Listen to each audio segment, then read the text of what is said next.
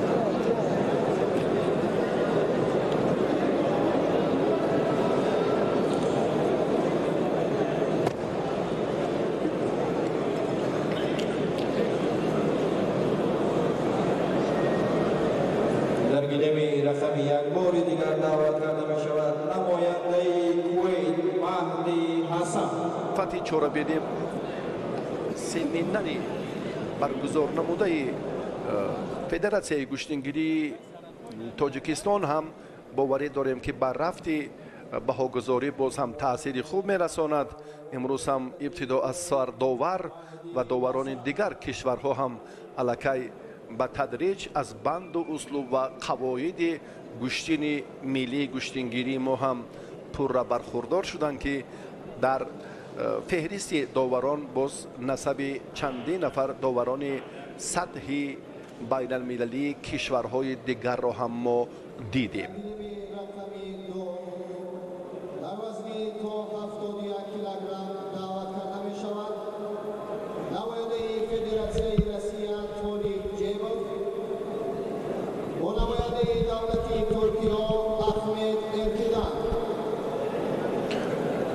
پهلوانان وزنشان تا 65 کیلو اینجا تعدادشان چندان زیاد نیست و ما در فهرست در زیر گروه ا میبینیم که امروز هم ملا رجب خلیفه نام نویس است، موصوف در دور اول آزاد است و گورو یک تن از پهلوانان هندوستان هم در زیرگروه اول آزاد است و بعدی البته خاتمه دور اول به میدان خواهند برآمد. مشخصا دایر به میدان برآمدن پهلوانان آن افرادی که چون موظفند زودتر این کار هم سامان میدهند و بیاید اکنون به معرفی میپردازیم و به نیروسنجی اولی چهارمین مسابقه بین المللی توجه میکنیم.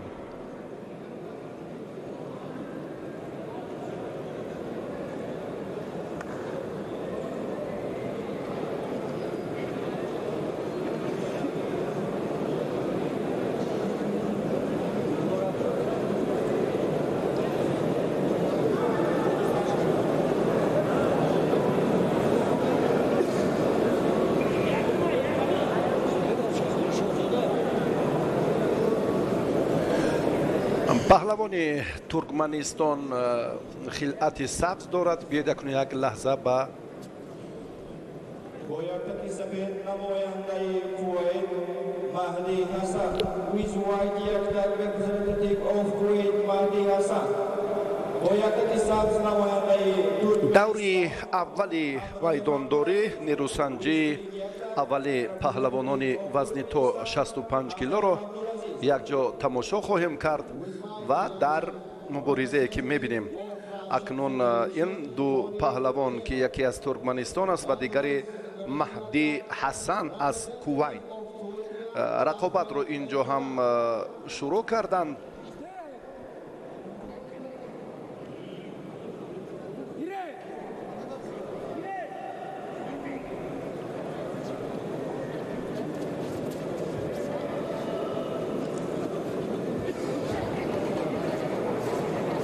قاعده های گشتنی ملی گشتنگیری چندان مرکب نیستند.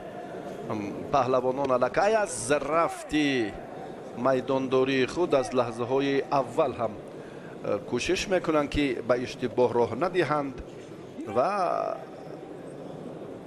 حسن مهدی پهلوان کویت اشتباه کرد که با ورزشگری ترکمنستان همرایف عبدالعزیز الکی امتیاز اول بدن بهاگذاری شد.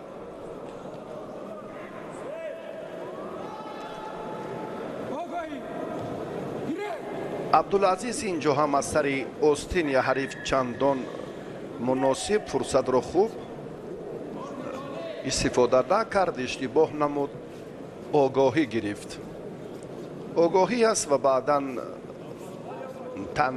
تنبیه دویم ملکه تقدیری نیروسنجی رو حل و فصل میکند و زری به پهلوان ترکمنستان داده شد و کوازمایی پهلوان کویتی چندان جالب توجه نیست براستی و عبدالعزیز هنرش اندکی فرق میکند. میبینیم که الکی در این جریان برای استفاده اصول سر کتف هم امکانیتی دیگر رو پیدا میکند. نه، فرصت رو از دست داد.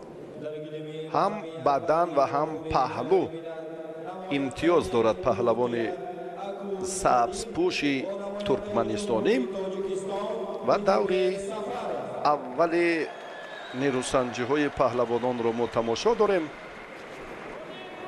نوروز شما را بار دیگر دوستان عزیز بینندگان همیشه تلویزیون ورزش مبارک میگویم. تنتنه های جشن نوروز بین المللی امروز هم خیلی باز با یک شهامت و شکوه دیگر دایر خواهند گردید در قصر تنیس و مجمع ورزشیابی شهر دوشنبه که بسیار هم مناسب است برای برگزاری چهاربینی های سطحی بین المللی. و در همین مجمع با نفوس روزهای چهارم، پنجم و ششم ایون اولین بار در تاریخ ورزش کشور مسابقه گراند پری در رشته جودو برگزار می‌گردد و این امکانیت را پهلوان ترکمنستان به وجود آورد. پهلوی دوم رو هم مال خود کرد. دو پهلو در گشتین ملی گشتینگیری حلال است.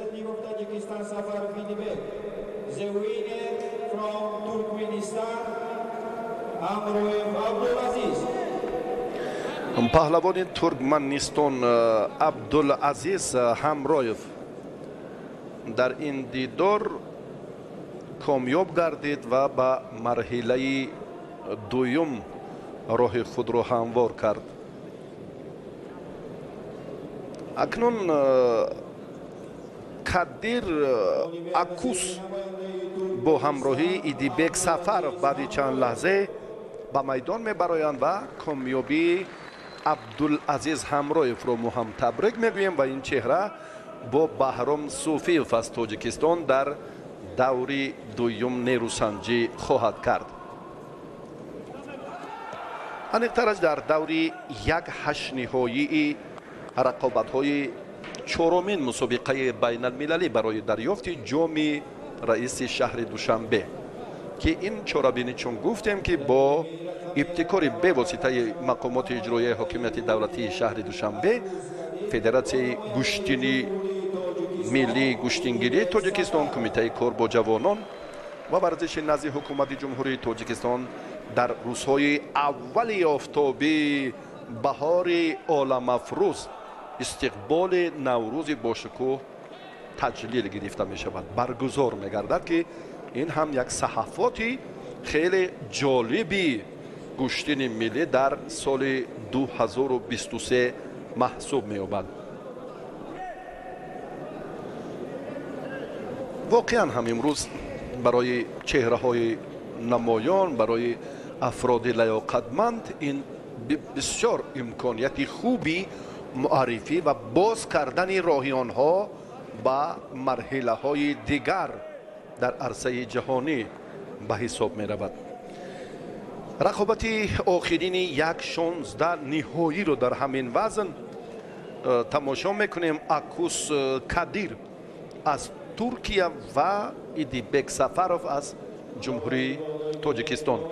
داوران امروزه رو میبینیم که از دیگر کشورهایند و داور چون روشن نسبش رو راستی فراموش کردم، داور اساسی از جمهوری ازبکستان است.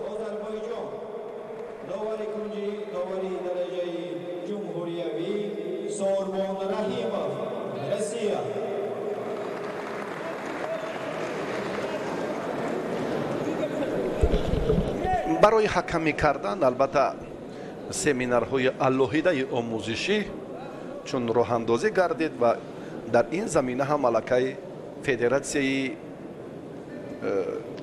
بین المللی گشتینگیری موظف است که چون این چهاربینی ها همایش ها را برپا کنند و اکوس با خلعت سفید است. ایدیبک سفروف پهلوان ما سبز پوشی در میدان بوده.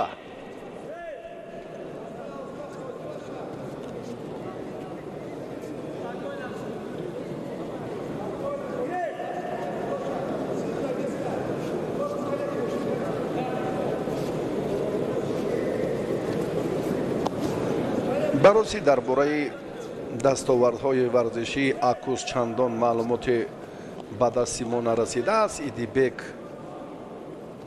این ورزشگری تاجیکستانی تحت راهبری شیرعلی بازاروف مشق می‌ورزد و آغاز فعالیتش هم از مکتب ورزشی ناحیه شهر نو سرچشمه گرفته است. شیرزاد شیخوف، میرزا شیخوف و باز هم خورشید سفروف، این نفرانی که بیشتر زمان تمرین کردن و به همان اوج کمالات رسیدن ایدیبک سفروف یک خدمت ارزنده هم کردن. بعداً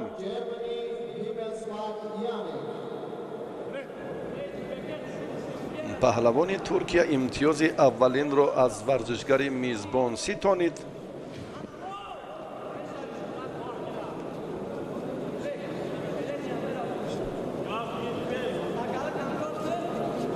آغازی نیروسنجی پهلوانان در این جریان چندان بد نیست، اما مخلصان بیشتر اینجا صورت افزایی رو تقاضا میکنند.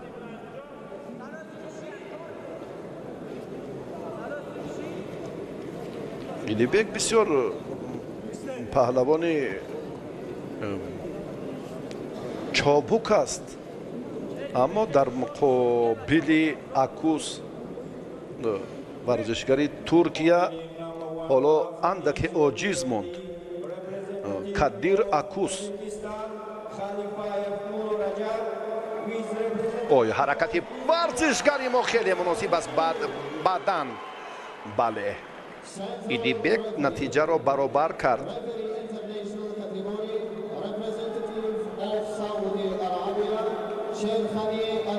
حرکت سری وقتی ورزشگری سبزپوش تاجیکستان داور را مجبور کرد که به او امتیازی اول دهد.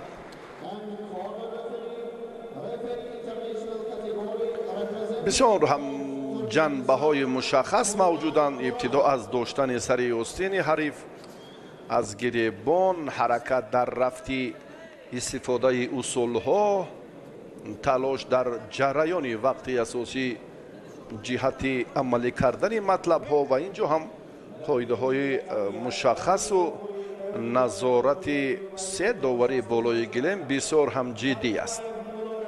امروز که ما با افتخار از نفوذ بین المللی گرفتن گوشتین ملی سخن میگوییم، البته این همه پهلوهای عمیق و دقیقی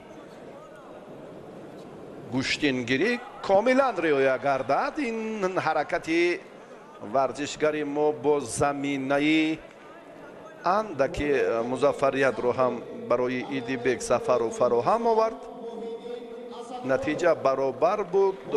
ایدیبک یک بدن دیگر رو صاحب شد و به پیش رفت. اکنون یک قدم به پیش می رود. اشاره داور است که اندک جدی تر این پهلوانان مناسبت کنند به رفتی سبقت.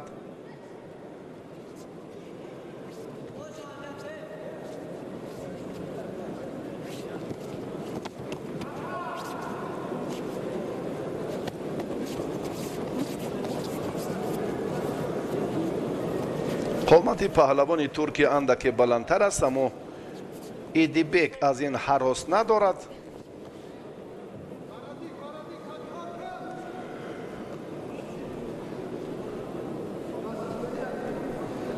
اکوس در دقیقه اول خوبتر هنرنمایی کرد، اما چون به دقیقه سیوم توجه میکنیم که علاقه ورزشگری ترکیه به خطاگی راه داد. انا همین اشتباهش برای ایدیبک زمینه خیلی مساعد رو فراهم آورد که بعد از دو بدن صاحب امتیازی اندک بلندتر پهلو گردد.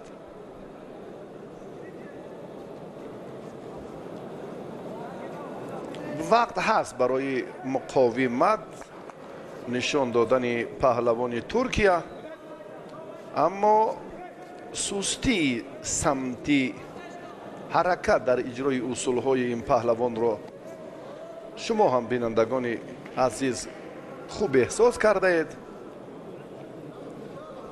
ایدیبک در این روند کارش با برار است. اکنون سراسیمه شدنش لازم نیست. دقیقه آخری مبارزه با همون طرز مشخص یا معینی که اکنون بدون حمله های با سرعت و خطرناکی ایدیبک هم سپری گردد، این هم یک واسطه و یک تکتیک دیگری پهلوانان به حساب می رود. حالا که ایدیبک افضلی خود را باز در این جریان در این لحظه ها نشان می دهد.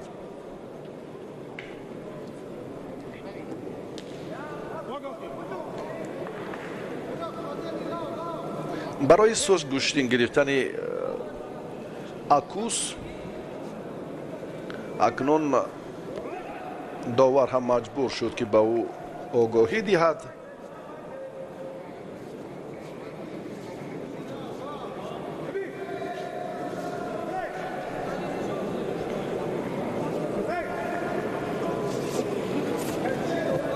вақти дар ихтиёр доштаро инҷо ҳарду анҷом доданд.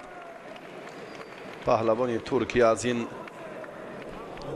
давр музаффариятро ба даст овардан натавонист.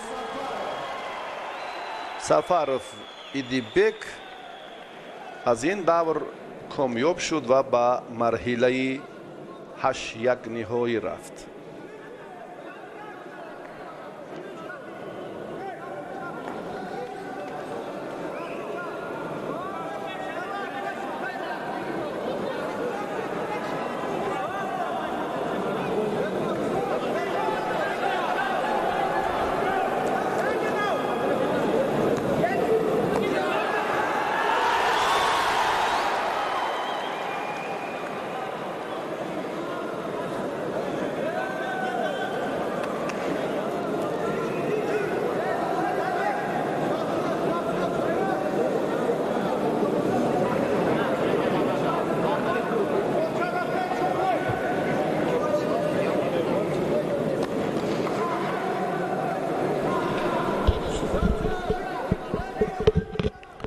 як ҷиҳати беҳбудии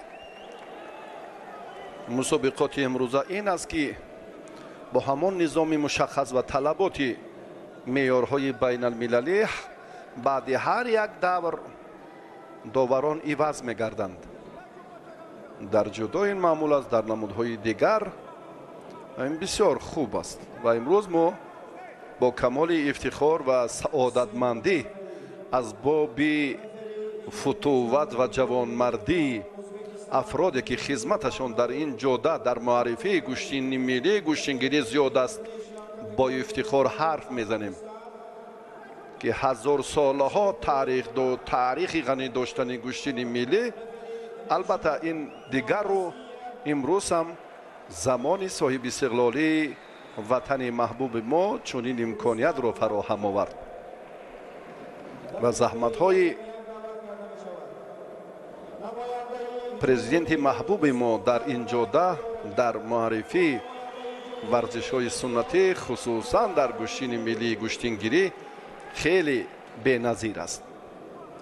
ва баъдан чун барномаҳои мушаххасро ҳам таҳти роҳбарии раиси шаҳри душанбе муҳтарам рустами эмомалӣ муаррифӣ ва тарҳи либосҳои гӯштини миллии гӯштингирӣ бисёр ҳам ва бо чандин барномаҳои дигари муосири муаррифӣ амалӣ гардиданд ки имрӯз мо аз ҷаҳонӣ шудани ҳам агар гӯем ки наврӯз ифтихор мекунем, аз ҷаҳонӣ шудани гӯштин ҳам бо сарфарозӣ ифтихор мекунем ки бисёр дастоварди арзандаи варзиши меҳан маҳсуб меёбад.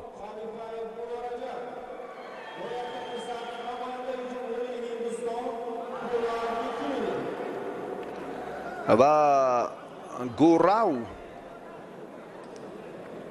аз ҳиндустон ва халифаев мулло раҷаб аз ҷумҳурии тоҷикистон. ой халифаев дар сонияҳои аввали муборизаи даври 1/8 ниҳоӣ ғолиб омад ва ба марҳилаи дигар рафт.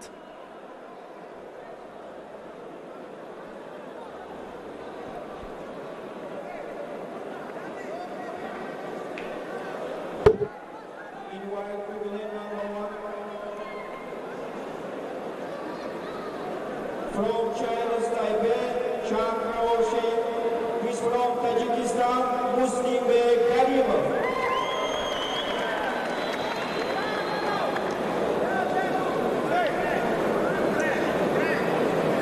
барои таблиғ кардани гӯштини миллии гӯштингирӣ дар дигар кишварҳо албатта ин оғози кор аст ки намояндагони дигар кишварҳо ҳам ҷалб гарданд ва намояндагии мо дар дигар давлатҳо боз ҳам ташкил карда шавад امروز هم این راه رو دستاندرکاران بیشتر کوشش میکنند که باز هم در مسیر موفقیت های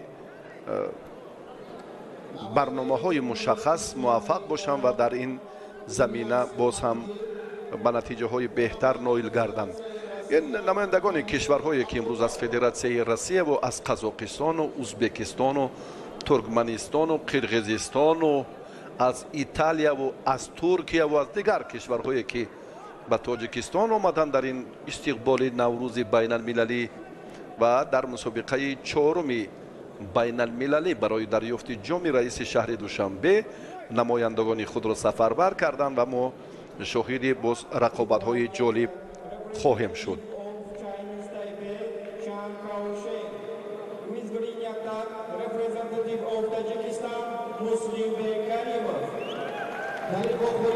و مسلم بیگ کریموف پهلوان تاجیکستانی لباس های سبز دارد. چند هاو از تایپی چین با لباس های ورزشی سفید است. پهلوان مهمان از تایپی چین هم سالی پر در تنتنه های نوروز در مسابقه جام پایتخت جام رئیس شهر دوشنبه هم پهلوانان شرکت داشتند و خصوصا دخترانی که بسیار تا به مرحله نهایی راه خود را هموار کردند بسیار در خاطرات مخلصان گشتین ملی باقی مانده. مسلم بیگ کریموف بسیار با جرأتانه به پیش می رود. راستی برای من بسیار افتخار است وقتی که داور از عربستان سعودی، از ترکیه، از ایتالیا با زبان ناب تاجیکی سخن میگوید. گیرید، ایستید، بدن، پهلو، حلال، این مایه افتخار و سرفرازی هر یک شهروند تاجیکستان است که لکه ما به آن مطلب و آرزوهای چندین عصره که داشتیم رسیدیم. گشتین رو بین المللی کردیم که بسیار هم امروز ما با افتخار و شکرگزاری از فضای آباد و آسوده وطن محبوبمون میکنیم که در این جشن‌های ملی و دولتی و در این ورزش در استقبال نوروز بین المللی باز هم یک تنتنه گشتین ملی رو برپا کردیم.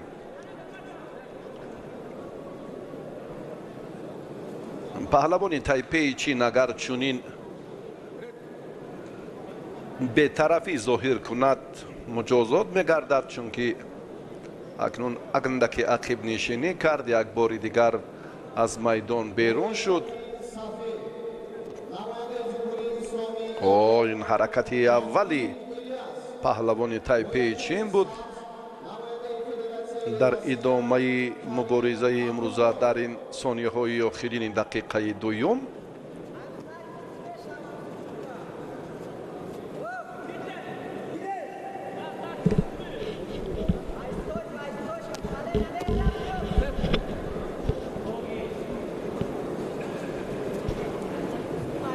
مسلم بیگ راستی در حرکت های خود کاملا سهلنگاری را نشان نمی دهد. دلپرانه اینجا مبارزه می برد. اما پهلوان تایپی چین هم یک فرصت مناسب را دریافت و امتیاز اول را از پهلوان میزبان راستی به آسانی ستانید. چی مسلم بیگ گمان داشت که این نفر تصادفی است و میتواند در هر لحظه از او امتیاز گیرد. جدیتر باید عمل کرد و رقیب را به چشم کم نباید دید. دشمنت گر پشه باشد کمتر از فیلش مدان، چون رقیب است اینجا بسیار جدیتر و باز هم صمیمیتر به رفتی نیروسنجی باید که اعتبار داد.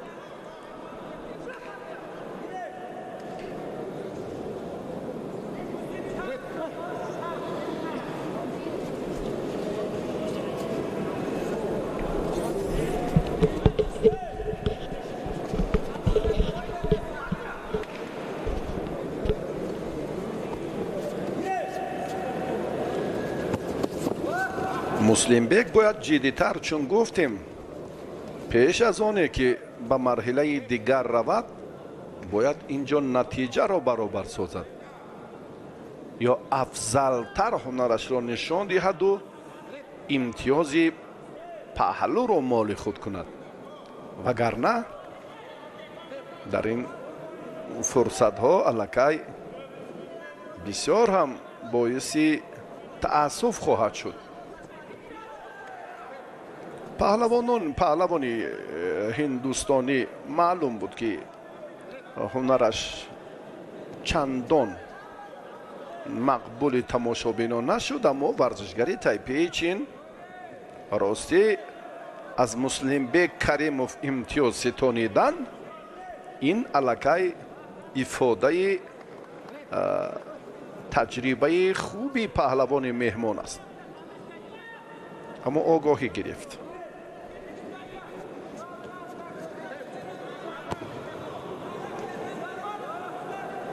дақиқаи охирин муслимбек андаке ҷиддитар шуд. акнун маҷбур аст ки суратафзоӣ кунад ва рафти сабқадро ҳам боз авҷи тоза диҳад. бале, натиҷаро муслимбек инҷо ҳам баробар кард. бисёр ба усули сари кетф ҷиҳати истифодаи ин амалаш хеле ҳам пешдастӣ ва пештозӣ ҳам кардандаке.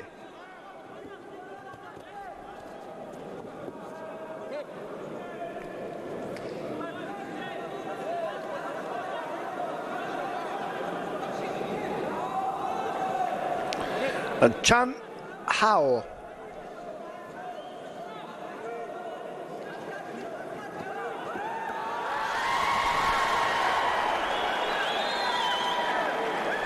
давоми мубориза акнун мушаххас шуд.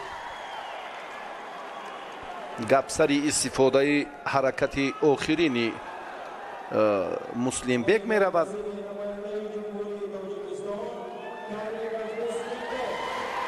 каримов дар ин лаҳза акнун довар ҳам ҳақ дорад ки дасташро бардорад ҳамчун нафари ғолиб ва муслимбек бо мулло раҷаб халифаев дар сабқати аввали чорякниҳоӣ диддор анҷом хоҳад дод.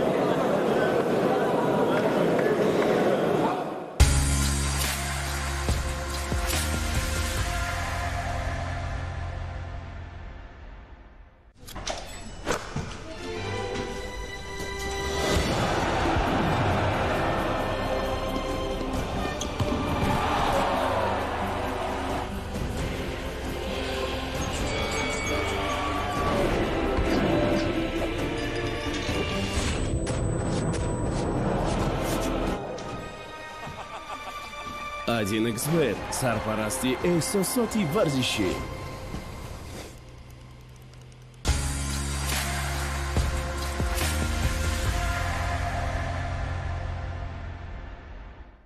ростӣ он ҷо тантана барпо мешавад аз ҷиҳати фаъолии мухлис ва дар маҷмӯъ тамошобини бештар дорад гӯштини миллии гӯштингирӣ.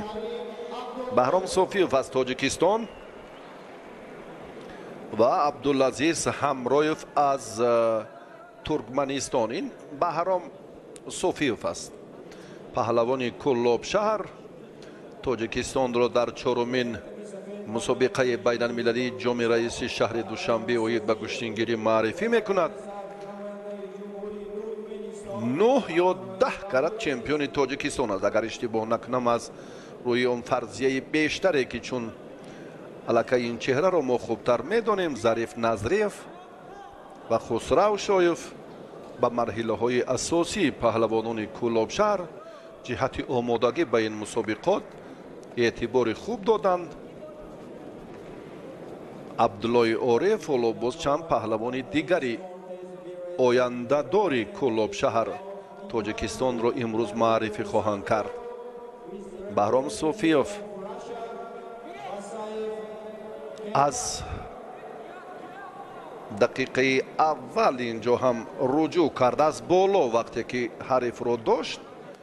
бисёр ҳам зери чанголи Баҳром Софиёв қарор гирифтани Абдулазиз мушкилиро барояш ба вуҷуд овард ва ин ҳолат андаке тӯл ҳам накашид. рӯси Абдулазиз аз майдон берун мешавад ҳоло баъди фишори пуршиддати Баҳром Софиёв.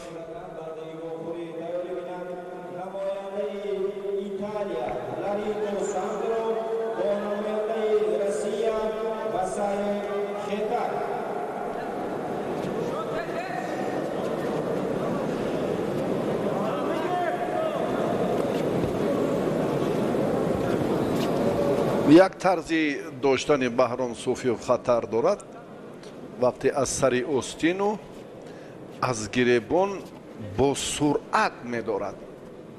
ҳоло ин раванд метавонад ки тағйир ёбад. ҳоло аз сари остини ҳариф гирифт,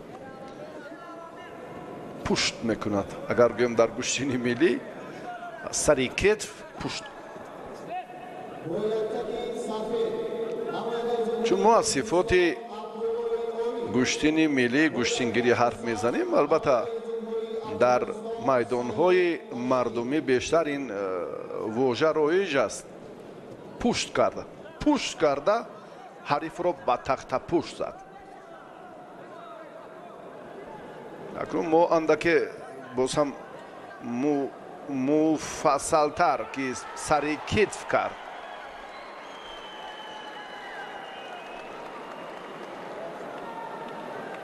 дар 2 дақиқаи нерӯсанҷӣ ҳоло ҳарду соҳиби имтиёз нашуданд.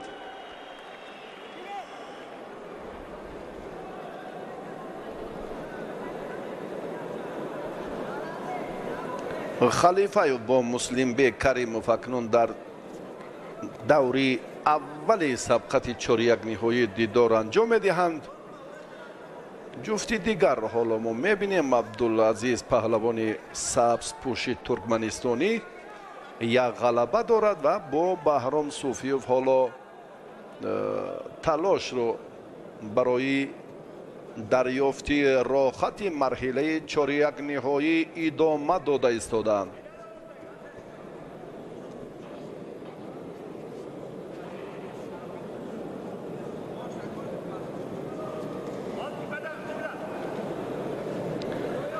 заҳматҳои шабонарӯз ва талошҳои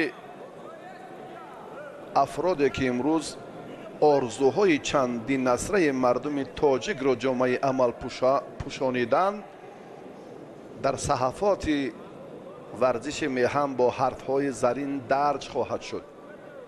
федератсияи байналмилалии гӯштингирӣ бисёр ҳам тӯҳфаи арзанда дар ин рӯзҳои офтобии баҳори оламафрӯз ва бисёр ҳам муждаи неки наврӯзи байналмилалӣ. гӯштини мо ҷаҳонӣ шуд. 22 июли соли 2022 дар шаҳри Тюрихи Швейтсария ба ин санаи таърихӣ президенти Федератсияи гӯштингирии Тоҷикистон ва вазорати адлияи Швейтсария имзо гузоштанд ва асоси воқеӣ пайдо кардан дар арсаи ҷаҳонӣ ва нуфузи байналмилалӣ гирифтани гӯштини моро дигарбора собит намуданд. паҳлавоне ки бисёр ҷуръат кард ҳоло бадан гирифт, имтиёзи اولین متعلق است به تلاش بهرام صوفیوف. پهلوان ترکمنستان یک آگاهی دارد و تنبیه گرفت. دو مربی دسته ترکمنستان رو ما البته در هیئت داوران میبینیم. این هم خیلی خوب و یک سمتی پیشرفت گوشتنی ملی گوشتنگیری ما را دیگر بار نشان میدهد. بسیار حرکت خوب انجام داد بدن. پهلوان ترکمنستان نتیجه را برابر کرد. صوفیوف مجبور است که راهی دیگر را جویا شود. خو این حرکت پهلوانی ترکمنستان خیلی خوب. مربیانی که چون کارگردان ما هم پیخست کردن این چهره‌ها رو دریافتند، از هیجانشان و احساسات زیاد الکی پای بردن ممکن است که امروز هم با امیدی بیشتر و زیادتر ورزشگران ترکمنستان به تاجیکستان آمدند که صاحب این عامهای دانه نوروز بین المللی در تاجیکستان گردند. $10,000 امریکایی برنده مدال طلای مسابقه جام رئیسی شهر دوشنبه، $7,000 نصیب برنده جایزه دوم مدال نقره مسابقه بین المللی جام رئیسی شهر دوشنبه و بعد 2 زینه سیوم افتخاری $3,000 انعام نوروزی از جانب دستاندرکاران این چهره‌بینی تحفه کرده می شود. صوفیوف اشتباه خود را کاملا اصلاح کرد. در پرتافتی اندک پیشتره نتیجه گیری نبود و بهرام صوفیوف در روند تلاشش اکنون خوب هنرنمایی کرد و صاحب موفقیت شد و به مرحله 4-1 نهایی راه خود را هموار ساخت.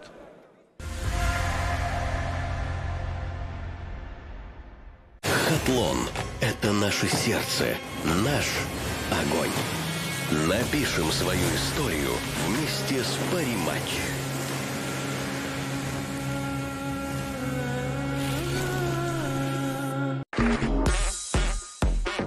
مخلصان و هواداران بازی‌های بردناک لاتوی ملی برای شمایان عزیز تحفه‌های بهارانه آماده نموده است.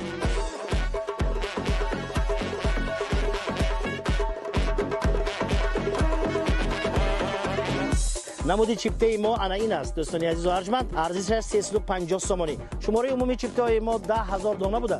تا امروز الکی 4,500 چیپته ما به فروش رفته است. سنه 25 اپریل در طرف خانه نوروزگاه شهری دوشنبه در شاهدی 180 نفر تماشابین بازی را برگزار می‌نماییم. پس شتاب کنید عزیزان. در قلمروی، ولایت بدخشان، ولایت ختلان، ناحیه‌های تابع، شهری دوشنبه، ولایت سوخ و البته شهری خوجر شما می‌توانید از نقطه چیپته فروشی ما انا همین چیپته را با ارزش 350 تومانی خریداری نمایید. اینا عزیزان رو دیده می‌گذاریم با شاه جایزه 14 ماشین 300 کنورت پولی.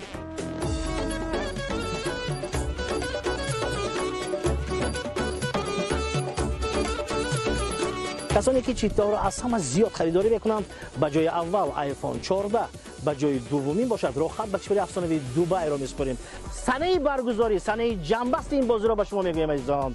سنه 25 اپریل در طرف خانه نوروزگاه شهری دوشنبه در شاهدی 180 نفر تماشابین بازی را برگزار می‌نماییم. شما می‌خواهید که اشتراک کرده باشید، پس به شهری دوشنبه مرامت کنید دوستان عزیز. سنه 25 اپریل خود شما با دستتان از لطتران یکی از همون بچه‌ها را بیرون میارید و در شفاف بودن بازی ما باوری حاصل میکنید. انمی شاه جایزه، انمی ترتیب شاه جایزه را کسی تا حال نگذاشته است.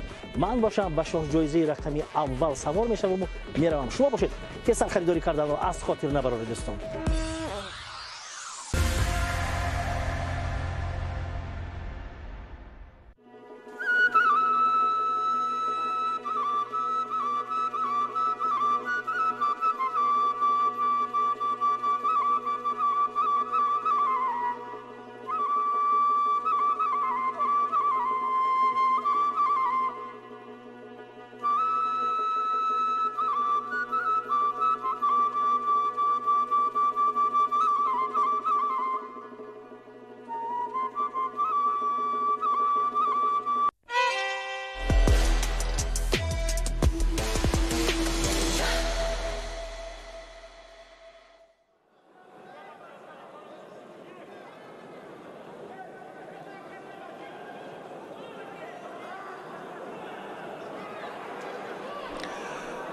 штурбабинро мо рости хеле хуб мешиносем. Артем ном дорад. дар мусобиқаи ҷоми президенти ҷумҳурии тоҷикистон охири соли 2022 дар шаҳри хуҷанд то ба марҳилаи ниҳоӣ рафт.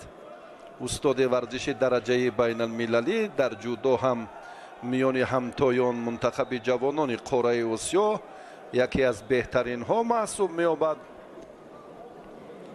ва ҷамилов паҳлавони тоҷикистон бо хилъати сабз ба майдон меояд. ва артём штурбабино гуфтем ба ин чеҳрае ки дар чемпионати мамлакат ба ҳамон ҳайати сегонаи беҳтарин шомил шуд ва ҳаққи муборизаро ба ин мусобиқот пайдо кард.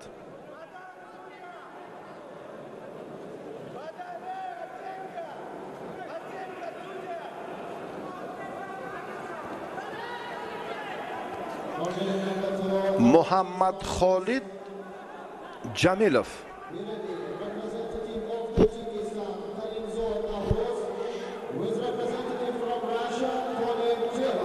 артем штурбабин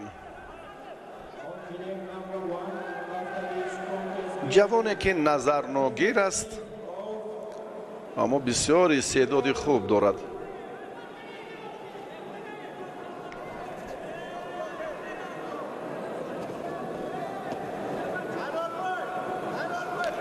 дар масири талошҳои намояндагони кишварҳои меҳмон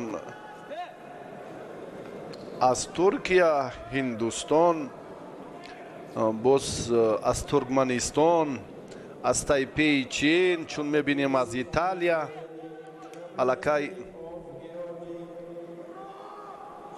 нуқсу мушкилот ва кам будани таҷрибаашон ба мушоҳида расид ки онҳо ҳаққи муборизаро ба даврҳои дигар пайдо накарданд.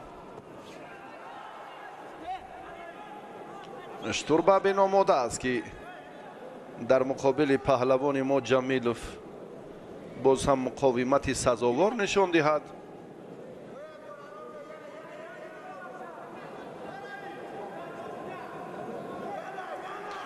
محمد خالد جمیلوف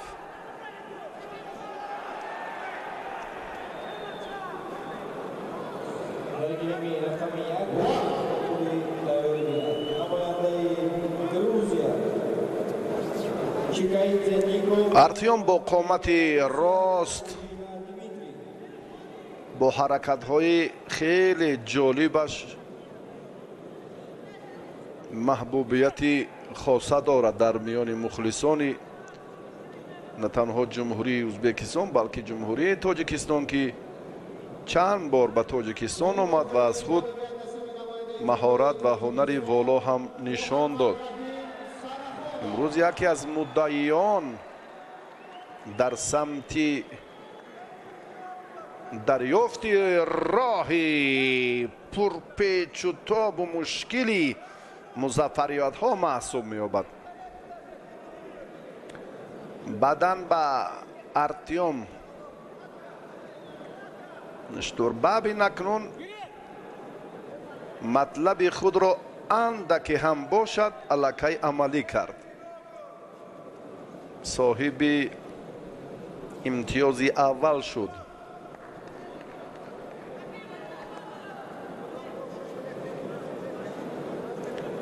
محمد خالد جمیلوف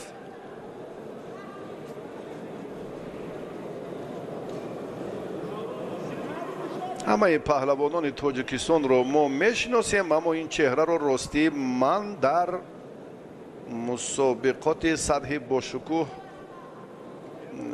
чандон надидам. ростӣ ҳастанд акнун падидаҳои нав, варзишгароне ки аз дигар минтақаҳо низ ба чемпионати имсолаи тоҷикистон омаданд, ҳайати мунтахаби моро мукаммал карданд. ин хуб аст, аммо муҳаммад холид инҷо огоҳонида шуд барои суст گوشتین گرفتنش.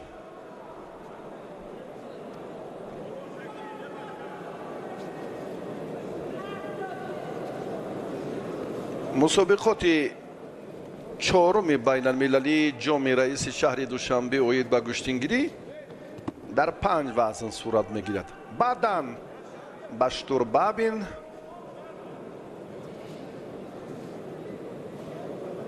یک فرصت مناسب رو هم سفید پوشی ازبکستانی دریافت و نتیجه رو باز تغییر داد. دو بدن دارد ارتیوم و بهرام صوفیف غالب همین جفت رو انتظار است.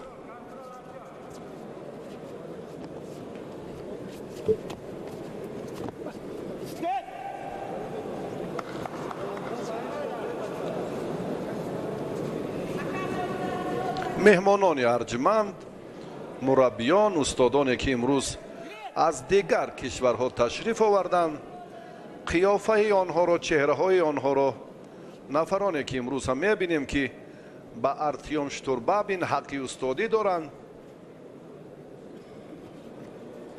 چهره ها را ما دیگر باره هم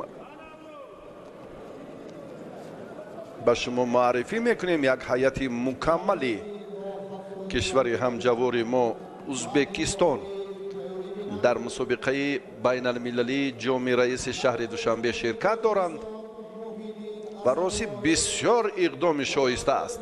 این هم انعام و تحفه ایدانه و قدرشناسی ورزشگران و خیرد شایسته رئیس شهر دوشنبه جهت کار فردای با ثمر و دستگیری همه جانبه پهلوانان ما در رشته گوشتین ملی گوشتینگیری محسوب می‌یابد.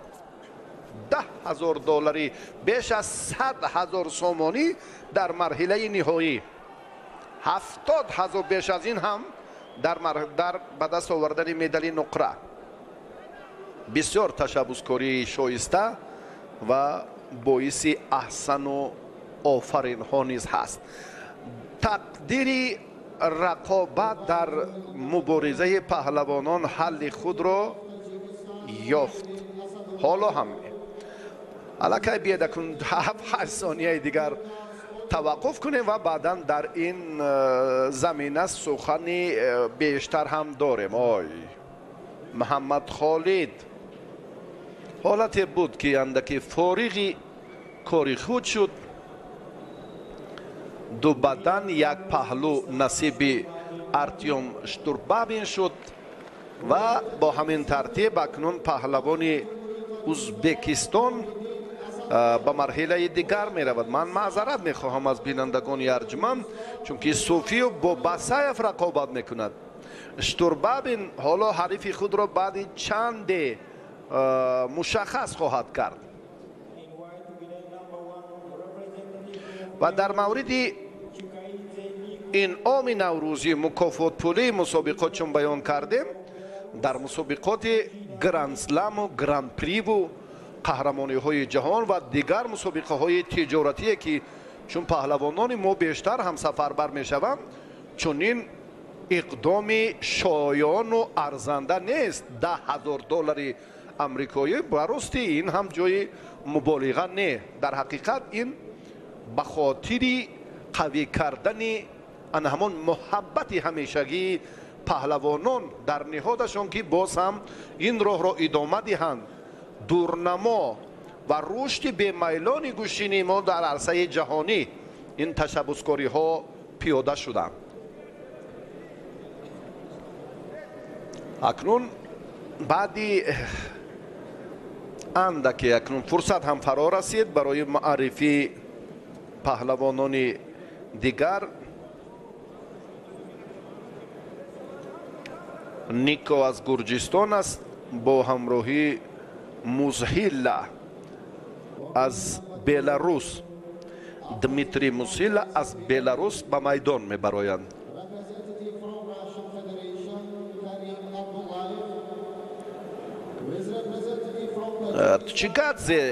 چیگادزه نیکو аз гурҷистон аст. ана ҳамин чеҳраи сафед пӯше ки ҳоло муаррифӣ шуд. дмитрий мусҳила акнун дар рақобати аввал ки озод буд, ҳарду озод буданд. дар нерӯсанҷӣ даври 8 ниҳоӣ ҳарду қарор доранд. гурҷистон ҳам мактаби махсуси гӯштини аҷдодии худро дорад. дар ҷудо ҳам хеле чеҳраҳои номвару саршинос зиёд аст дар гурҷистон. ва акнун дар майдони имрӯз акнун маҳорати ҳарду паҳлавоне ки фикр мекунам арзандаанд. ҳоло дақиқаи аввал аст. ба ҳар нав маълум аст рафти майдондории паҳлавонон варзишгари гурҷистонӣ имтиёзи баданро моли худ кард.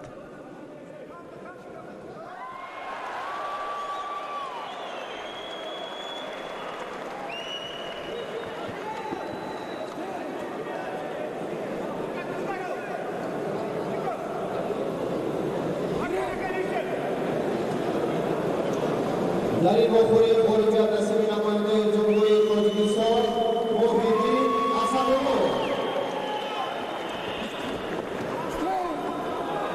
ой ба сар рафти дамо ҳолате ки довар баъди амри баъд аз амри довар буд.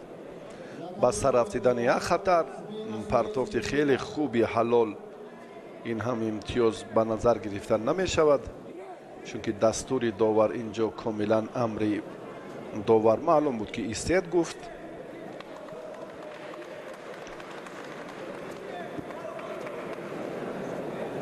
паҳлавони гурҷистонӣ андаке фаъол шуд. як имтиёз дорад. дигарбора ҳам довар бадан метиҳад. дуюмин бадан ба паҳлавони сафедпӯш варзишгари гурҷистонӣ дода шуд.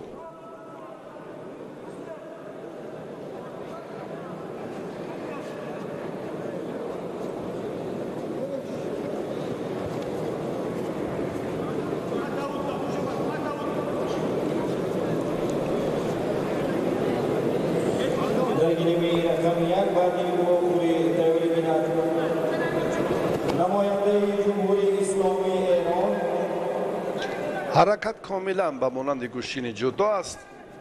ҳаст паҳлӯҳои фарқкунанда, аммо ҳар касе ки ба ҷудо шуғул дошта бошад метавонад аз нозукиҳои гӯштини миллии мо ҳам пурра ҳам набошад, ба таври зарурӣ бархурдор бошад.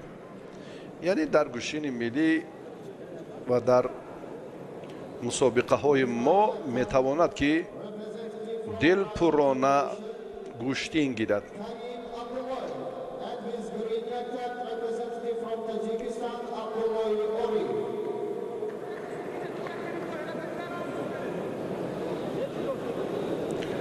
рақобати ҳарду паҳлавон ой ростӣ хостам баён кунам ки сус шуд, аммо ин гуфтаҳоро комилан паҳлавони гурҷистонӣ инкор кард ва нишон дод ки чунин нест. партофти хуберо анҷом дод варзишгари гурҷистонӣ ва соҳиби музаффарият дар даври як ҳаштниҳоӣ гардид.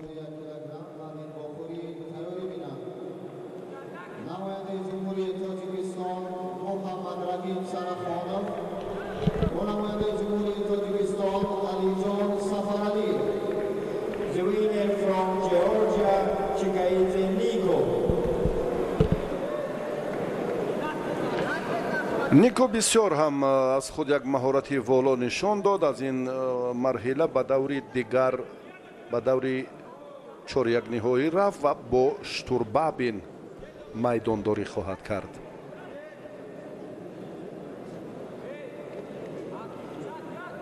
در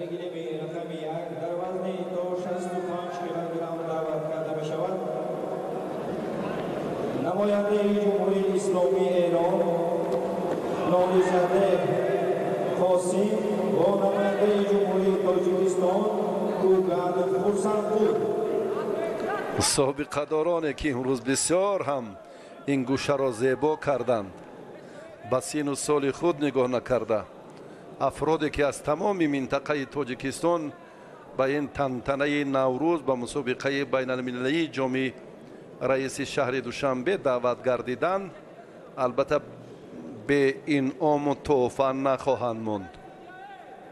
قدرشناسی افراد زحمت پیشه و سابقه دار وظیفه جانی آن نفران محسوب می‌یابند که در این زمینه کار پرثمر را باز هم تقویت می‌دهند و در این روند همان فرد باید ورد زبان می‌گردد، می‌آید که بیرو ز تجربه روزگار بهره بگیر. از همین شخصیت‌های تجربه دار و از انسان‌های ذکی و صاحب معرفت سبق آموختن وظیفه ما و شماست.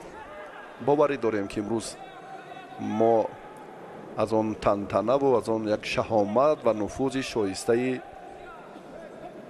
گشتین ملی گشتینگیری وصف خواهیم کرد.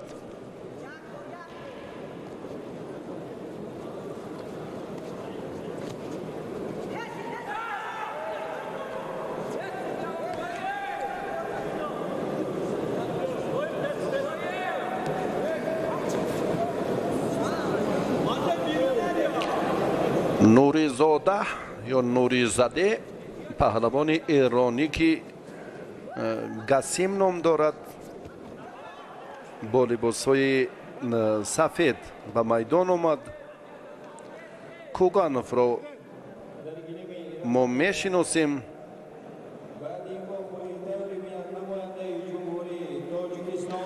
خورسند کوگانوف پهلوان جمهوری تاجیکستان سبز پوشه که حالا حرکتی اولش چندان مناسب نبود. پهلوان ایرانی راستی از چنگال و از حرکت های اولش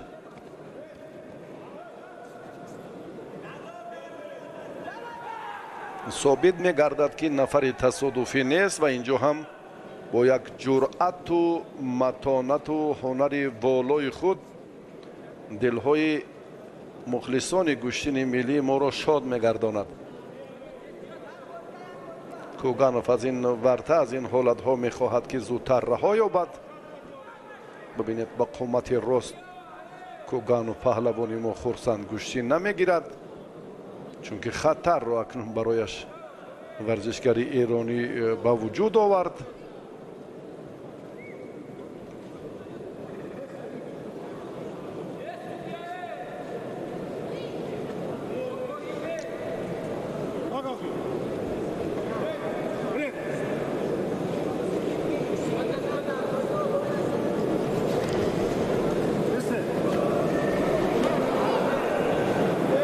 داور مجبور است به رفت سبقت باز دقت جدی دهد، چون که هر دو پهلوان در ادامه مبارزه امتیاز ندارند، اما سهلنگاری سفید پوشی در میدان بوده یک بار هم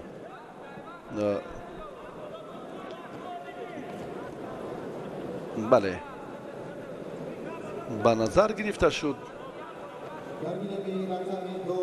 بعدن اکنون برای خورسند این چندان نتیجه خوب نیست، چون که خوف و خطر هم دارد. پهلوانی ما باید از این هم خوبتر جدیتر به رفت سبقت مناسبت کند، یعنی جریانی رقابت را تیزاند. در هر مورد این ورزشگر ایرانی میتواند که یک مشکلی دیگر رو برای خورسند کوگانوف به میان آورد. از این نقطه نظر پهلوان ما به امتیازی اول قناعت نکند و боз ҳам муборизаро пуршиддаттар созад.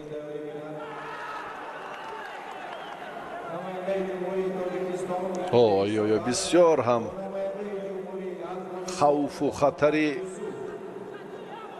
зиёдро барои паҳлавони мо ба миён овард.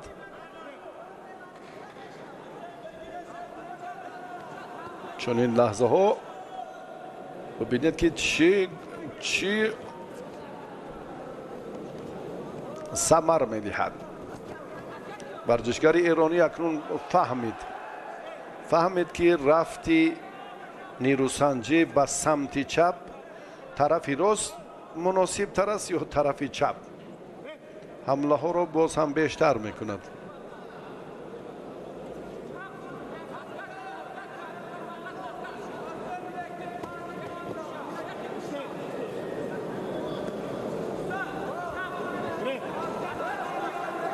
Коганов гӯштингирияш суст шуд.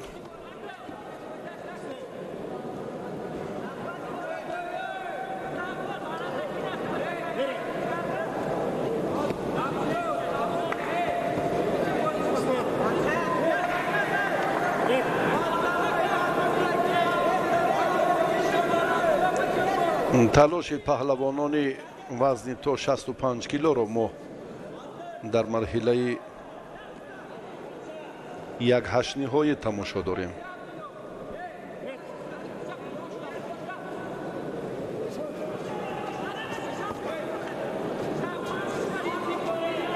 ҳало ки берунаро паҳлавони эронӣ ҳадафи истифода қарор дод, аммо ба нигоҳ доштани фосила бибинед ки чандон руҷӯъ намекунад. эътибор ки намедиҳад, натиҷабахш анҷом намеёбад ин ҳаракати пай дар пайи паҳлавони сафедпӯши эронӣ. аммо фаъол шуд, намояндаи эрон фаъол шуд. 34 сонияи дигар Коганов як довар акнун фаҳмид ки Коганов хурсанд вақтро кашор медиҳад, ӯро муҷозот кард.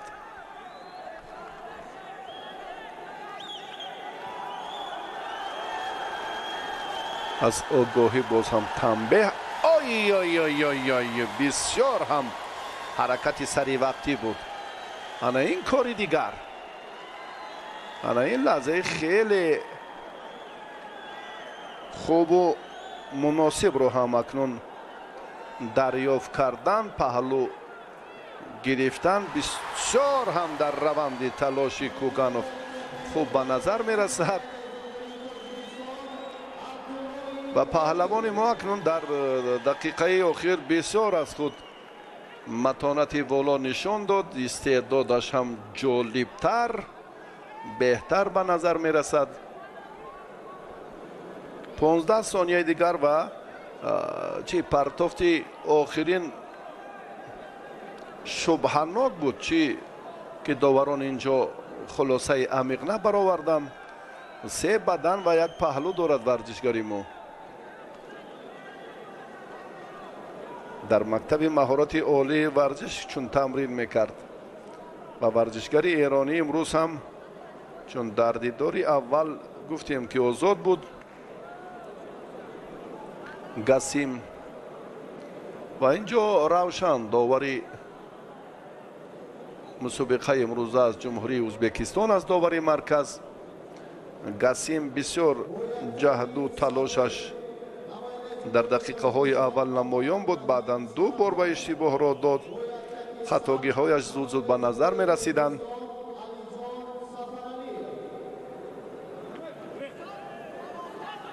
پانزده ثانیه وقتی خیلی کم گسیم در اختیار دارد.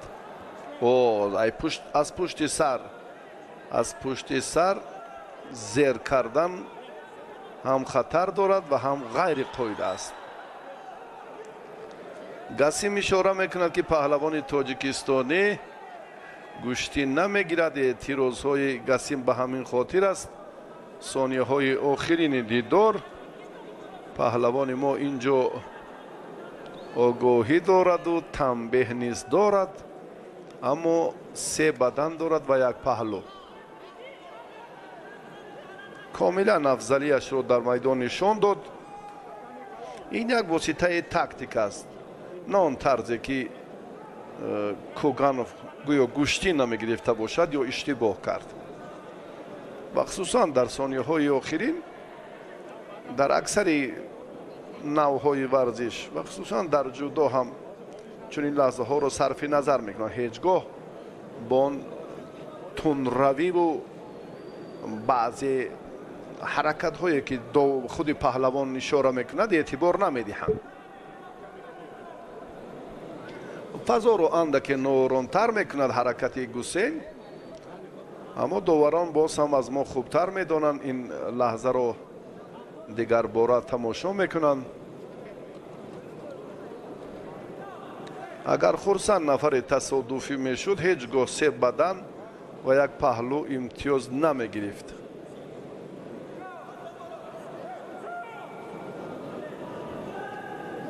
дастфишури Гусейн каме беэҳтиромӣ нисбат ба ҷараёни гӯштингирӣ аст ва хулосаи довари болои Гилемро мебинем.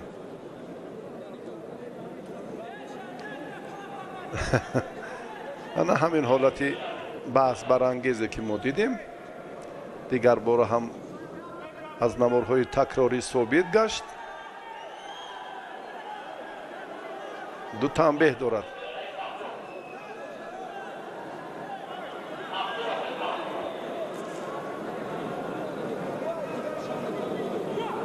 ба сар рафтидани паҳлавони эронӣ чун гуфтем хатар дошт.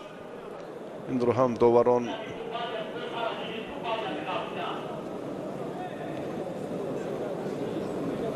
акнун ба хулосаи мушаххас омаданашон лозим аст.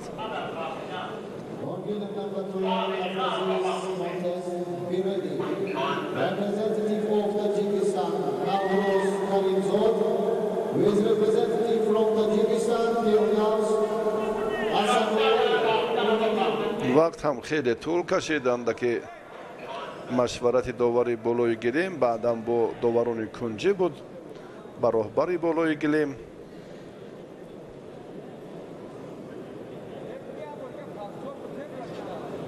Хурсанд Коганов паҳлавони умедбахши мо ҳоло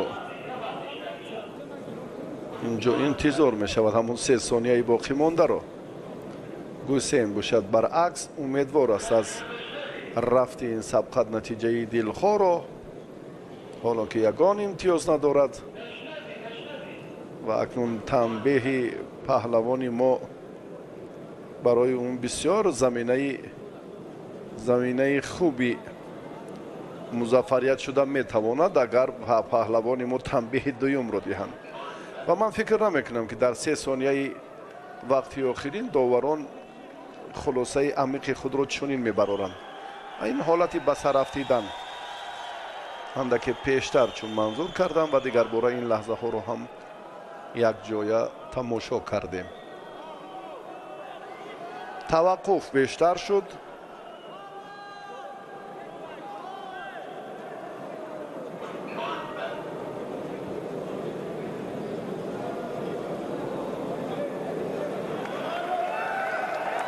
гаштаю баргашта ҳамон ҳаракатро дигар бора дидем ки ба имтиёзи бадан қадрдонӣ гардид. гӯштин мегиранд. 3 сонияи дигар паҳлавони эронӣ суратафзоӣ мекунад ки инҷо ҳам бо ҳамин тартиб акнун рафти муборизаи паҳлавонон хотима ёфт. Хурсанд Коганов дар ин дидор комёб шуд ва ба марҳилаи чорякфиналӣ рафт.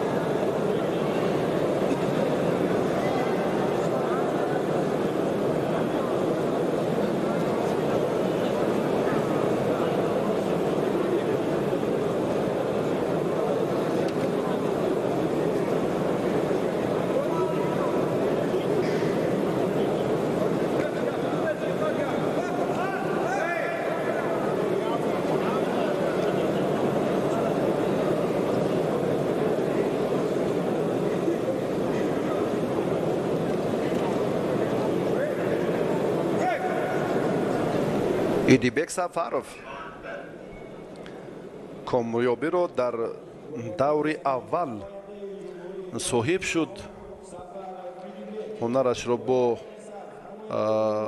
кадир акус аз туркия дидем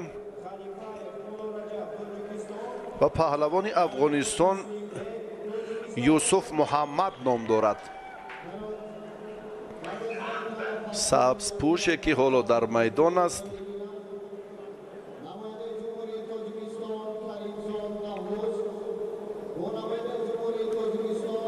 идибек баъди ба даст овардани як ғалаба ҳоло бисёр хоҳиши зиёди гӯштин гирифтанро дорад. муҳаммад юсуф паҳлавони афғонистон дастонаш дар камараш ҳастанд ва агар ман ин як лаҳзаи сухан гӯям шояд шумо шубҳа кунед, аммо вақт нишон медиҳад ки дар муборизаи имрӯза чӣ ҳунар дораду масири талошу муборизаҳо киро то ба кадом марҳила мебарад.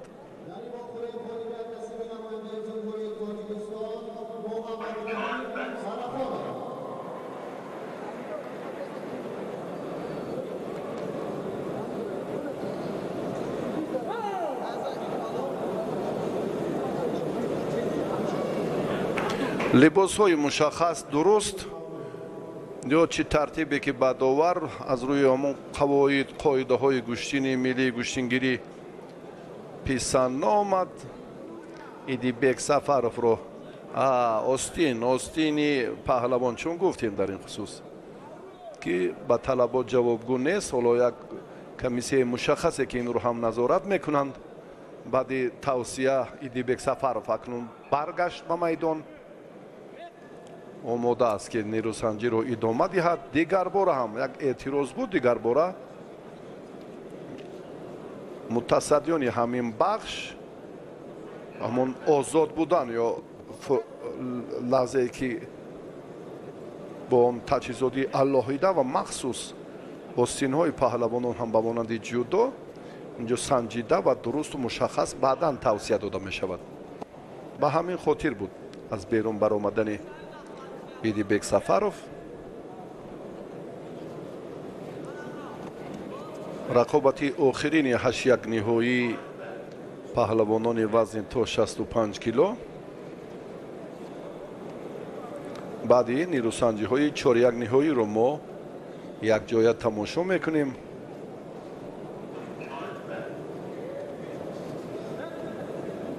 муҳаммад юсуф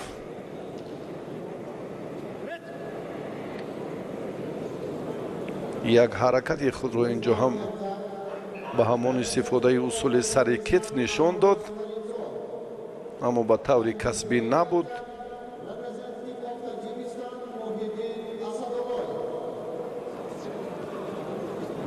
доз ҳам дигар бора муҳаммад юсуф ба саросимагӣ иштибоҳро медиҳад, ба шикам афтид.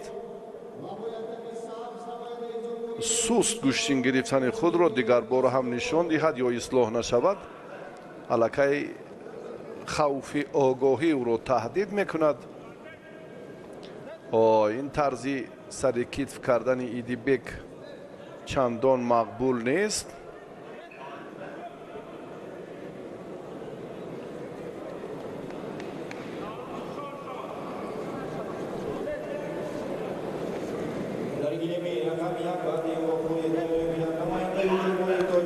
довар иштибоҳе ки аз ҷониби муҳаммад шуд хуб пайхас кард.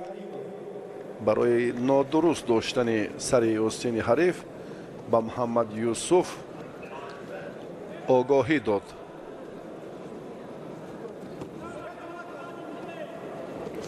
акнун муҳаммад юсуф боз ҳам ҳаракати сари китфи худро нишон дод. фосиларо риоя накард. аз ҳамин нуқтаи назар муваффақ нашуд. پهلوانی سبز پوشی افغانستان.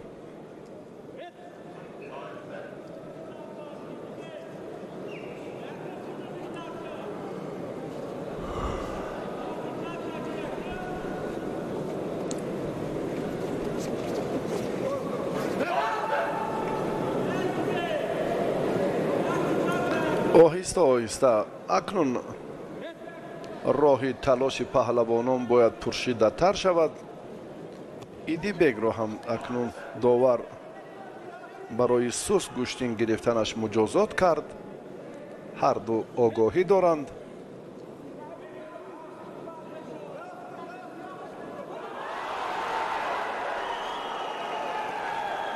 پهلوانی افغانستان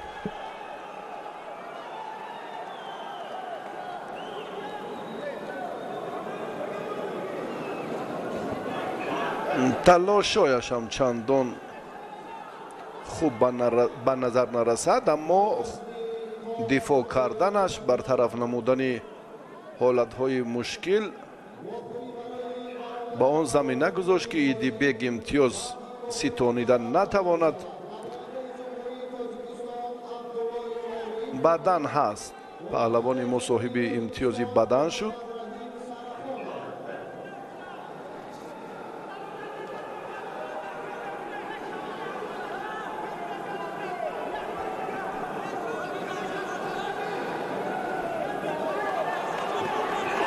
محمد یوسف اندکی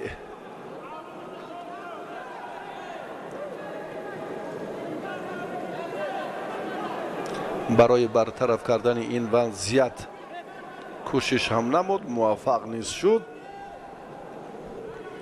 راستی گوشتنگیری هر دو پهلوان چندان جالب نیست. ایدیبگ در دیداری اول خیلی فعال بود.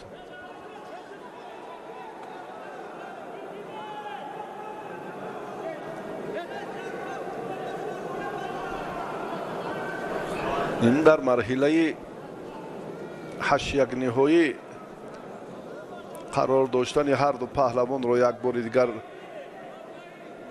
ثابت می‌سازد و اینها باید با یک درک مسئولیت در مرحله 8 نهایی تلاش ورزند که به دور بعدی روند.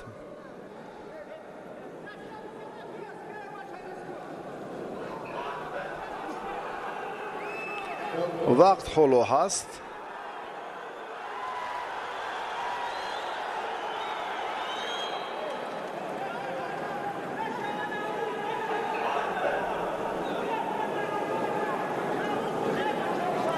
محمد یوسف اینجا از جانب دکتر مسابقه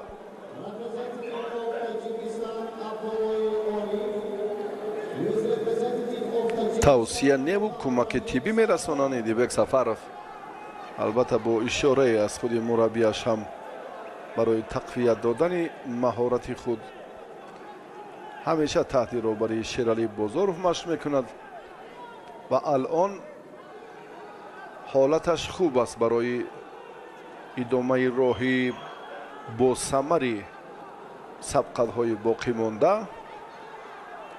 از این دور هم صاحب این آمشه صاحب امتیاز شود، به دور 4 نهایی می رود.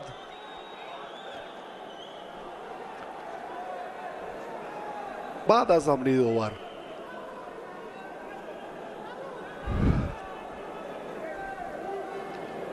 اشتباه برای ایدیبگ هم که از سر یاستین نادرست داشت. پهلوان ما یادآور میشیم که هم آگاهی دارد و هم یک بدن.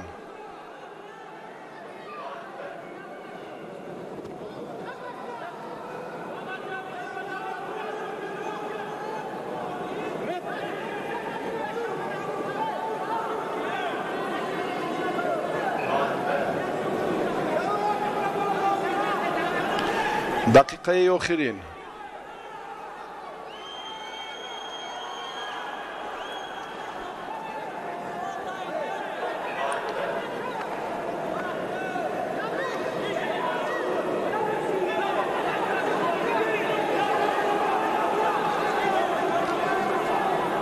باز هم پهلوانی افغانستانی اشتباه کرد، تنبیه گرفت.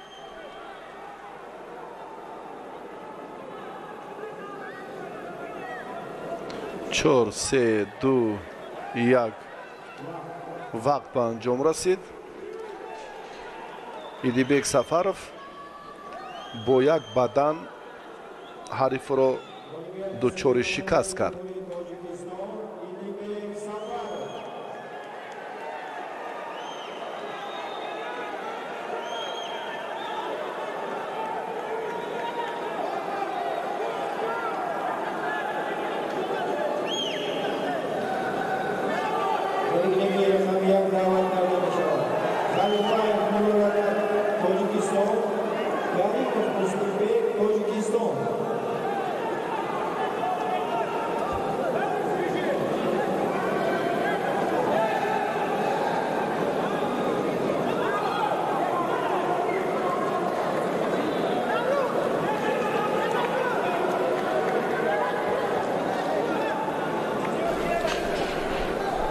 Мизроб Шоев, Садриддин Обидов, Холмаҳмад Толибов, Носир Бозоров, Маҳмадулло Абдуллоев, Саади Маҳдиев, ин ҳама Сабзалиев, боз ҳам довари дигар Хайрулло, мураббии собиқи шаҳри Душанбе, Муҳаммад Довуд Одинаев, ҳамаи собиқодарони гӯштини миллӣ ҷамъ омаданд. Албатта мо чун дар ибтидо ҳам гуфтем ки имрӯз аз таҷрибаи пирони кор бояд ба таври васеъ истифода кард. шогирдони арзанда, сазовор, меҳандӯст, ватанпарварро тарбия кард ки ин ҳам як ҷузъи фарҳанг аст. варзиш ва бия дӯстони азиз акнун таваҷҷӯҳ мекунем ба рақобати хеле ҳассос. نیروسنجی اولی چهار یک نهایی میان ملا رجب خلیفه‌یف و مسلم بیگ کریموف صورت میگیرد. هر دو پهلوان از جمهوری تاجیکستان هر دو هم حریفان را دچار ناکامی کردند و به این مرحله آمدند.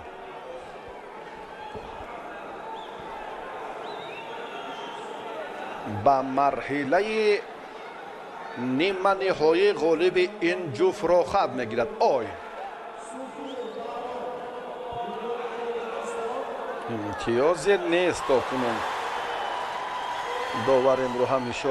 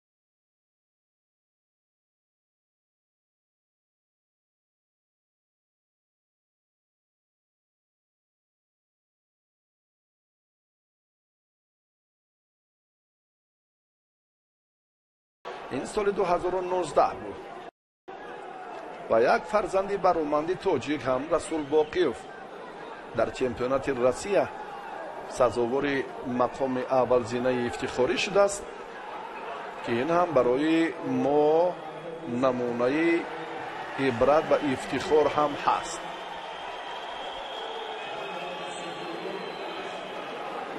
خلیفه با لباس‌های ورزشی سفید است. اصلا زاده ناحیه رشت و پهلوان سبزپوش از خوتلان است، از قبادیان یا قمسنگ. بدن بله. داور این رو هم تصدیق کرد که پرتافت خلیفایف امتیازی بدن ارزنده است.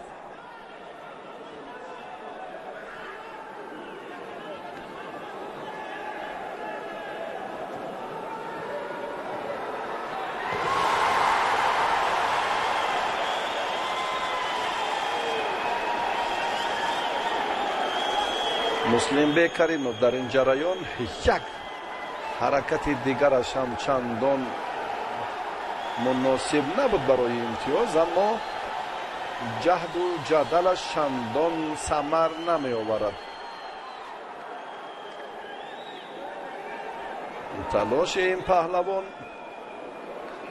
و مولا رجب خلیفایف می داند که حالا دورهای بعدی او را در پیش است. با طور مشخص و معین این لحظه که میبینیم بسیار هم جسارت میکند و باز در رفت تلاشش ببینید قریب برابری است و استثنای یک حرکت خوبی مولا رجب خلیفایف که او را صاحب امتیازی بدن گردانید. مسلم بک هم سزاوارانه مبارزه میبرد.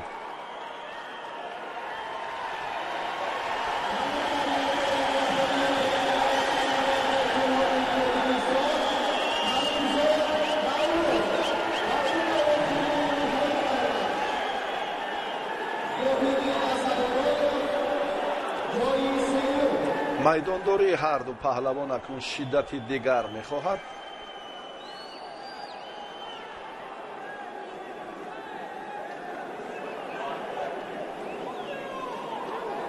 خلیفایف که امتیاز گرفت دلپور است. اوی بسیار هم حرکت خوب رو انجام داد.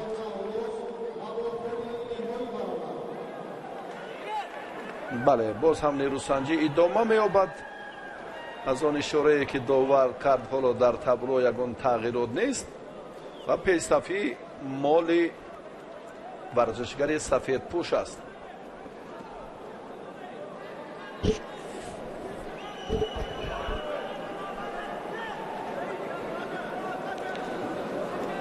یک دقیقه بیشتر وقتی اساسی باقی مانده است. مسلم بک راه‌های دریافت امتیاز را جستجو میکند، اما اینجا آگاهانیده می شود.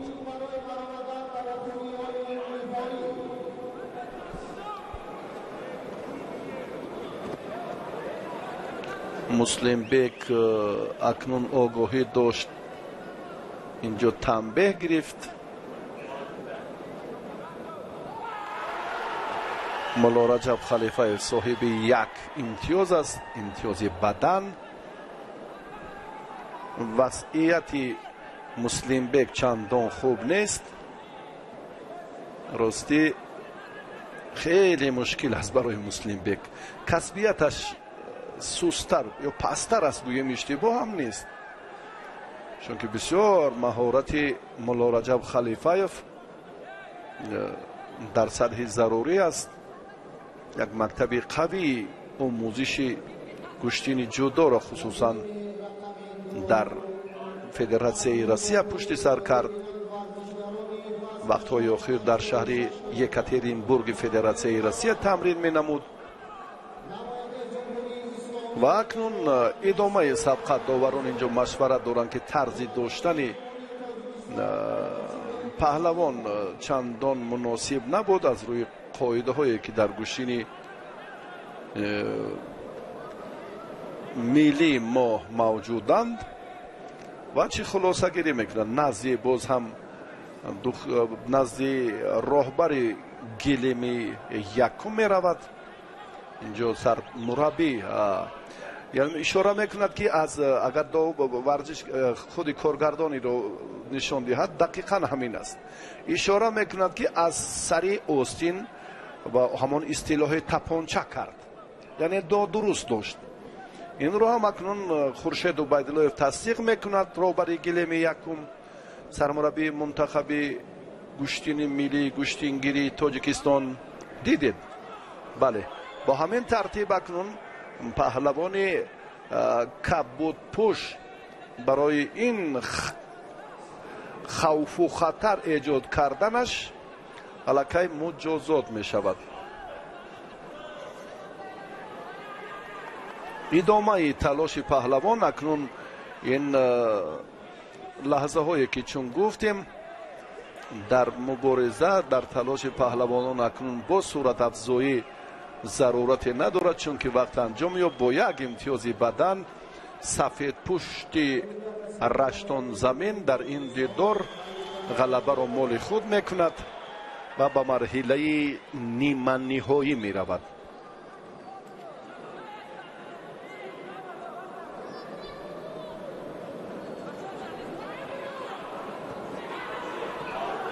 خلیفایف این دور را راستی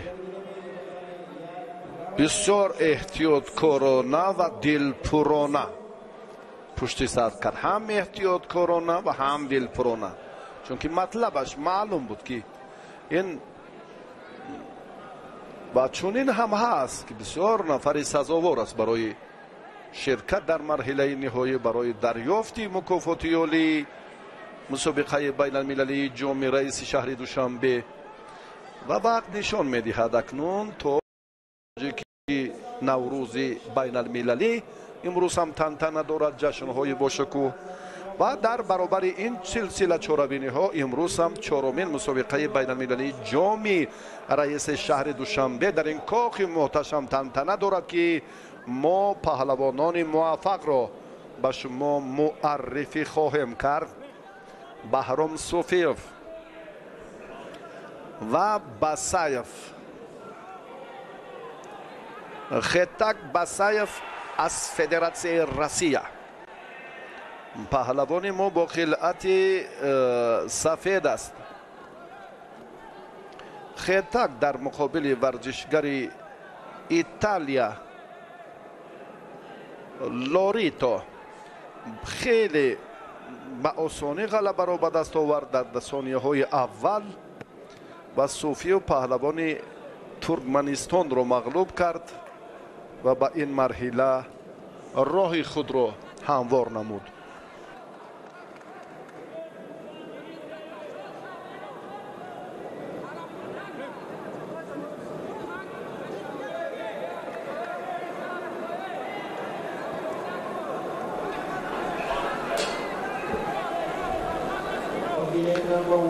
بهرام بسیار باید احتیاطکار باشد.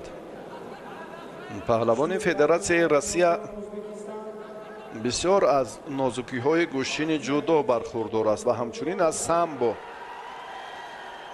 آمیخته بودن دو مکتب قوی گوشین هایی که اساسگذاری یا تولید کننده این ورزش سامبو روسیه باشد، باز هم در جودو هم الکی یک موقع و نفوذ دارد. پهلوانی که با لباس های سبز حالا میدان داری میکند. باسایف بهرام نمی هراسد، اما سن و سالش هم به جای رسیده است. 9 دفعه در چمپیونات تاجیکستان نتیجه ارزنده مقام افتخاری را در گوشین ملی سامبو و جودو مال خود کردن، این افاده تجربه غنی بهرام صوفیف را دیگر باره نشان می‌دهد.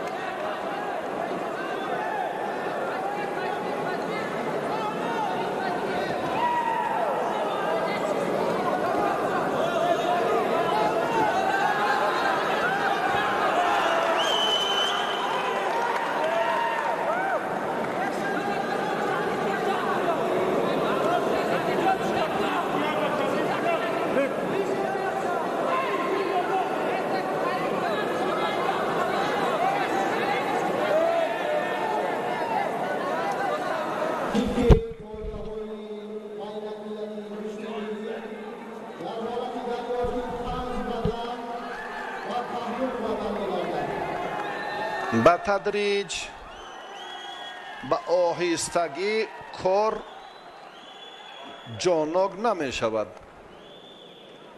инҷа бисёр ҳам фурсати муносибро дарёфтан лозим аст ва зуд ба ҳуҷум гузаштан лозим. дар талоши паҳлавонон акнун мебинем ки суфиев як ҷуръат кард, он ҳам беподош намонд ва барои баробар кардани натиҷа ҳоло Басаев роҳҳои дигарро меҷӯяд. Хетак Басаев ой бисёр ҳам хатар, бисёр ҳам хавфи зиёд дар ин ҷо паҳлавони моро таҳдид мекард.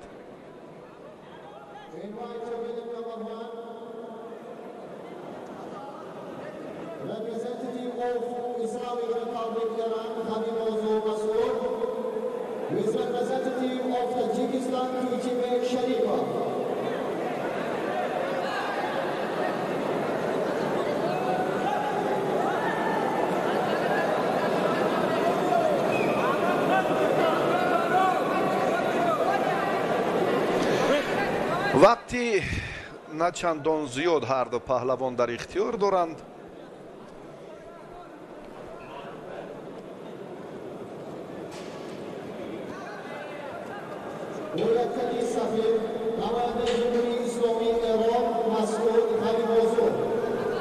дар талошу дар такопӯи зиёд аз паҳлавони Федератсияи Россия Баҳром ба монанди Моло Раҷаб Халифаев чун як имтиёзро моли худ кард ва фақат назорат карда истодааст рафти сабқадро. боқӣ мондаи вақти хеле камро ки аллакай сонияҳояш боқӣ мондааст. ой бисёр ҳам як чархиш ҳаракати бо суръат буд. Суфиев инҷо андаке нигарон аст ки чаро ба ӯ баҳогузорӣ накарданд, аммо имтиёз ҳам набуд. ростӣ суратафзоӣ дар иҷрои амали паҳлавони Тоҷикистон буд, аммо ба имтиёз арзанда набуд. Басаевро воқеан қуввааш ҳам дар ҷараёни талош акнун чандон беш нест.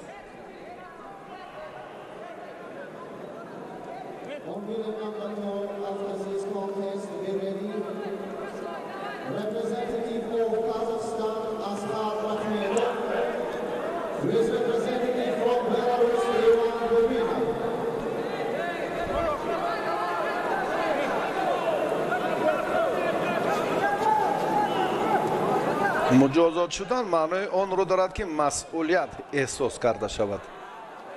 баъдан ҳаст бедуни муболиға паҳлавони Тоҷикистон имтиёзи аввалро дигарбора ҳам соҳиб шуд. 2 бадан гирифт. 7 сонияи дигар. вақти хеле кам.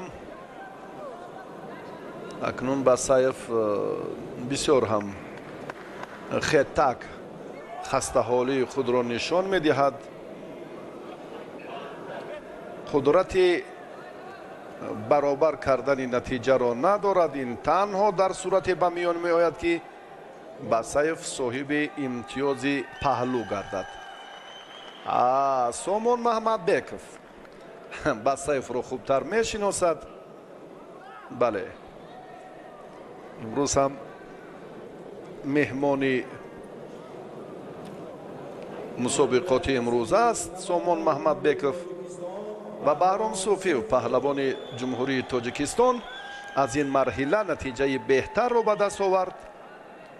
бо ҳамроҳии Халифаев акнун майдондорӣ мекунад.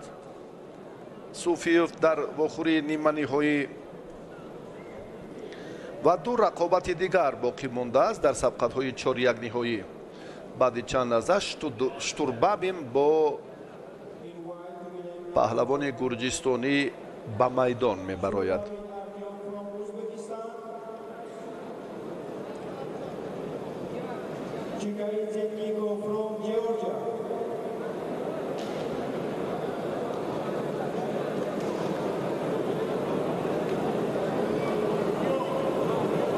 در وزن تا 86 کیلوگرم وادی غفوری تیاری بینند. نماینده جمهوری قزاقستان اسحاق رحمتوف و نماینده جمهوری بلاروس ایوان دوبینا.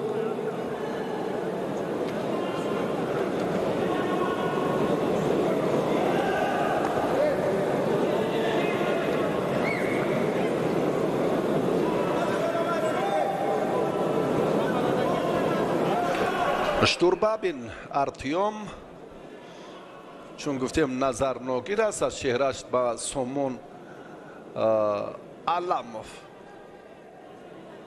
خیلی نزدیکی دارد مانندی دارد سومون علاموف هم انا همین خیلی در همین سومون در وزن تا 60 کیلو مربیان منتخبی ازبکستان رو اینجا ما یک لحظه تماشا کردیم چهره هایی که بار اول نیستند به تاجیکستان تشریف میارند همکاری و مناسبت های خیلی حسنه ما در سمت تربیت جسمانی و ورزش واقعا سالهای اخیر با جمهوری ازبکستان گسترش یافته است. این روند تلاش های سران هر دو دولت با رفتی باز هم کارهای با ثمر و نتیجه بخش زمینه گذاشتیم. بسیار خوب و مساعد است.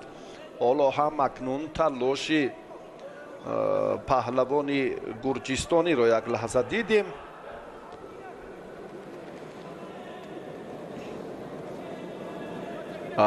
چیکاییدزه نیکو را ما در مبارزه عظیم پیشتر دیدیم که پهلوان بلاروس رو مغلوب کرد و شتوربابین در مقابل جمیلوف یک تن از چهره های نه چندان نمایانی گشتینی منتخب تاجیکستان کامیاب شد. هر دو پهلوان راستی ارزنده به زینه های بعدی هم هستند.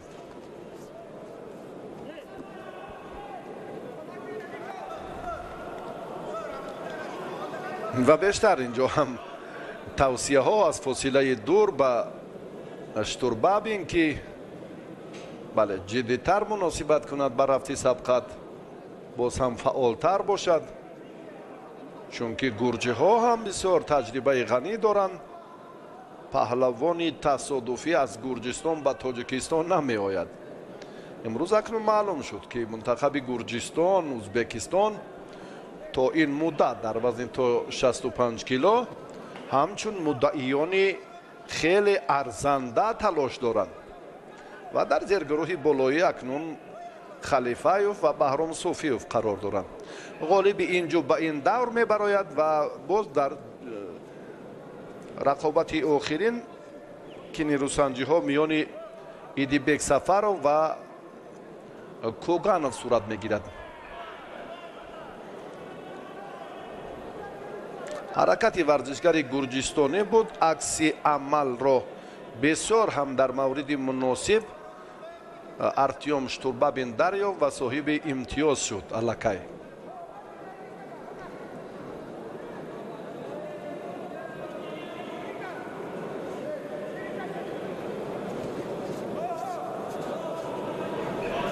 هرچند که وقت زیاد است اما артем به این قناعت نمیکند.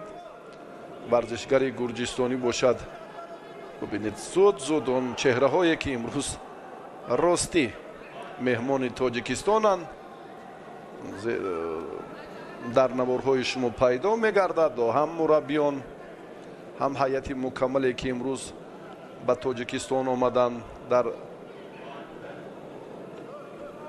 آغاز نوروز فرخپای در این тантанаи гӯштини аҷдодӣ мо мусобиқаи байналмилалии ҷоми раиси шаҳри душанбе ширкат дорам. басо боиси ифтихор ва сарфарозӣ ҳам ҳаст ки мо шумораи мусобиқаҳои байналмилалиро ҳам инҷо бештар мекунем ва ба ин васила дар ҷаҳонӣ шудани гӯштини миллии гӯштингирӣ аллакай заминаи мусоид фароҳам шуд. артём ҳам соҳиби имтиёзи дигар шуд, яъне бадан, ду бадан. ин натиҷаи хеле хуб аст. штурбабин пои росташ осеб дидааст ва фикр мекунам ба ёрии таъҷилии тиббӣ ниёз надорад. бале, рақобатро боз штурбабин идома хоҳад дод.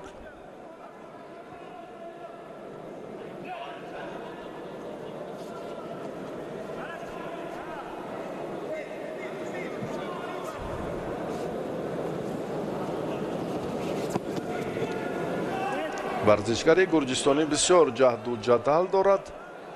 талошаш бубинед дар як кӯшиш ду амалро иҷро кард. боз ҳам ҳаракати сеюмаш инҷо ба ҳалуки беруна эътибор медиҳад. комёб намешавад. боз ҳам артём бештар дифоъро ихтиёр кардааст. агар чунин худро вонамуд созад, дидед, зуд довар ба ӯ огоҳӣ дод барои кашол додани вақт.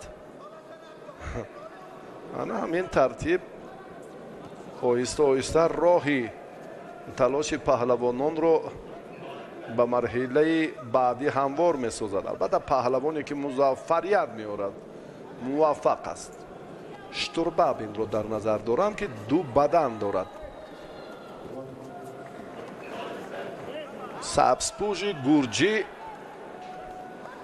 дар идомаи талошаш боз як имтиёзи баданро ҳам аз даст дод. бо се бадан артём штурбабин узви мунтахаби ҷумҳурии ӯзбекистон дар риштаи ҳам курашу ҳам гӯштингирӣ ва дар ҷудо, чун гуфтем ки миёни ҷавонон натиҷаҳои арзандаи мусобиқоти фароқоравиро дорад. ой ой ой ох ох ох ох варзишгари гурҷӣ инҷо комилан тақдири нерӯсанҷиро ба нафъи худ сомон дод. довар имтиёзи ҳалол дод ва фикр мекунам ки инҷо ба кӯмак ё ба наворҳои сусткардашуда ё такрорӣ ниёз дорем мо ҳам ва хусусан довароне ки биед як лаҳза таваҷҷӯҳ мекунем. ой ой ой ҳалол аст. як бори дигар бубинем. аз ин самт дақиқан ҳалол аст. фикр мекунам иштибоҳе нест, чунки купру кардан дар гӯштини миллии мо нест. як ҷаҳон ташаккур.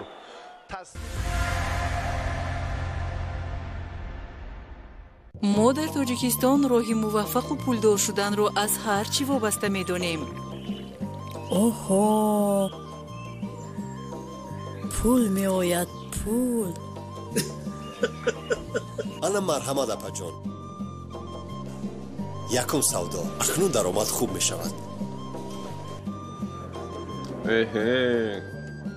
пул меояд. вале роҳи боэътимод вуҷуд дорад. пасандозҳо аз ҳумо то 18% солона. ҳар моҳа гирифтани фоизҳо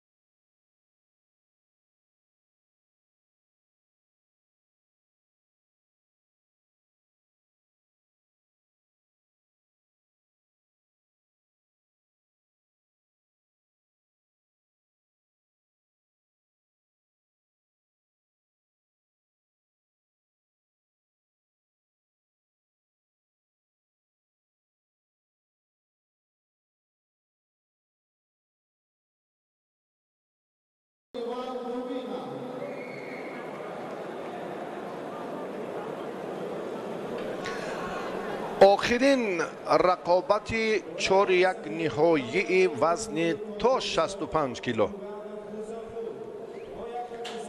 کوگانوف پهلوان جمهوری تاجیکستان خرسند نام دارد. آخرین سبقت 4-1 نهایی و بعدا نیروسنجی های نیمه نهایی وزن تا 65 کیلو باقی میماند و بعدا ما به وزن دیگر میگذاریم. کوگانوف را دیدیم که در مبارزه اولش در دور اول آزاد بود و در رقابت میان پهلوان ایرانی کامیاب شد و به این دور آمد. ایدیبک سفروف هم 2 غلبه را مال خود کرد، یکی مقابل اکوس کدیر از ترکیه و بعدا محمد یوسف ورزشگر افغانستان رو هم دچار ناکامی کرد و با این مرحله حق شرکت نمودن رو پیدا کرد.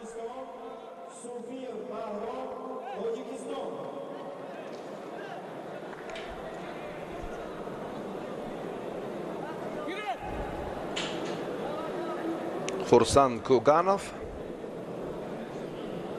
یک وقت یک لحظه که رؤوف حکومتوف در مکتب مهارت عالی ورزش و بنمودهای گوشتین به این چهره هم توصیه میداد اگر اشتباه نکنم و با تدریج راه خود را از آوان نورسی هم خوب با موفقانه ادامه داد و در خصوصی چی طور مرحله های سنجشی را پشت سر کردن ورزشگری سبز پوست گفتیم پیشتر. کوگانوف برای نادرست داشتنش مجازات شد، آگاهی گرفت. شیدو در جودو است، ما بیشتر که تلقین به جودو داریم و امروز هم ملکه ورد زبان این شیدوها زود بود. لحظه هایی که میبینیم در تلاش پهلوانان تاجیکستان در مرحله 4-1 نهایی که خیلی هم با شدت و با یک جدیت حالا تلاش پهلوانان باز هم خوبتر به نظر می رسد.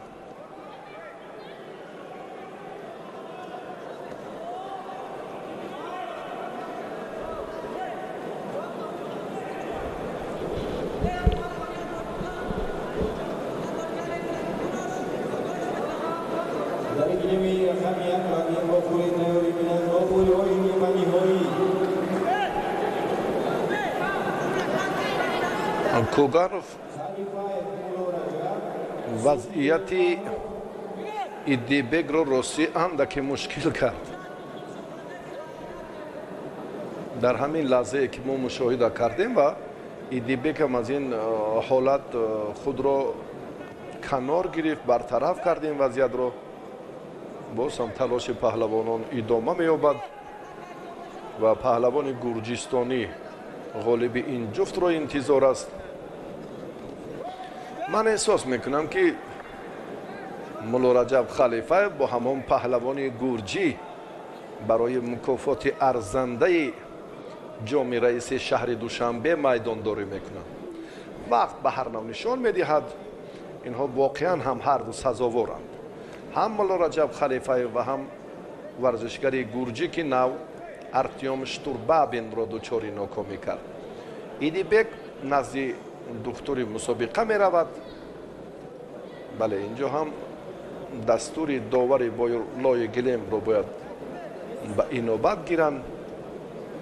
دکتر مسابقه در این گوشه حالا فرصت هست که با کمک ایدیبک شتابد و ما چون گفتیم در موردی که تقدیری رقابت ها چگونه حل و فصل می شوند، خرسند کوگانوف انتظار است حریف خود را از خرد تا بزرگ طفلی بود، دامان مادر این سخنی بود و در بغل گرم پدر، در آغوش صمیمی پدر طفلی که خواب است. ببینید چگونه شوق و محبت و صمیمیت به کشتین ملی گوشتینگیری زیاد است. اگر 10 соат низ майдондории паҳлавонон сурат гирад, ягон нафар аз ҷои худ бар намехезад ва ин маҷмӯаи варзиширо тарк намекунад. ин ифодаи он аст ки аз қадимулайём таърихи 5000-солаи гӯштини миллии мо аз насл ба насл боқӣ мемонад. пирони барнодил, афроде ки имрӯз воқеан ҳаст аз замзамаи гӯштин сухан мегӯянд, аз шаҳомати наврӯз, аз васфи чеҳраҳои мӯътабару бозӯи қавӣ ва боз ҳам чеҳраҳои намоён ва тантанаи наврӯзи оламафрӯз, наврӯзи байналмилалӣ ва ҷаҳонӣ шудани гӯштини миллии гӯштингирӣ ки мо албатта ин қадар ғамхориву таваҷҷӯҳи бештари сарвари муаззами миллатро ҷиҳати амалӣ кардани нақшаҳои чанди насраи мардуми тоҷик имрӯз ҳам албатта аз ин бо ифтихор сухан мегӯем. ва баъди оне ки чун тарҳи либосҳои гӯштини миллӣ натавонист ки имтиёзи паҳлӯ ситонад ва ба ҳар нав бадан ин ҳам ба нафъи нерӯсанҷӣ варзишгари сафедпӯш аст. инъоми наврӯзӣ дар тоҷикистон $10,000.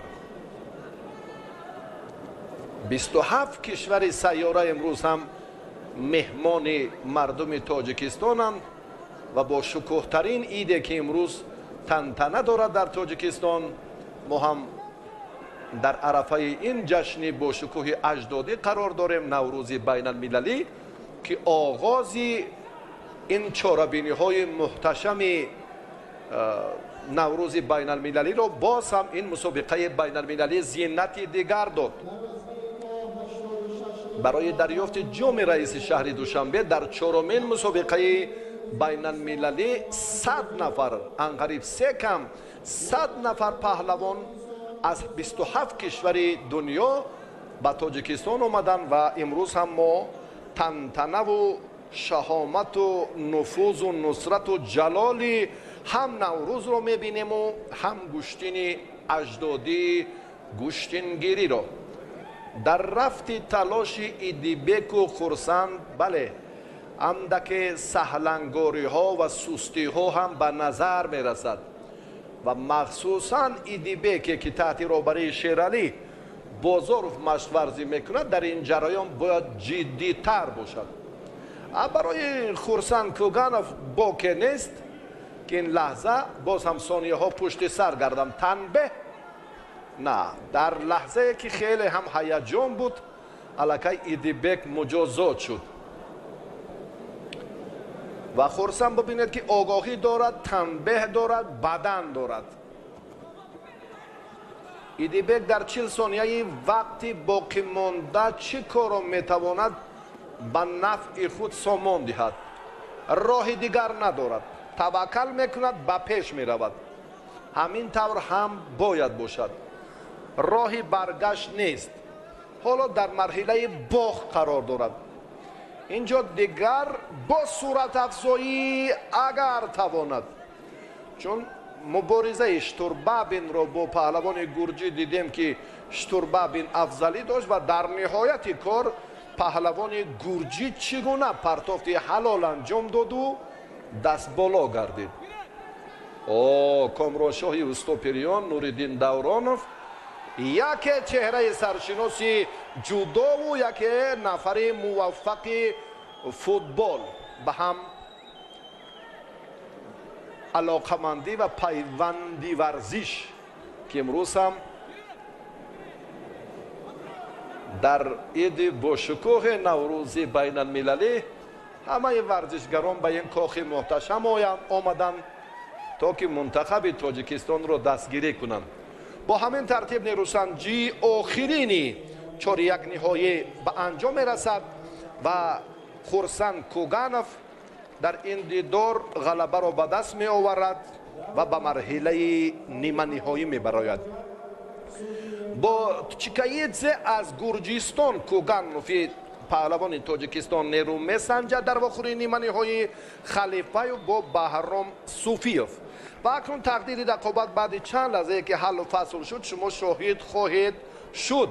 барои таваҷҷуҳатон таваҷҷуҳ сипос мегӯем ки беш аз 2 соат моро ҳамроҳӣ кардед ва ҳамкори мо Сорбон Мисаев ҷараёни рақобатҳои вазни дигарро ба шумо шарҳу тавзеҳ хоҳанд дод.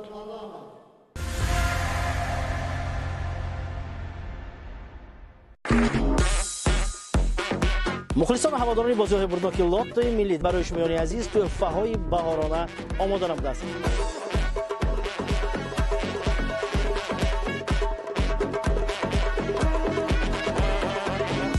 намуди чиптаи мо ана ин аст. дӯстони азизу арҷманд, арзишаш 350 сомонӣ. шумораи умумии чиптаҳои мо 10,000 дона буда. то имрӯз аллакай 4,500 чиптаи мо ба фурӯш рафтааст.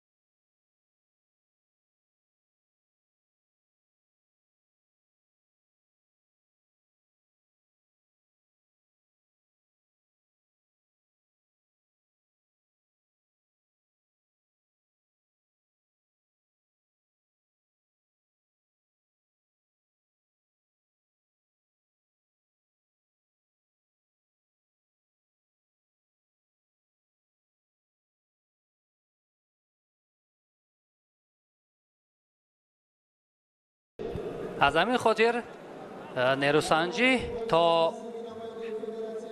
ҷое гумонам ки баробар сурат хоҳад гирифт. Баҳром Суфиев як маротиба огоҳӣ гирифт. акнун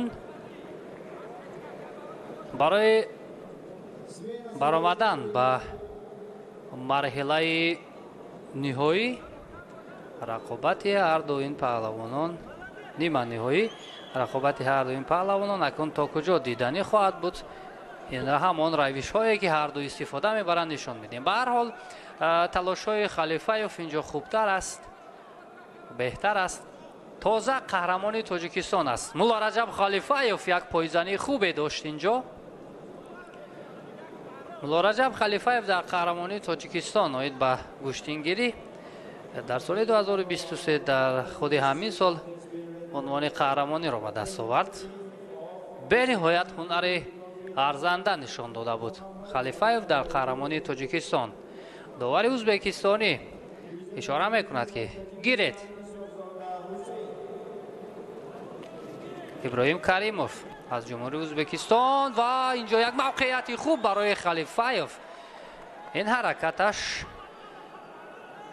баҳогузорӣ нашуд. Баҳром Суфиев ҳам ҳунараш шоиста аст. дар қаҳрамонии Тоҷикистон мақоми сеюмро гирифт. оид ба гӯштингирӣ ва акнун аз пасгиребони ҳариф ин навбат мустаҳкам доштааст Халифаев ва барои иҷрои усул талош мекунад.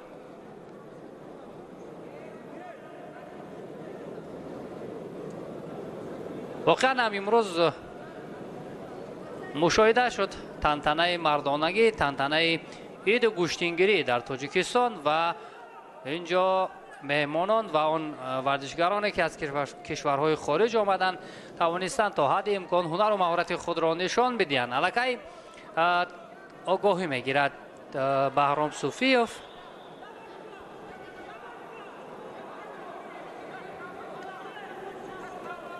اما حرکت هایی که ملا رجب خلیفایف دارد با آن آورده رساند که کمفعالی در حرکت های بهرام صوفیوف مشاهده شود.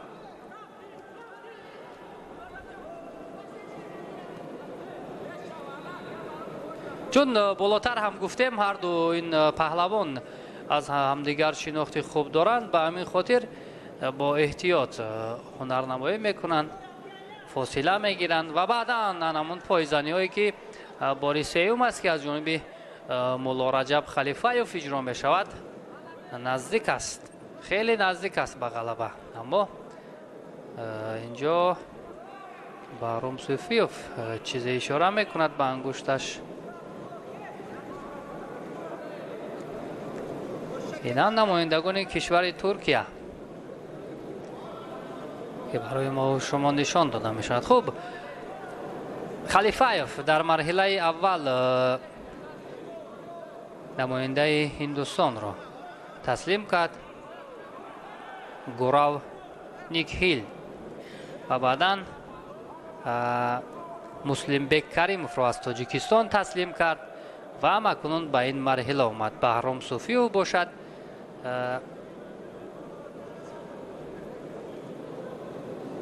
در مرحله اول آزاد بود، بعدا نماینده تاجیکستان معذرت نماینده کشور کویت را شکست داد، حسن مهدی را، و اکنون بعدا اینجا یک حرکت دیگر از جانب ملا رجب خلیفایف که بعدا بهاگذاری شد.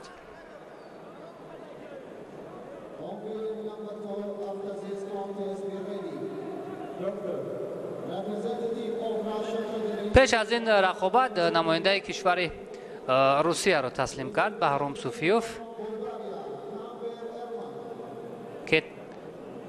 کتک باسایف رو، و با این مرحله آمد. همین است ملا رجب خلیفایف که چون گفتیم هنر خیلی شایسته دارد در رشته گوشتینگیری، پهلوان منطقه رشت، در زودو هم در گوشتین جودو هم هنر شایسته بود. امروز البته مخلصان با این تالار خیلی زیاد آمدن، اما نه با آن درجه ای که در گوشتین های میدانی شرکت میکردن.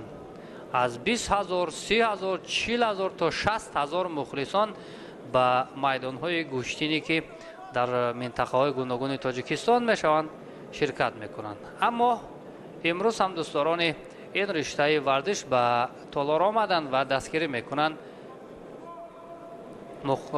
پهلوانان را. در مجموع خیلی خوشایند است که گوشتینگیری هم اکنون مقام بین المللی که کسب کرد. برگزار کردن همین گونه مسابقه ها تجربه خیلی خوب می شود برای پهلوانان ما. خوب، بهرام صوفیوف برمیگردد بعد از آنکه یک لحظه از بینیش کمی اعصاب گرفت و رقابت را ادامه میدهد. ثانیه های به شمار موندن، همانا با یک بدن خلیفایف پیش صف است و بدن را با حلال تبدیل داد ملا رجب خلیفایف و اکنون راه خود را به دور نهایی میبرد.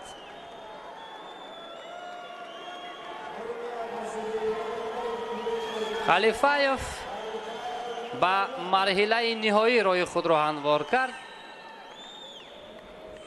خیلی واقعا هم هنر شایسته نشان داد.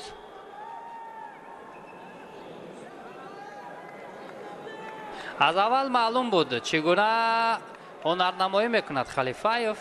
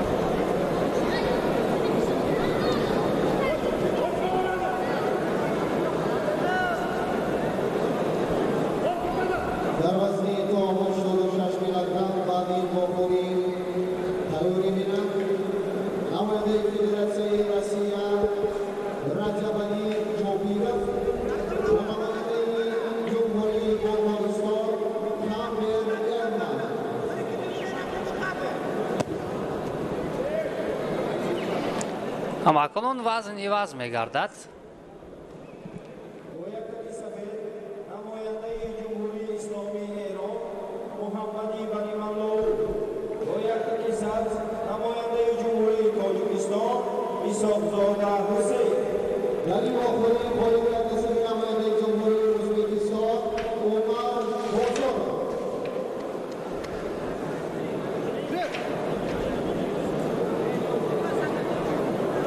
خب همین طور دوستان عزیز رقابت رو پهلوان تاجیکستانی با یک تک سبز و از جمهوری اسلامی ایران شروع کردند.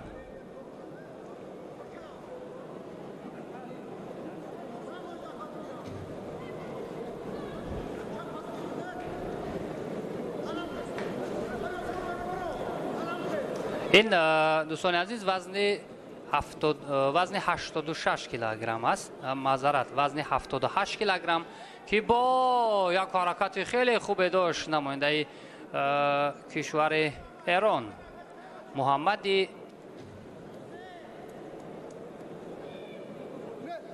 برینمانلو با یک تکی سفید است در اکران‌های ما و شما و حسین اسحاق زاده از تاجیکستان است چون گفتیم لباس‌های سبز با بر کرده است.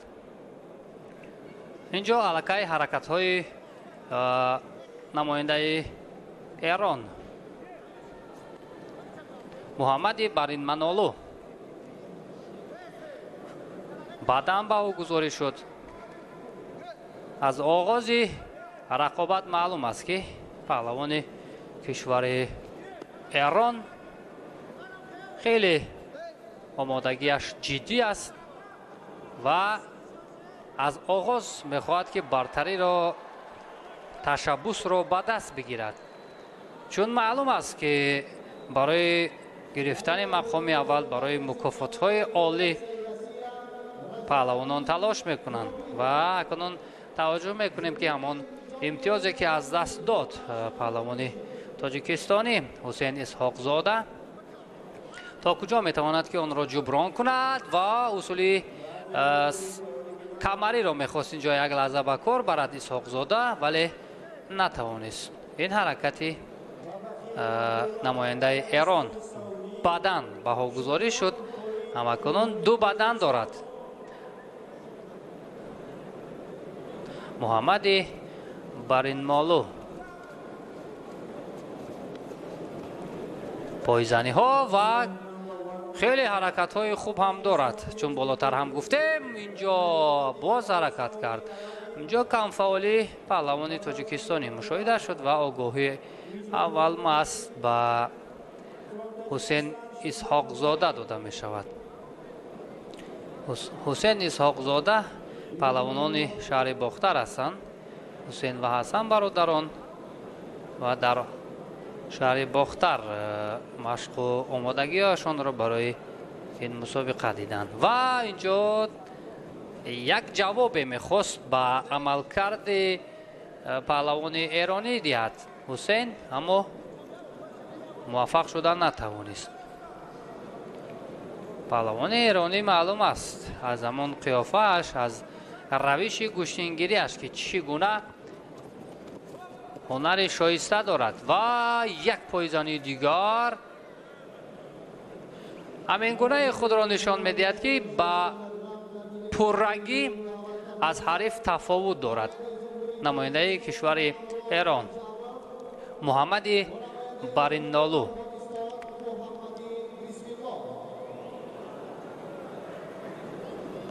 این مرحله یکم رقابت ها در وزن 78 کیلوگرم است.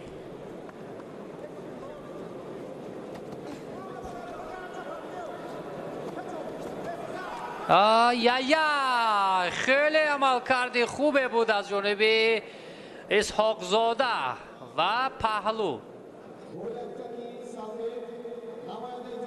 نه اینجا برعکس حرکت از جانب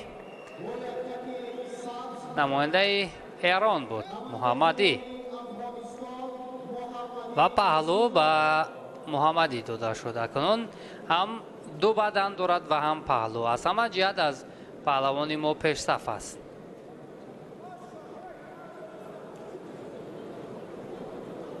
پهلوانان کشور ایران در رشته گوشتینگیری خیلی هنر شایسته دارند. در رشته کورش هم و چون خود مردم ایران هم یک نوع گوشتین دارند که با گوشتین تاجیکی هم کمی شباهت هم دارد.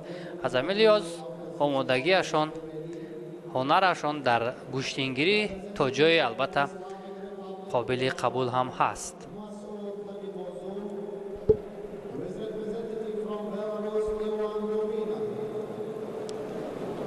برای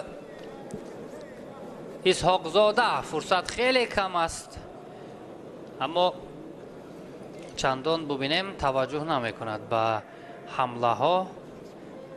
هرچی زودتر امتیاز به دست بیارد. نه آرامانه، نه آیای در ثانیه های آخر چگونه فعال گردید حسین اسحاق زاده، امتیاز پهلو را به دست آورد. خیلی حرکت خوب داشت اسحاق زاده و پهلو میگیرد. اکنون ما از کمفعالی اون سخن میکردیم، ولی برعکس در حال در ثانیه های آخر هنر شایسته نشان داد حسین و امتیاز پهلو را به دست آورد. باید اکنون برای امتیاز حلال تلاش کند، اگر نه کار چندان خوب نیست. بار دیگر با سر زانو نشسته میخواهد پرتاب کند حسین، ولی نه. چرا میشود که گیرید یک پایزانی دیگر از جانب محمدی.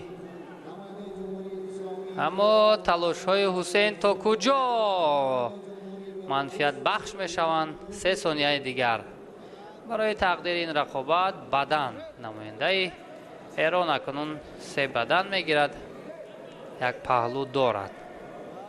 خب وقت همین طور به انجام میرسد و قرار نهایی چی می شود؟ بدن و 3 دقیقه دیگر. نه غالبیت و پهلوان خلعت سفید داشته از جمهوری اسلامی ایران محمدی بر این منالو گردید.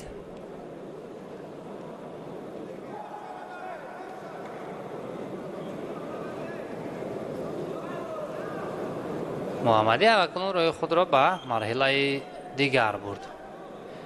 از آغاز فعالی او معلوم بود و بالاخره امتیاز ضروری را به دست آورد.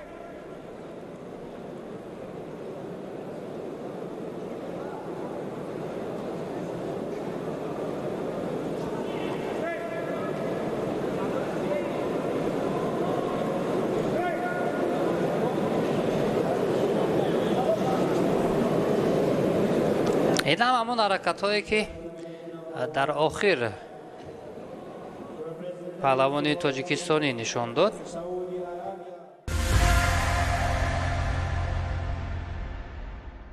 با دقت همه دوستداران گوشت شهدباری مرغ، ساندرز باسکت KFC دوست داشته شما با گوشت لذیذ مرغین، استریپس ها و بایتس ها اکنون در شکل کامبو با کارتوشکه فری و سوس با تاب دل شما. ساندرز باسکت کامبو همگی 40 سومانی تنها در KFC.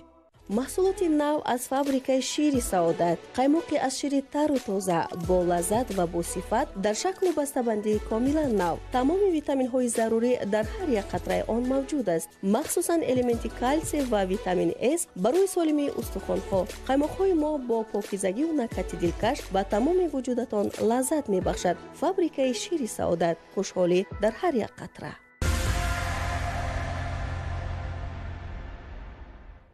از کدام کشور هستند. به هر حال تا حد امکان کوشش میکنیم. خب نماینده جمهوری تاجیکستان با یک تک سبز اندر میدان می شود. قایم شکرانوف ولی از سبب نبودن حریفش از عربستان سعودی عبدالله بابقی او رای خود را به دور دیگر هموار می کند. قایم شکرانوف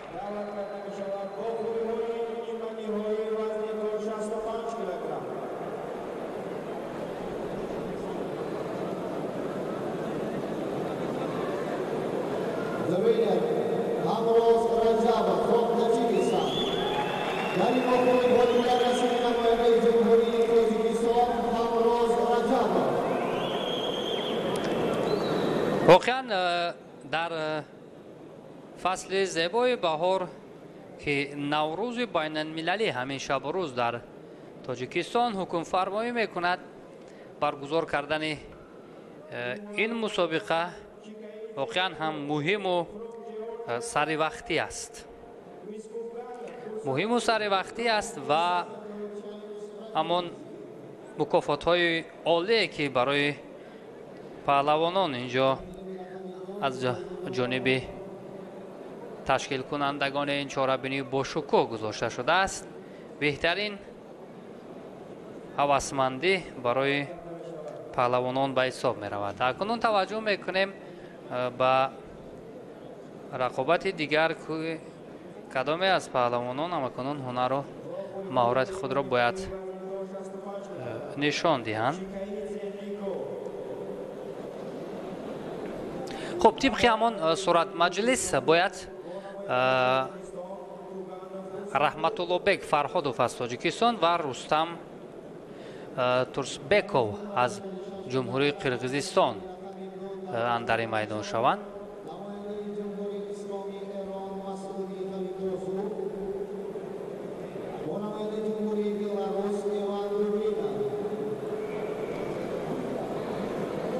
خب اینجا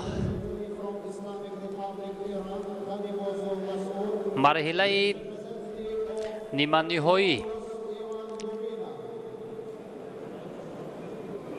باید صورت گیرد در وزن 65 کیلوگرم، جایی که خورسانقل کوگانوف از تاجیکستان و نیکو تسکادزایف از گرجستان باید نیروسنجی کنند. هر دو هم با ایستگی روی گله می آیند. خورسانقل کوگانوف از تاجیکستان است و همین چهره‌ای که در اکران های ما و شما است از گرجستان.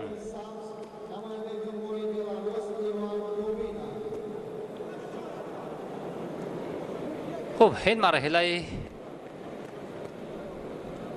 نیمه نهایی است که توجه میکنیم تا خورسانقل کوگانوف میتواند که بر مقابل این حریف گرجستانیش ظفر یابد و رای خود را به فینال رود، جایی که مولا رجب خلیفایف غالب این جفت را انتظار است. خب همینطور همه چی آماده است، داوران آماده هستند، ورزشکاران آماده هستند، رقابت آغاز خواهد شد. خب همینطور با یک تک سفید نماینده کشور گرجستان نیکو تچکایدزه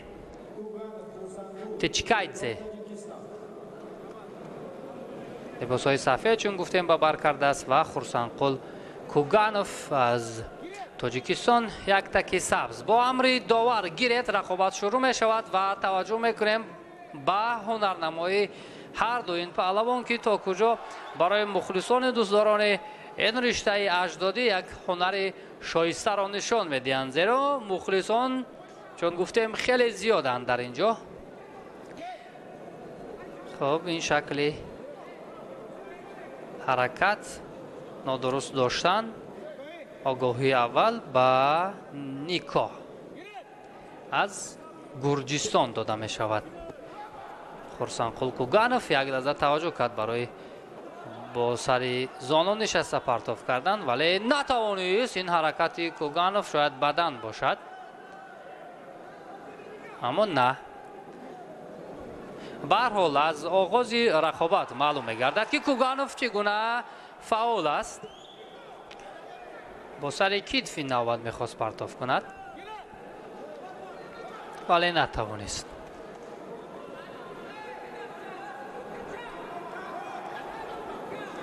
یک حرکت دیگر.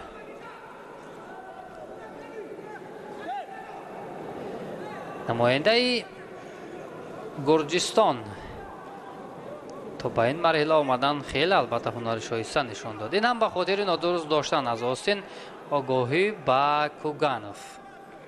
خورسان قول نماینده تاجیکستان هر دو هم اکنون مجازات شدند. وای سر زانو نشسته میخواست پرتاب کند. نیکو تچیکایدزه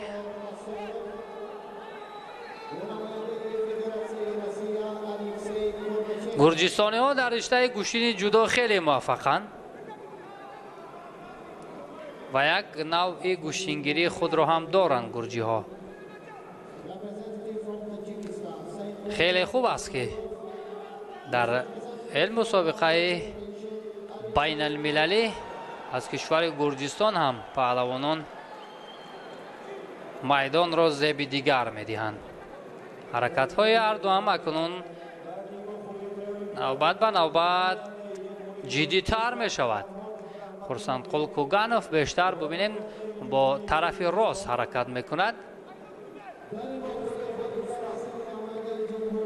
یک پایزنی دیگر از جانب نیکو تچیکایدزه و سر کتف هم اینجا می خواهد حرکت کند.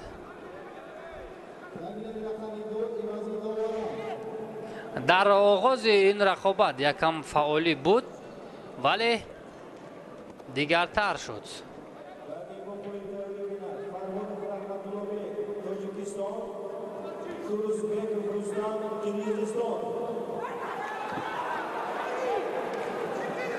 و اینجا یک حرکت خیلی خوب داشت نماینده گرجستان. بعداً بهاگذاری شد این حرکت پهلوان گرجستانی.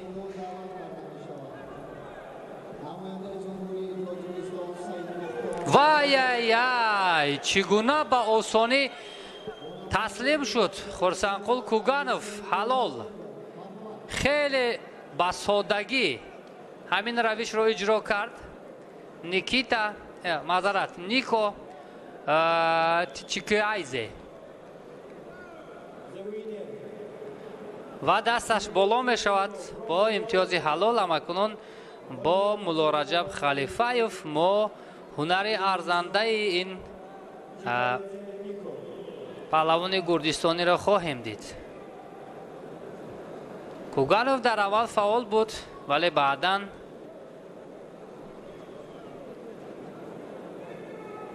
هنرنمایی دقیقه های آخرش آنقدر قابل قبول هم نبودند و این پهلویی که قبلا به دست آورده بود و این حلال امتیاز حلال اکنون پهلوان گرجستانی به فینال رفت.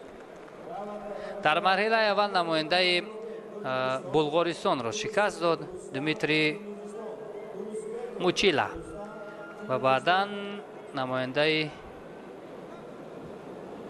باز بلغارستان را شکست داد. نه این نمون مرحله اول بود. بعدا نماینده تاجیکستان را تسلیم کرد. شتوربابیت را از ازبکستان و بعدا به این مرحله آمد. خوب توجه میکنیم اکنون به وزن 78 کیلوگرم فرهاد بک رحمتاللهیف در اکران‌های ما و شما است. از تاجیکستان خیلتی سفید و برکرده است و این هم باشد از جمهوری قرقیزستان رستم تورسبکوف بر مقابل رحمتالله بک فرهادوف هنرنمایی خواهند کرد. اکنون داوران موقع خود را اشغال میکنند و رقابت شروع می‌گردد. خب با ادای احترام هم به مخلصان هم به این میدان رقابت را آغاز خواهند کرد. رحمت الله بیگ فرهادوف از تاجیکستان، لباس‌های سفید، و این هم با یک تک سبز از قرقیزستان، رستم تورسبکوف است. خوب گیرت آغاز می شود رقابت و ما هنر خوبی فرهادوف را می دانیم. خیلی یک پهلوان قوی، پرقوت و اشتراکچی دائمی مسابقه های بین المللی گوشتینگیری است.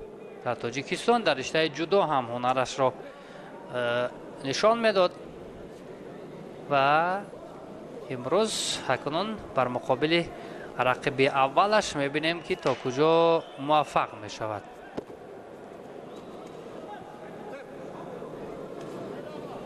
پهلوان قرقیزستانی هم اینجا برای اجرای اصول یک لحظه توجه کرد، اما خوب میدونیم که در مکتب گوشتین ملی تربیت یافته است فرهادوف و خیلی خوب میداند که چگونه باید روش رقابت را برداشت بگیرد. خب آگاهی به خاطر نادرست داشتن از پای به رستم تورسبکوف از قرقیزستان و اینجا سر زانو نشسته میخواست پرتاب کند رحمت الله بیگ فرهادوف، ولی میسر نشد برایش.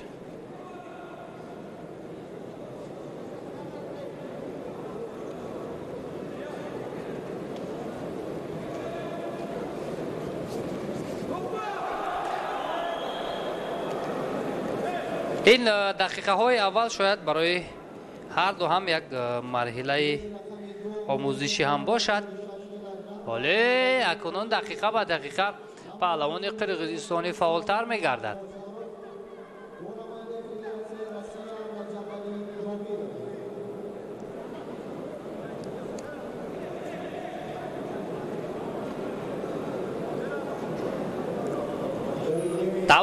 دعواگران وزن 78 کیلوگرم 15 نفر هستند که برای کسب نشان زرین این مسابقه تلاش خواهند کرد.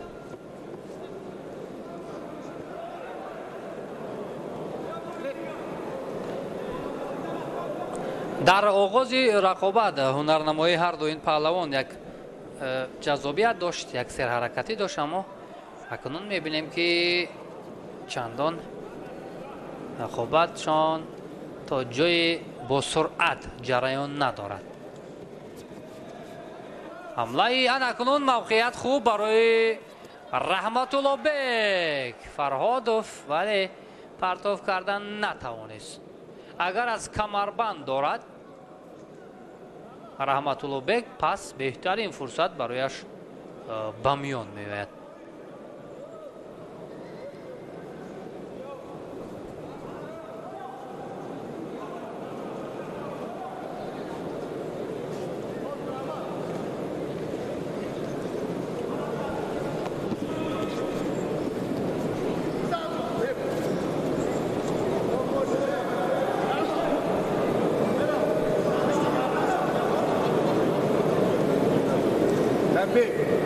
آگاهی تنبه با پهلوان قرقیزستانی به خاطر برآمدن از دایره معین شده یا از روی گیلم، اکنون شانس خوبه برای رحمت الله بیگ است تا فعالی خود را از این هم زیادتر کند.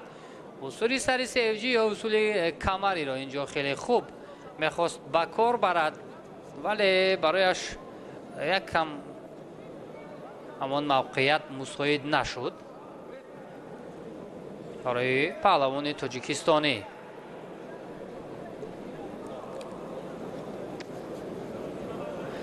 در وزن 78 کیلوگرمه که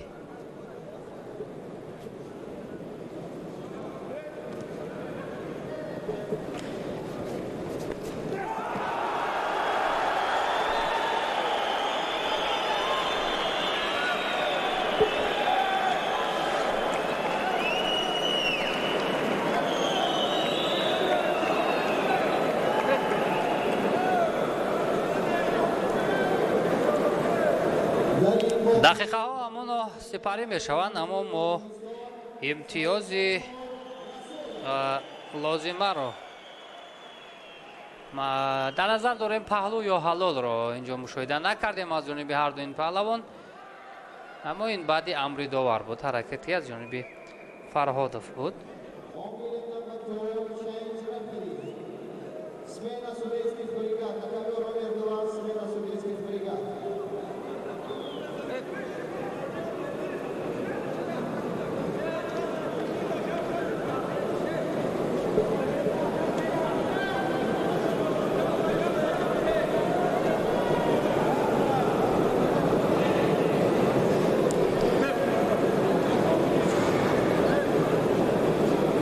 ثانیه‌های با شمار موندن با یک آگاهی تنها حریف از رحمت الله بیکوف خفا میماند. مشورت میکنند داوران برای قرار برآوردن.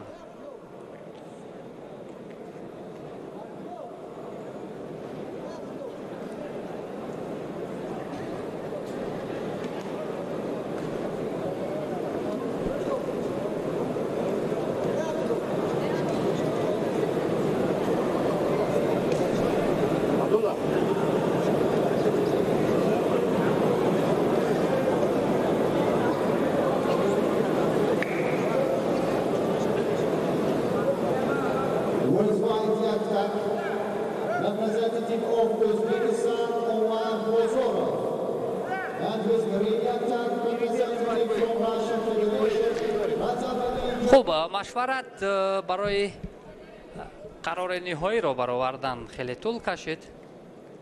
در مجموع در وزن 78 کیلوگرم داوطلبان قریب که همه داوطلبان در برابر اونی که پهلوانان تاجیکستانی هستند از کشورهای دیگر هستند. خوب، اینجا تنبیه به پهلوان قرقیزستانی داده شد و غالبیت به فرهادبک رحمت اللهیف.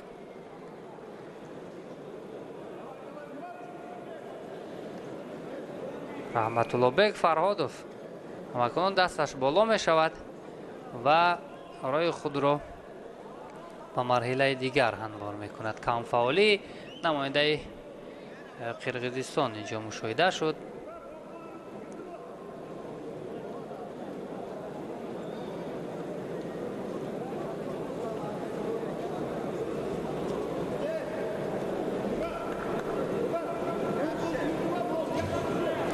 خوب، چون گفتیم در وزن 78 کیلوگرم نمایندگی تاجیکستان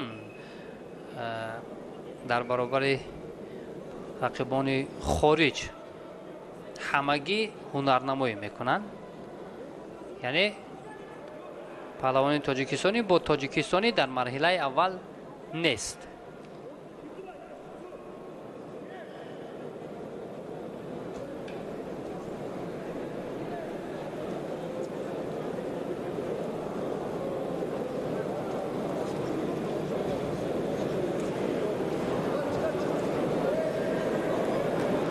همینطور پهلوانان دیگر روی گلیم می آیند.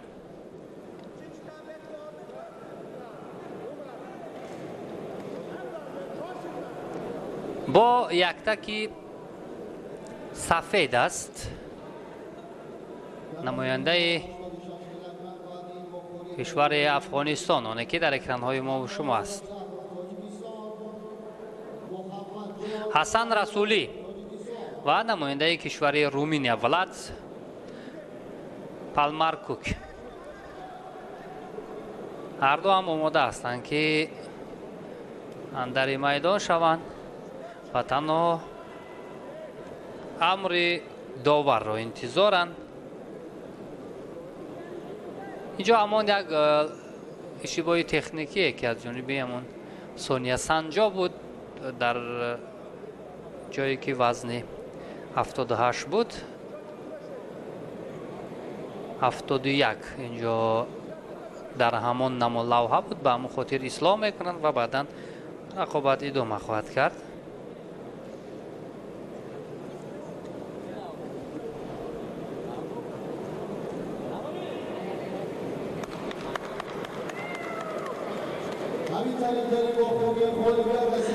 дар маҷмӯъ дӯстони азиз, дар ҳамин шабу рӯз дар сартосари Тоҷикистон тантанаи мусобиқаи гӯштини аҷдодӣ идома дорад дар шаҳру ноҳияҳо ва муҳимтаринаш ана ҳамин мусобиқаи гӯштингирӣ барои дарёфти ҷоми раиси шаҳри Душанбе аст, ки намояндагони кишварҳои зиёдро ба ҳам овардааст.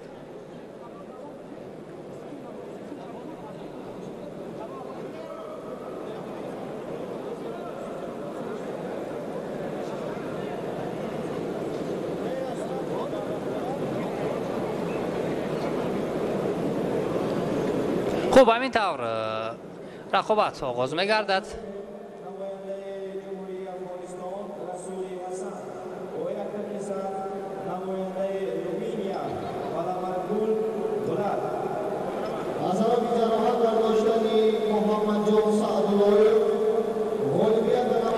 با ادای احترام مردو با رقابت می‌پردازند و توجه می‌کنیم که پهلوانی افغانستانی چگونه هنرشو بر مقابل حریفش نشان می‌دهد. پالامارچوک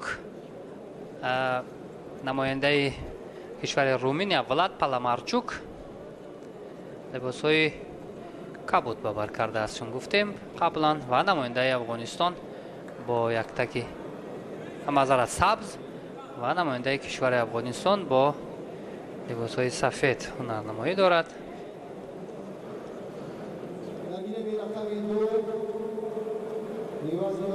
و اینجا یک عملکرد از جانب پهلوان افغانستانی بود، حسن رسولی، و برآمدن از همان دایره معین شده آگاهی اول محض به حسن رسولی داده شد. پالامارچوک هم اکنون فعالتر گردید.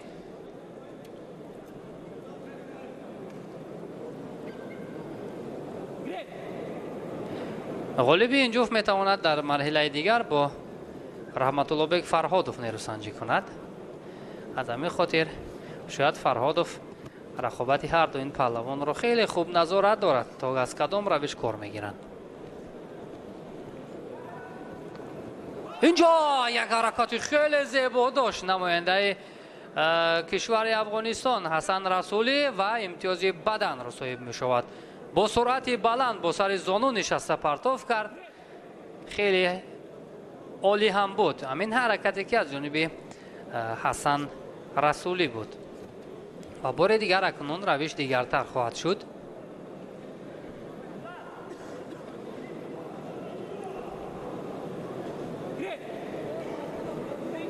همان یک آگاهی که داشت حسن رسولی از افغانستان در حال نتیجه را تغییر داد، نتیجه را دیگر کرد.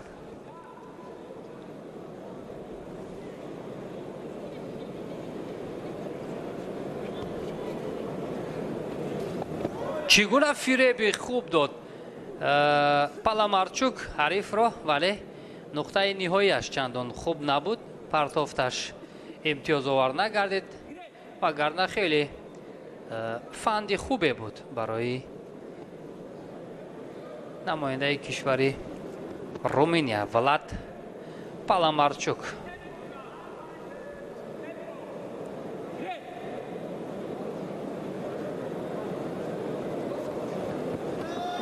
بار دیگر حرکات دیگری که قبلا اجرا کرده بود نماینده افغانستان حسن رسولی و بدن دویم را کنون صاحب می شود.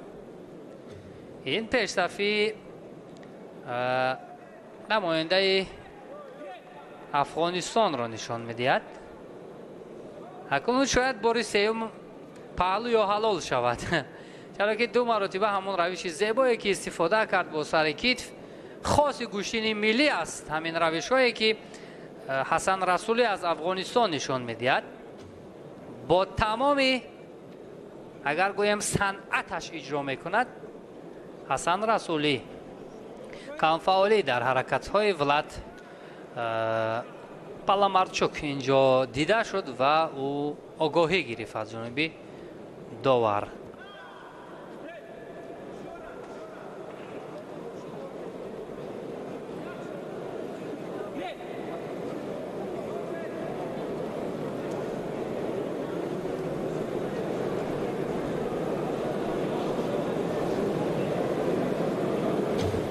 ва бори дигар талоши ҳасан расулӣ гумонам дигар идома додан наметавонад рақобатро.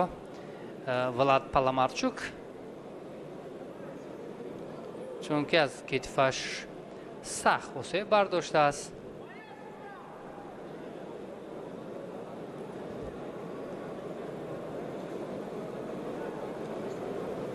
бале, ишора мешавад ки дигар идома додан наметавонад рақобатро намояндаи кишвари Румыния ва ғалаба инҷо ба ҳасан расулӣ аз ҷумҳурии исломии Афғонистон дода мешавад.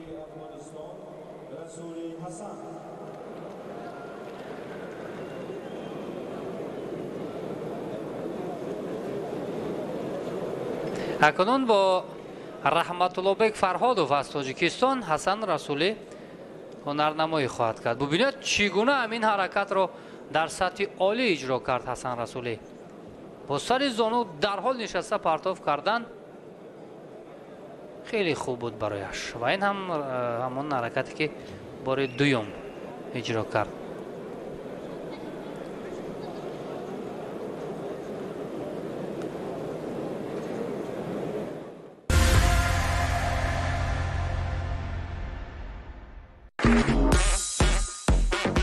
мухлисон ва ҳаводорони бозиҳои бурдноки лоттои миллӣ барои шумоёни азиз тӯҳфаҳои баҳорона омода намудааст.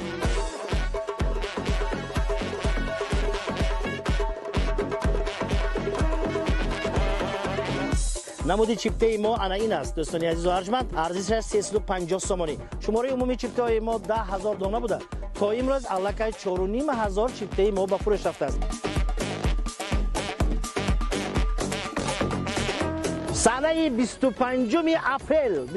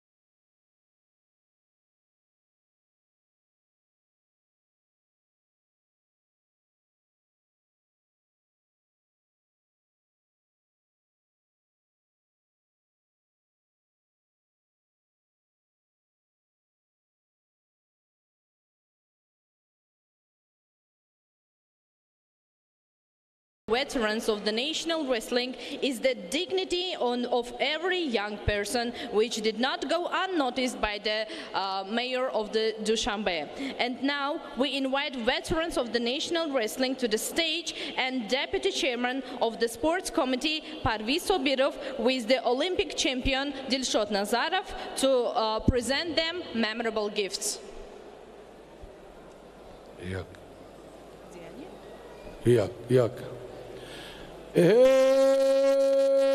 مردم در وطنی عزیزمان تاجیکستانی آفتابرویا بوی بهار می آید، بوی نوروزی می بیاید، بوی مهمانای خودی خارجی می آید.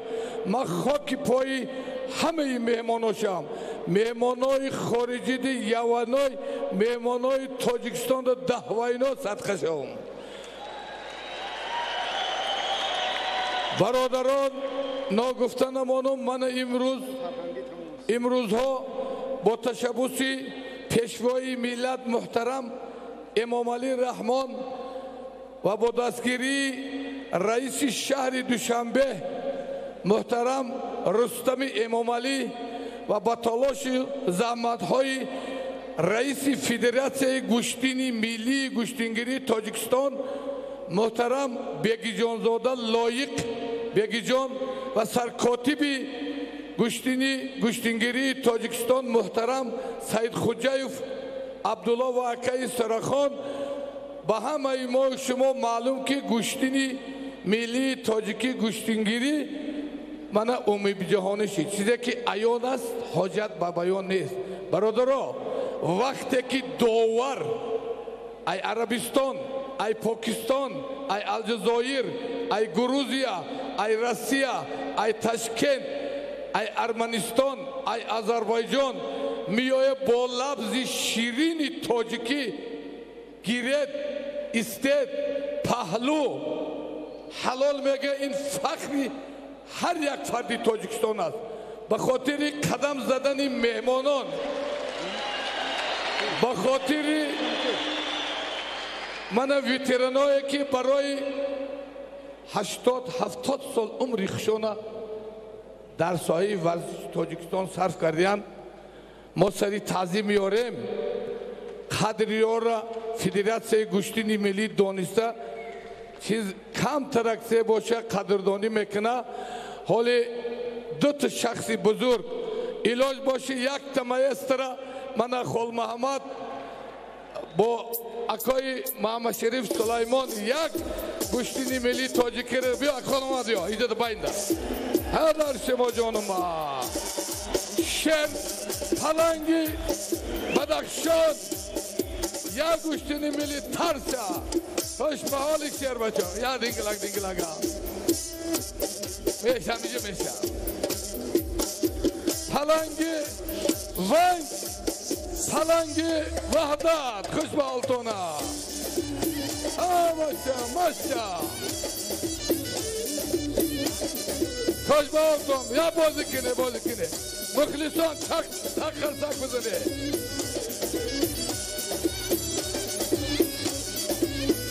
برادرای عزیز، یا باری دیگه در جهان یگان داور، یگان برنده، یگان ورزشکار به مخلص هیچی ای.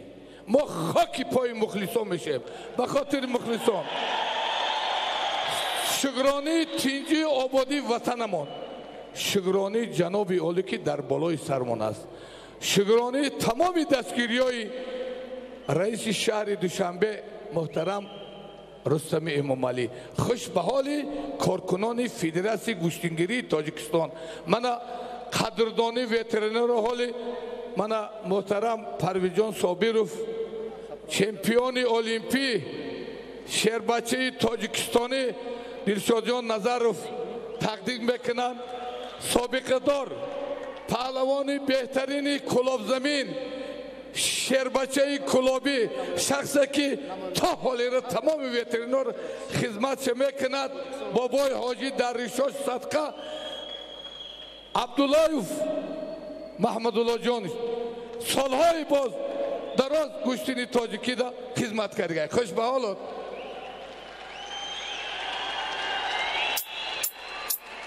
پلنگ وای محمد شریف سلیمان، پلنگ تیمور ملک، عزت خیرالله، شهر فیض‌آباد، یادینایف داوود، عصایف خیرالله، خال محمد جان، من با دیگر وترنا هستند. قدردانی رئیس شهر دوشنبه محترم رستمی مومالی است که منو وترنا کرد. همین خیلی صدها است. افسوس بخشش که همین اور ما چی کرده نمیتونیم، معرفی کرده نمیتونیم. برای وترانا، برای چینجی آوادی متن یک بار دیگر خست خرسک میزنیم. اگر در همین معرکه ما همین برنده ای که تمام معرکه های جمهوری تاجیکستان آباد میگیرن، شهر نری یاون اشانی حمزه یک ماسترا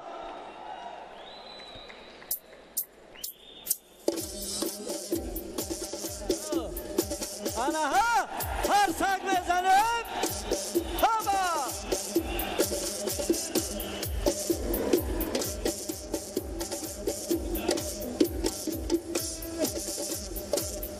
با پهلوان شناخته مملکت که در آنجا نشسته است، استاد قربان بازارов.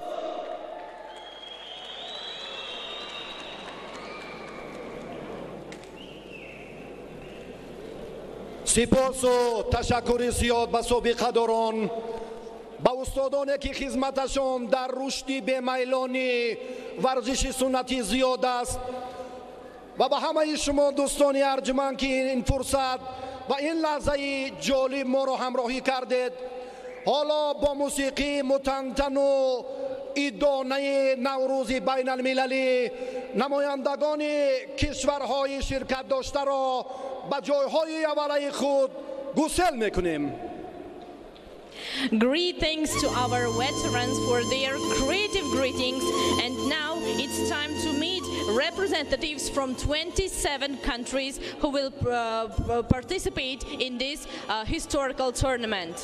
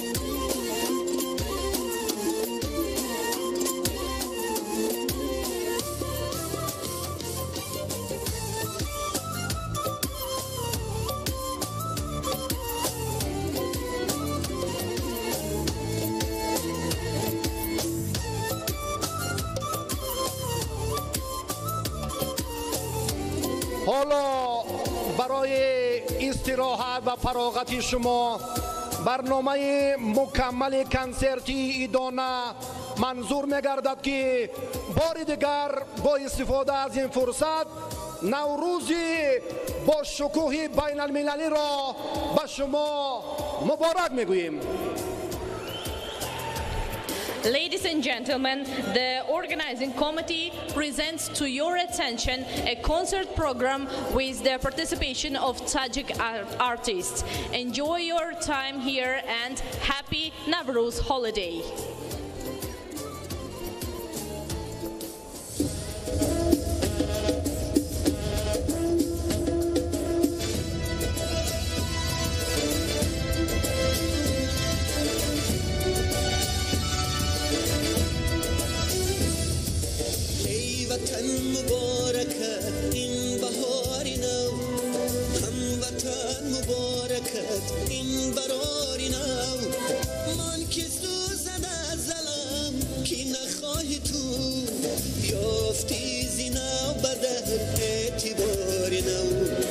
به خزان با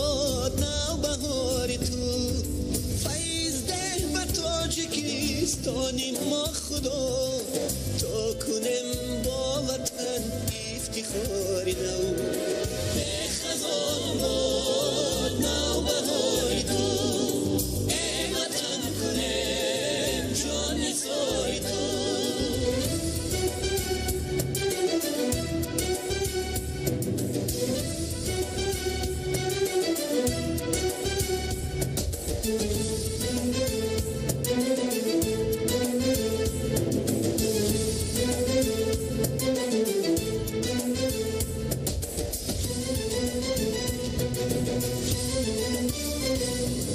شد جهانی جشن استقبال نوروز ای وطن بادا مبارک جشن فیروز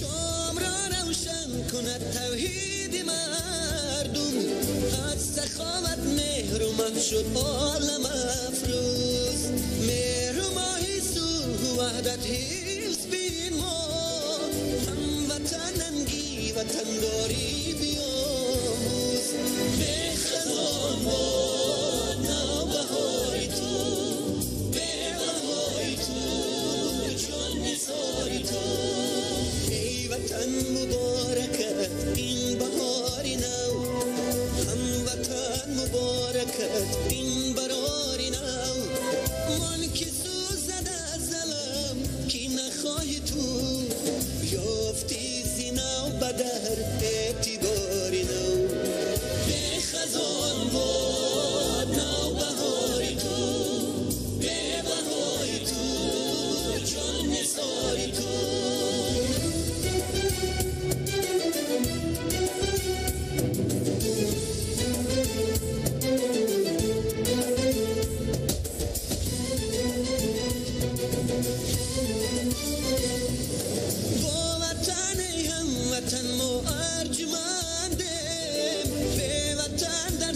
گلستان مستمندم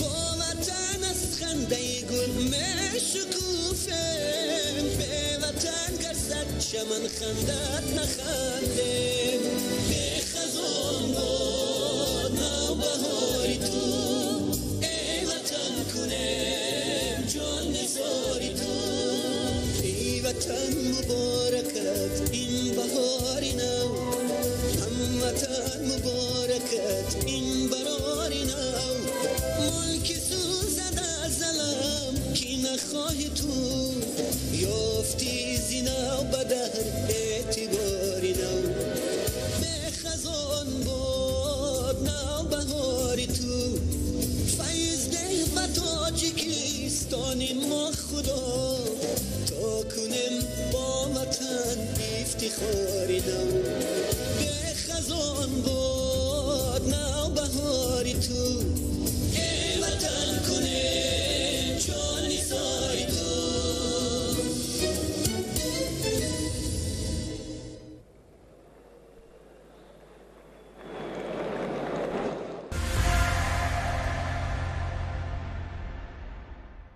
дар ин наврӯз чӣ навгонӣ аст?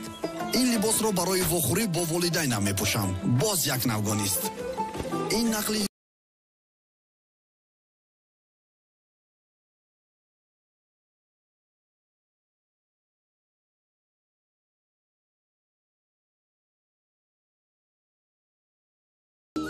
گل در کنار آمد با 100,000 انگاه نقش و نگار آمد جان جان جان من عاشقی تو بودم ملایکی تو بودم من عاشقی تو بودم ملایکی تو بودم من عاشقی تو هستم پیمان با تو بستم بر دیدن جمالات در انتظار نشستم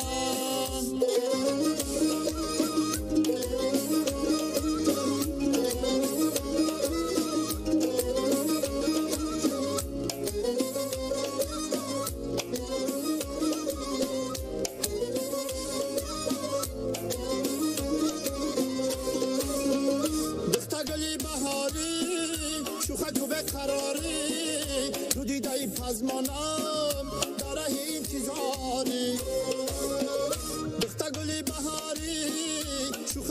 بیقراری تو دیده پزمانم در راه انتظاری فصل بهار آمد دل در کنار آمد با 100,000 انگاه نقش و نگار آمد جان جان جان من عاشق تو هستم پیمان با تو بستم بر دیدن جمالات در انتظار نشستم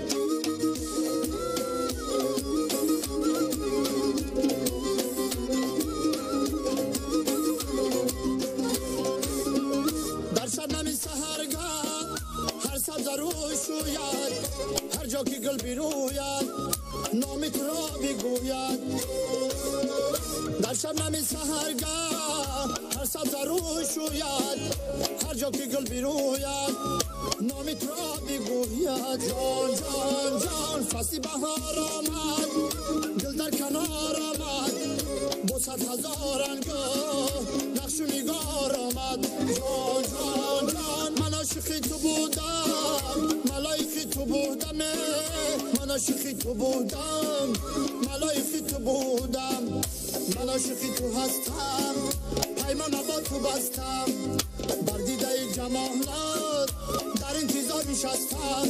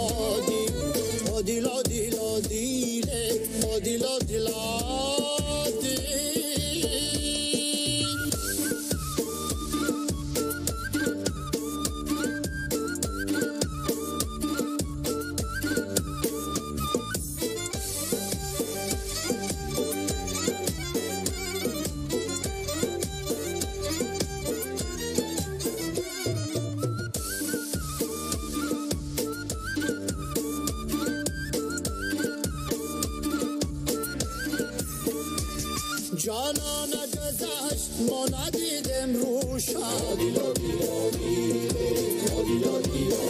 هر بالا کشید با خمی ابروشن جان این تبری مولا همه کسا می بندن یک بار نگردان ببینم روشن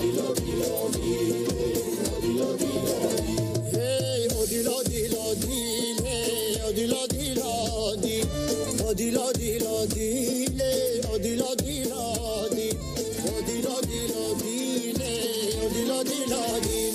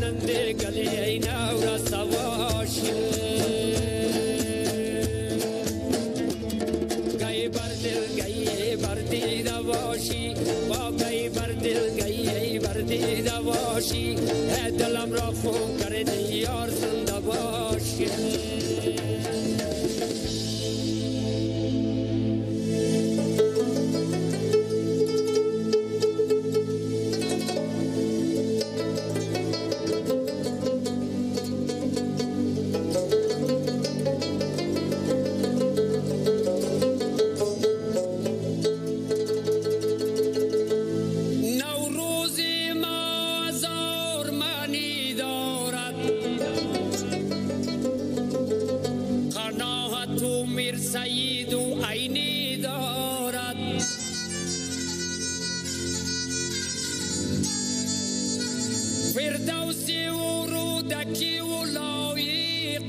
شمال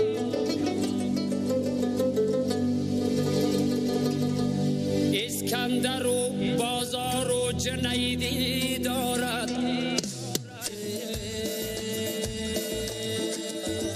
جشن جمشیدی نوروز مبارک بادا با توی رهبری دلسوز مبارک بادا این هیاهوی سراسر به دیار تاجیک به شما ملتی پیروز مبارک بادا به شما ملتی پیروز مبارک بادا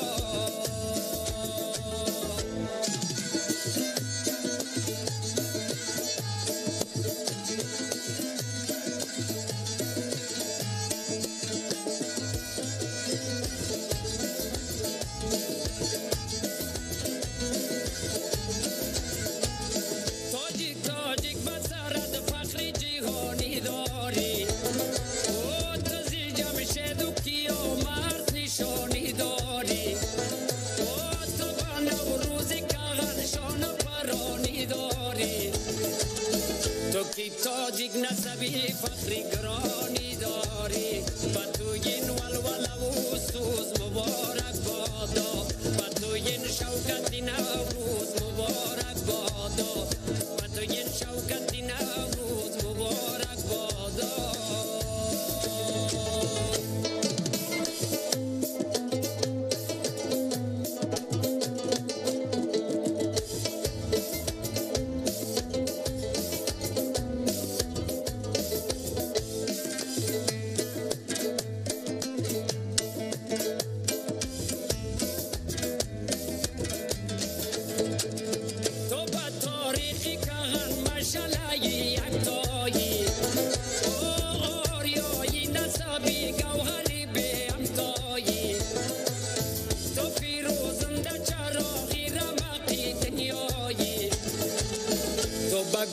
گشت زمان مشغله پیدایی و زمین خلقت نوروز مبارک بادا و زمان چچه دلسوز مبارک بادا و زمان چچه دلسوز مبارک بادا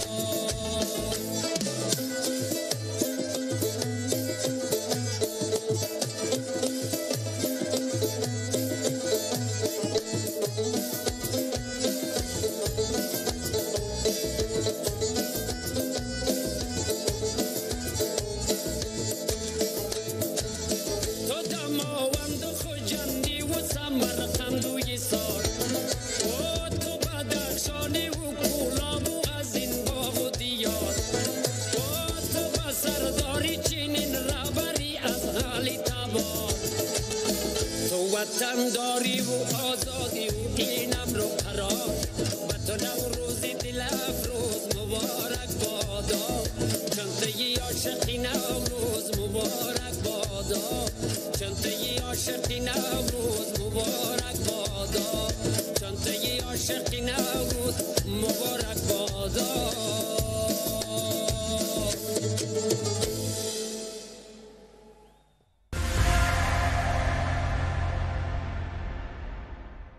дар ин наврӯз чӣ навгонӣ аст? ин либосро барои вохӯрӣ бо волидайнам мепӯшам. Боз як навгонист. ин нақли ҳикояҳои қадимаи бобом. Боз як навгонист. таъми наврӯз дар якҷоягӣ моъҷизавор аст.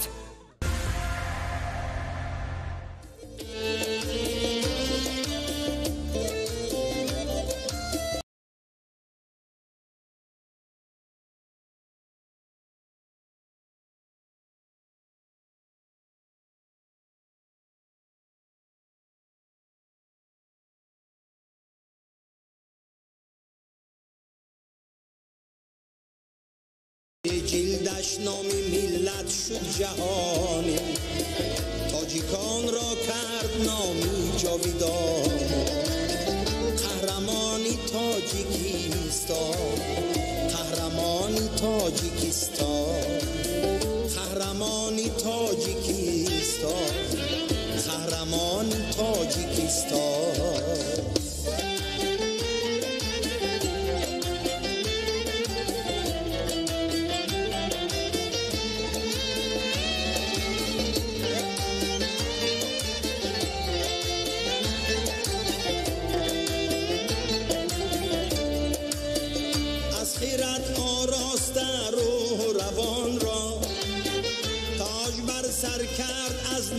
تاجیکان را، چون غمی تاجیک غمهای جهان خورد، نامی تاجیک را به پهنای جهان برد.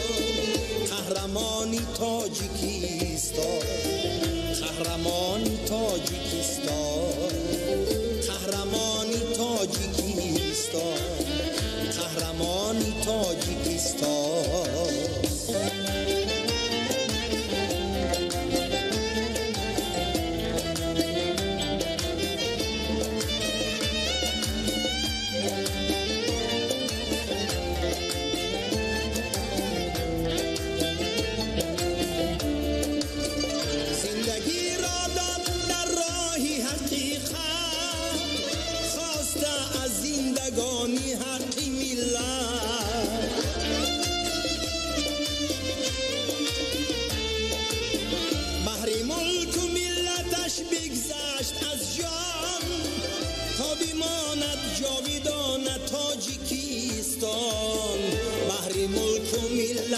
بگذشت از جان تا بماند جاویدان تاجیکستان.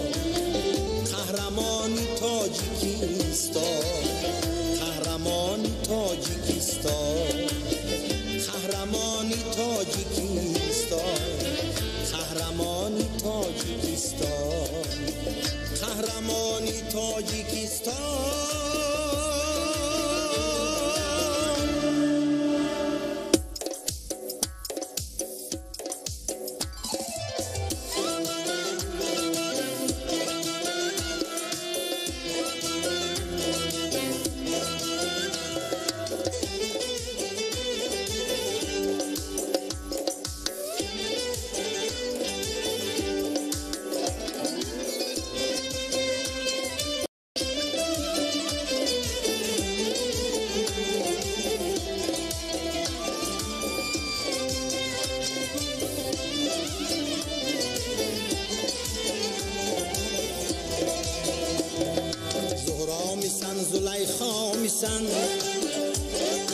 کبرا میسن کبریا میسن تهمین یا تمنا میسن kim bulsan kam kel tani shayli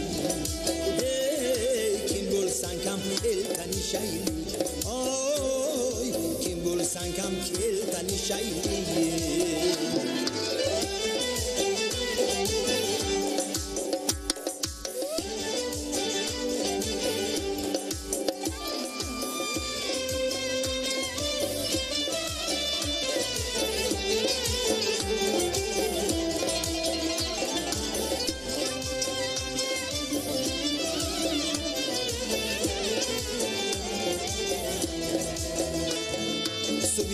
سن قیسی دریادن سیر دریا یا قشق دریادن سرخان یا کی باشق دریادن kim bulsan kam kel tani shayli kim bulsan kam kel tani shayli.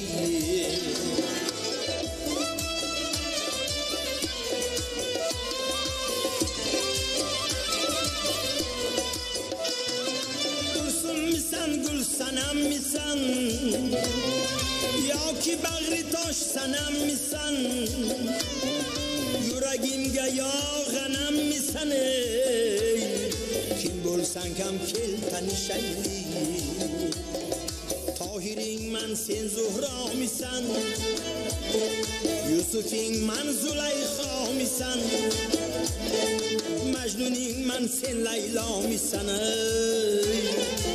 bulsan kam kel tani shayli ay kim bulsan kam kel tani shayli.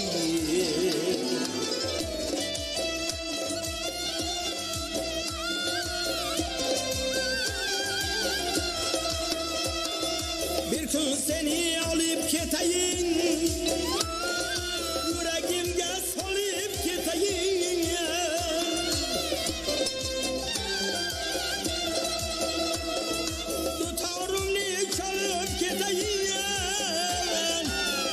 sen kam kel tani shayli zuhra misan zulayxa misan sayyara ya suraya یا لیلا میسنه این بولسن کم کل پنیشی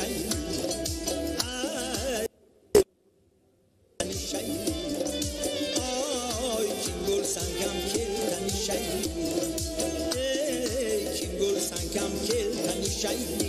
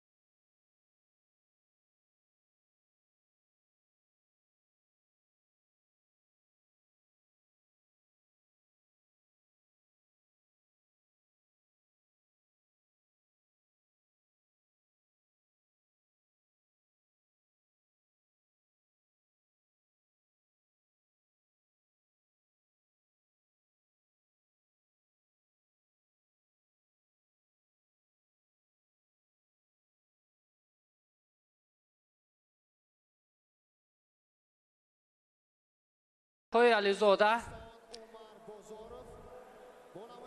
اینجا خوبتر به نظر می رسد. این وزن 78 کیلوگرم است.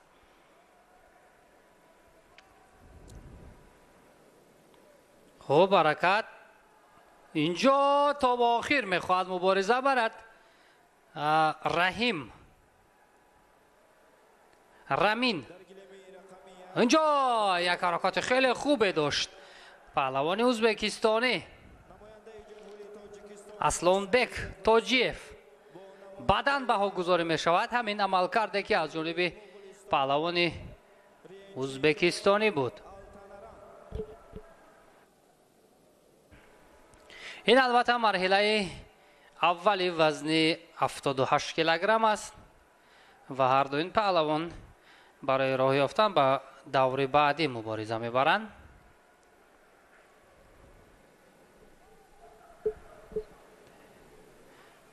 اکنون بعد از آنکه که امتیاز از دست داد پهلوان ایرانی اینجا چگونه فعالی خود را نشان داد و این هم دستگان پهلوان ایرانی است.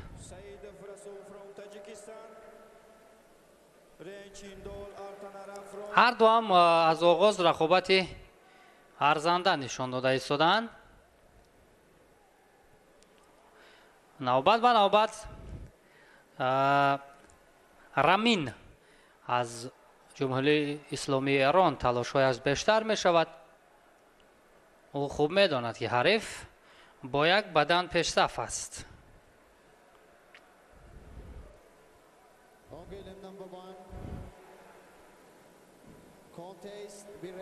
و بالاخره یک حرکت خیلی جالب جاذب داشت پهلوان ازبکستانی و پهلو بهاگذاری گردید. همین عمل کرده که از جانب اسلانبek بود. اکنون پیشرفتی پوره را به دست میگیرد اسلانبek.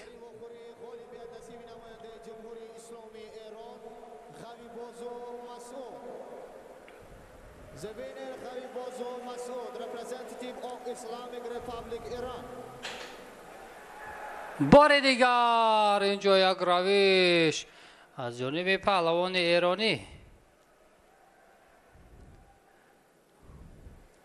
ولی بعد از امر داور بود.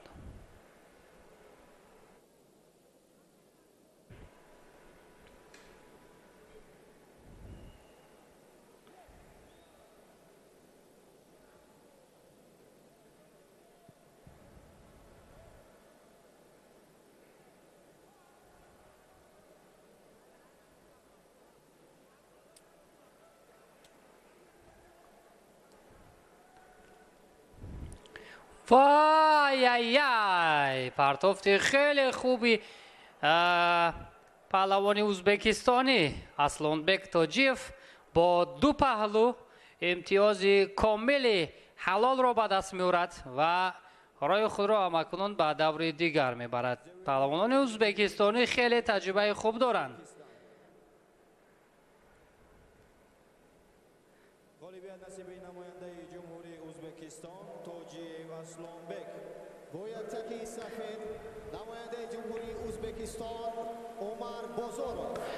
خب همینطور با صدای بلند از میدان بیرون شد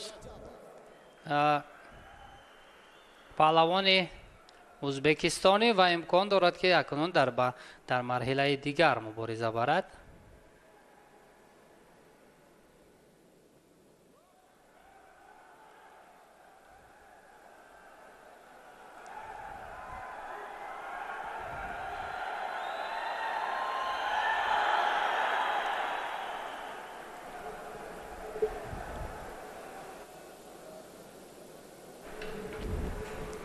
برای پهلوان ازبکستانی اکنون راه گشوده گردید.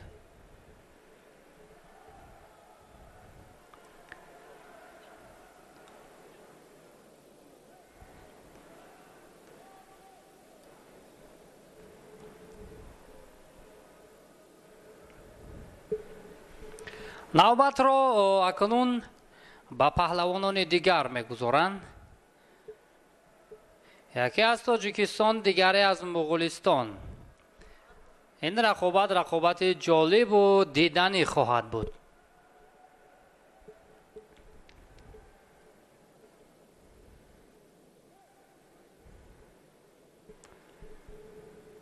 خب داوران آماده هستند و انتظار روی گلیم آمدن پهلوانان هستند. این پهلوانی که در اکران ما و شما از خیلت سفید دارد از تاجیکستان است. رسول سعیدوف یک تگ سفید بر کرده است و این هم باشد از کشور مغولستان که با پیراهن سبز است. التناران ریچیندورج. خوب همین طور التناران ریچیندورج با نماینده تاجیکستان رسول سعیدوف در مرحله اول نیروسنجی میکنند. هر دو هم اکنون با مرکزی گلیم میآیند و دست فشاری میکنند. هم اکنون با صدای بلندی داوری مرکز گیرید. شروع میشود رقابت. اکنون توجه میکنیم رسول سعیدوف که در گشتین های سنتی هنر خوب دارد چگونه بر مقابل این حریف مغولستانیش که آنها نیز پهلوانان خیلی پرتجربه هستند چگونه نبرد میکند. در اولین رسش ها الکی پهلوان مغولستانی یک فعالی خود را نشان داد و این نوبت از گریبان رسول سعیدوف مستحکم می‌دارد، ولی نه، رسول موقعیت را دیگر میکند، از گریبان می‌دارد. پایزنی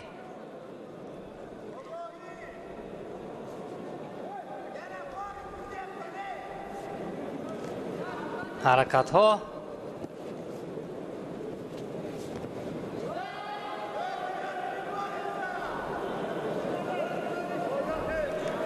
زیاد یکدیگر را داشته بدون عمل کرد ایستادن چندان خاصیت خوب ندارد.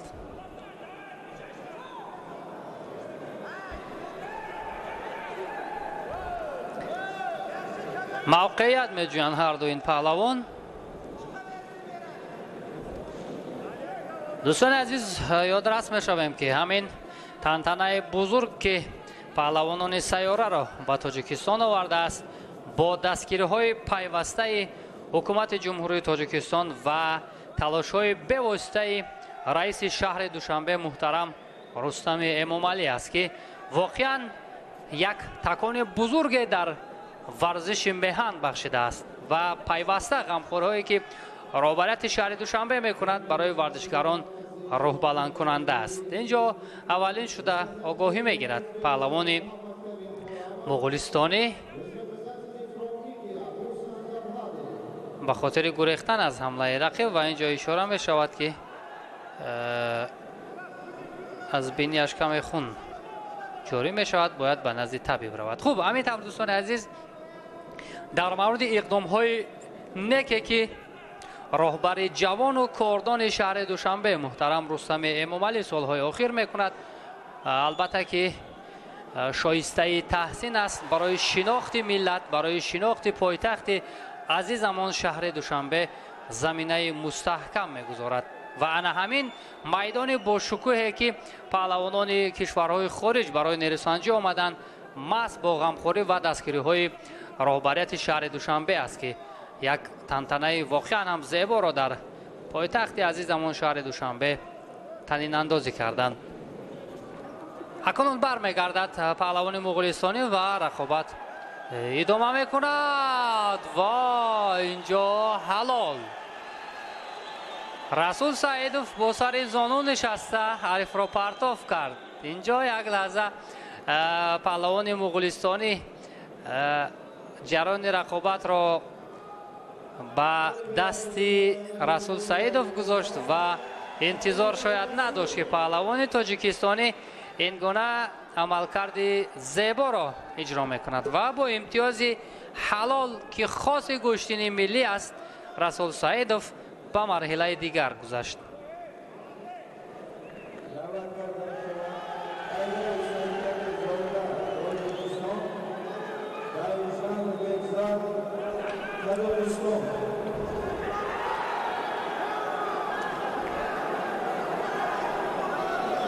پایداری صلح و ثبات و وحدت و یگانگی امروز در تاجیکستان امکان فراهم آورده است که کشور ما مخصوصا شهر دوشنبه میزبان دلخواه مسابقه های سطح بانفوذ گردد و چون مشاهده میکنیم سالهای اخیر در تاجیکستان چندین مسابقه های بین المللی برگزار میگردند که محض گوشتینگیری هم از قبیل همان چاربین های سطح بانفوذ است که دوشنبه شهر آن را میزبانی میکند. خب همینطور پهلوانان دیگر برای گله می آیند.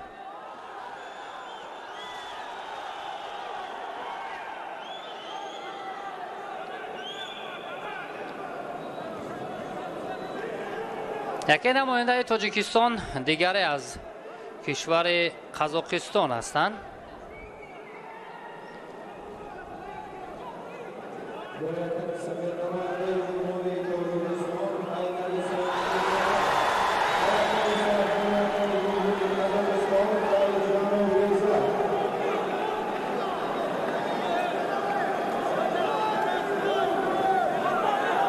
حیدری سید کبیرزاده از تاجیکستان لباسهای سفید به بر کرده است و پهلوان قزاقستانی باشد بکزاد دایرجانوف که در اولین رسش حیدری سید کبیرزاده امتیاز پهلو را صاحب می شود.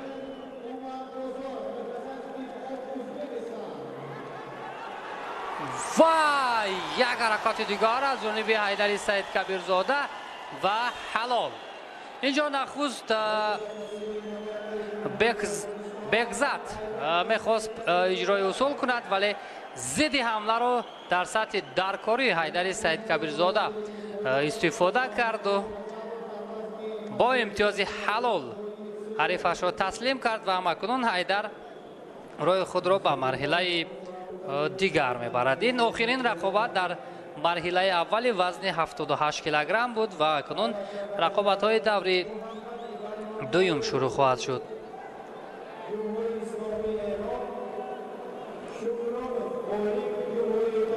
حیدری سید کبیرزاده در قهرمانی تاجیکستان ناید به گوشتینگیری که چند روز پیش برگزار گردیده بود مقام دوم را اشغال کرد و به حیث نایب قهرمان هم اکنون رای خود را در این مسابقه هموار کرد.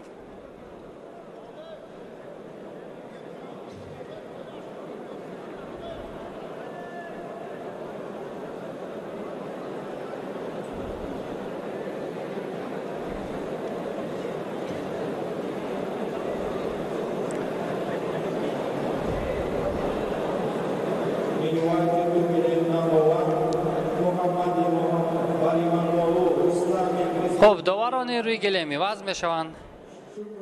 ابراهیم کریموف از جمهوری ازبکستان داور مرکز است و انتظار روی گله آمدن پهلوانان نوبتی هستیم.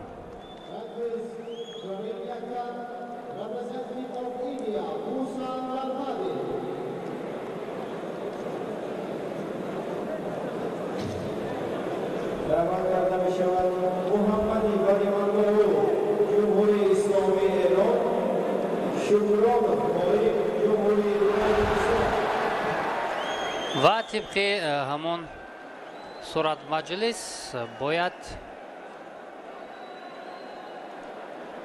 قایم شکرانوف از تاجیکستان و محمدی برین نالو از ایران روی گله بیایند.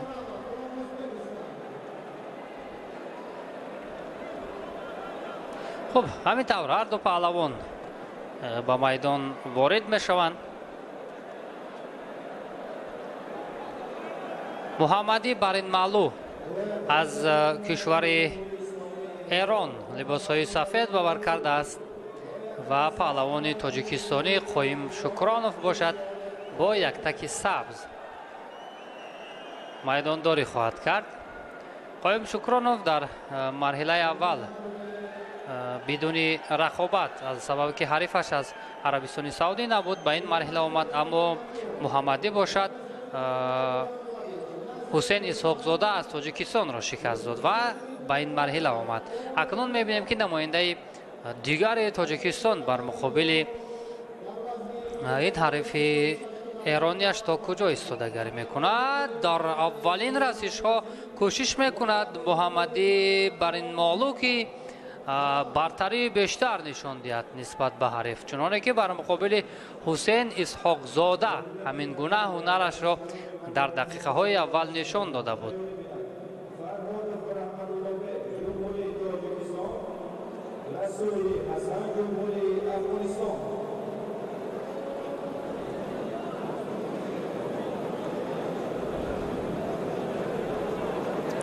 бештар бо ҳамон фишор овардан ва аз гиребон мустаҳкам доштан паҳлавони эронӣ талош мекунад. хуб камфаъолӣ дар ҳаракатҳои Қоим Шукронов дида мешавад ва огоҳии аввал маҳз ба ӯ аз ҷониби довари ӯзбекистонӣ ва ин ҳаракати хубе ки аз ҷониби Муҳаммадӣ бар ин маълум буд.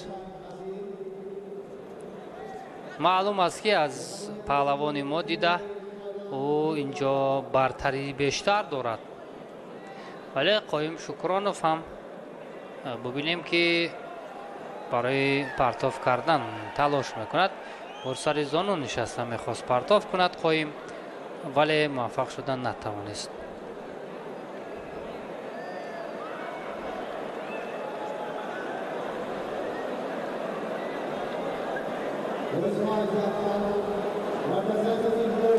ва инҷо ҳамоно серҳаракатӣ ва иҷрои кӯшишҳо барои иҷрои усул аз ҷониби паҳлавони эронӣ бештар аст. Қоим Шукронов бошад кӯшиш мекунад ки як роҳҳои хубтарро пайдо кунад, вале на, паҳлавони эронӣ маълум аст ки таҷриба дида аст.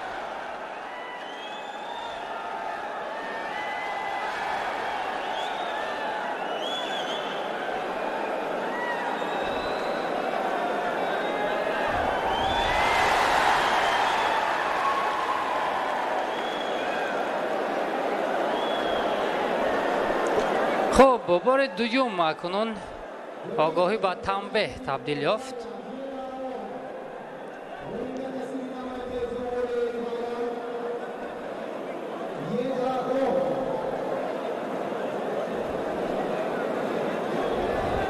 پهلوان ایرانی از کمربند میخواهد بدارد.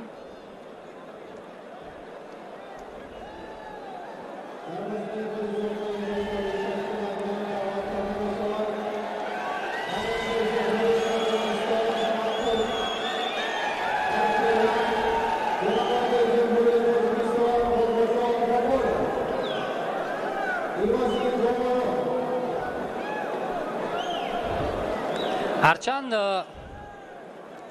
قایم شکرانوف میخواهد برای پیدا کردن یک موقعیت مناسب تلاش کند، ولی زور و توانش نمیرسد. اگر همین مشورتی که داوران بین هم میکنند برای آگاهی سیوم باشد، پس قایم شکرانوف شاید از میدان خارج کرده شود.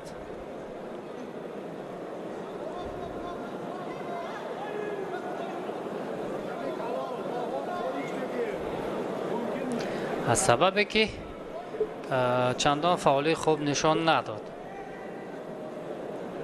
چه قرار میبرد؟ بله، همین طور هم شد. با 3 آگاهی از میدان خارج شد. قایم شکرانوف و محمدی بر این منالو برای خود را به مرحله 4 یک نهایی میبرد.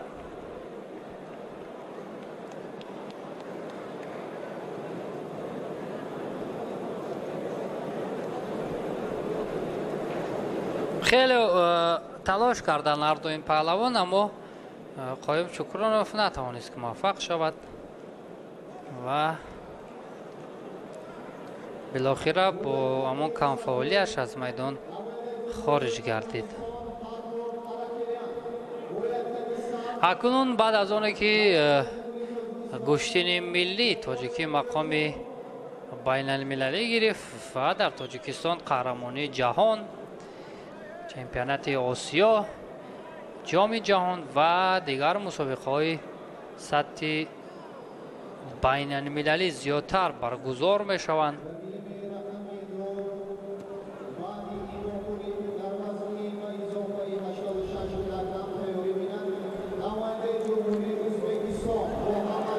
خب نماینده دیگری جمهوری تاجیکستان اکنون باید روی گلیم بیاید.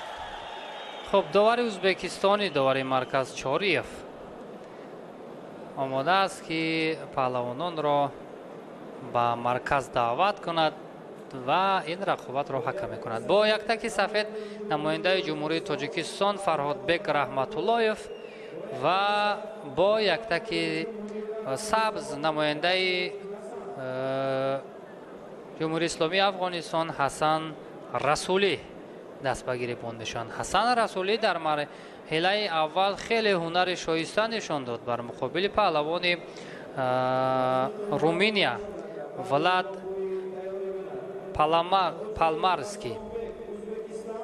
پالمارچوک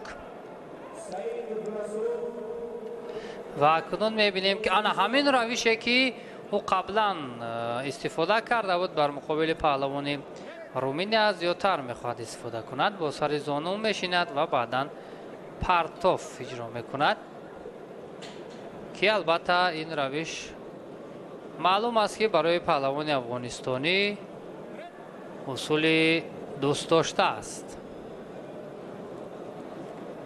اما رحمت الله بک فرهادوف هم چون گفتیم از مکتب گوشین ملی خوب گذشته است. شاید اینجا یک هنر شایسته نشان دهد.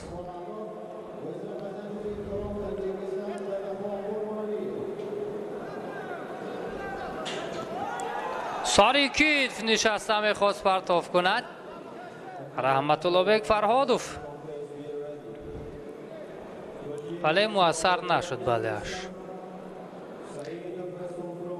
پهلوان افغانستانی هم معلوم است که هنرش خوب است،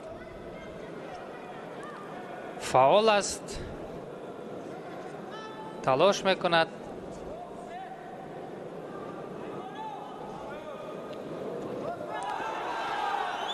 نه این روش نخواهد شد. چرا در گوشین ملی این گونه نیست؟ در زمین حرکت کردن غیر قاعده است. رحمت الله بک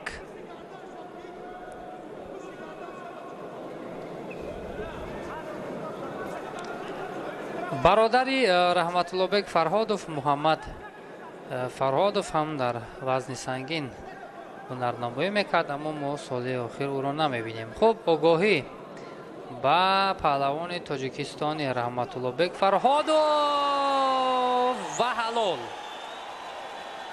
اصول کمری را در سطح عالی استفاده کرد رحمت الله بک فرهادوف و با امتیاز حلال حریف افغانستانیش را تسلیم کرد. اکنون بر مقابل محمدی برین مالالو از کشور ایران رقابت فرهادوف دیدنی خواهد بود.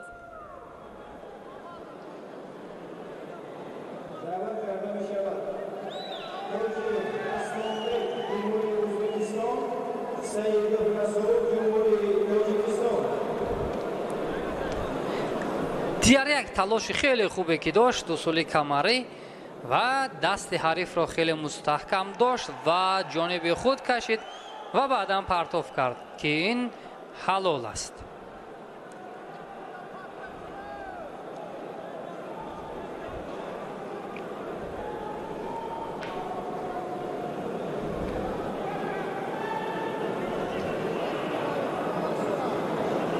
اکنون این رقابت نوبتی هم جالب و جاذب و دیدنی خواهد بود، چون ما قبلا گفتیم در این وزن، در وزن 78 کیلوگرم همه رقیبان پهلوانان تاجیکستانی از خارج هستند. یعنی پهلوان ما میان همدیگر در دور اول رقابت نکردند و در دور دوم هم همین گونه خواهد بود تا رقابت آخر. خب همینطور با لباس های سفید پهلوان جمهوری ازبکستان اسلان بک تاجیف و با یک تک سبز نماینده تاجیکستان رسول سعیدов. این رقابت هم چون گفتیم رقابت خیلی دیدنی خواهد بود.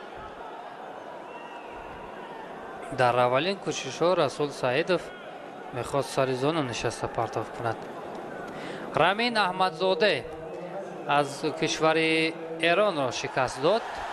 اسلانبек توجیوف و رسول سعیدов باشد نماینده مغولستان را تسلیم کرد. رجیندرج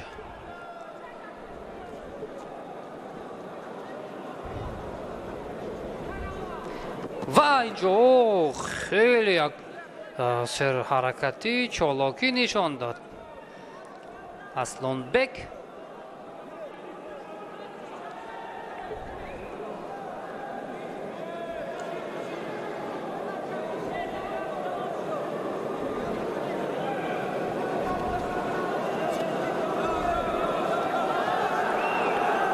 این نوبت برای رسول سعیدов رقیبی پرقوت، رقیبی تجربه دار روبرو گردیده است و کار اکنون در این برابر برای رسول سعیدов دشوارتر می شود. و اینجا حرکاتی که از جانب اسلانبek یک داور کنجی حلال میگوید و داور مرکز باشد پهلو. و اینجا توجه به نوارهای تکراری است تا همین پرتافت چی بهاگذاری خواهد شد. بعد از دیدن نوار تکراری مطمئن خواهیم شد که پرتافت پهلوان ازبکستانی پهلو بود یا حلال.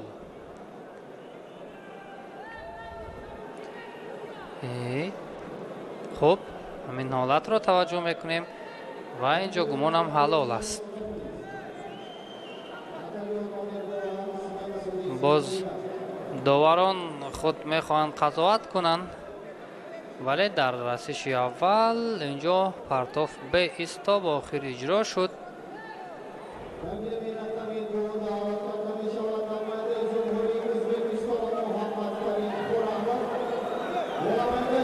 نه این اصول ممنوع را اجرا کرد اینجا پهلوان ازبکستانی به همین خاطر آگاهی میگیرد.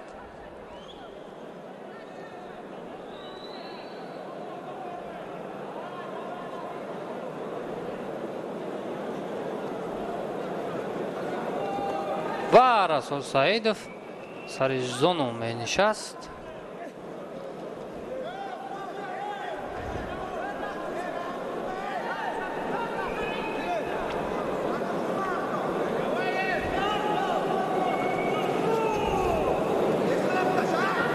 و بار دیگر چگونه اجازت میدهد رسول سعیدов به پهلوان ازبکستانی که این گونه پرتاف ها را اجرا کند؟ پهلو. اکنون پهلوان ازبکستانی با یک پهلو پیشرفت گردید.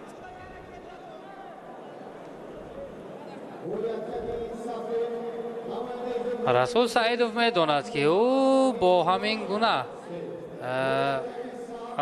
جریان رقابتش را ادامه میدهد. باز با او اجازه میدهد به پهلوان ازبکستانی که سر زانو نشسته پرتاف کند.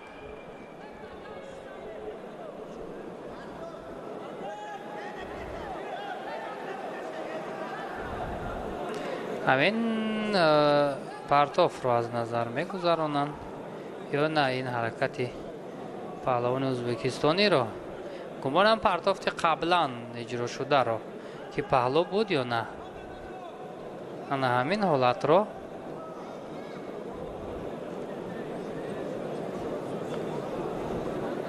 اگر در گوشین جدا باشد این وزری است.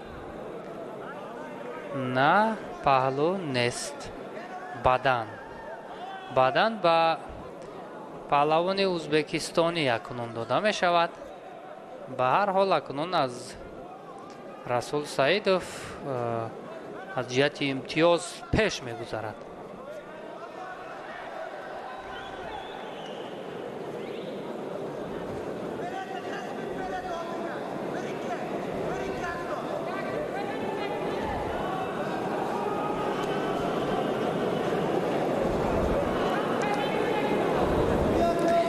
برای رسول سعیدов ضرور است که نه یگان جای ضروری نیست. این پرتافته که از جانب پهلوان ازبکستانی اجرا شد، پهلو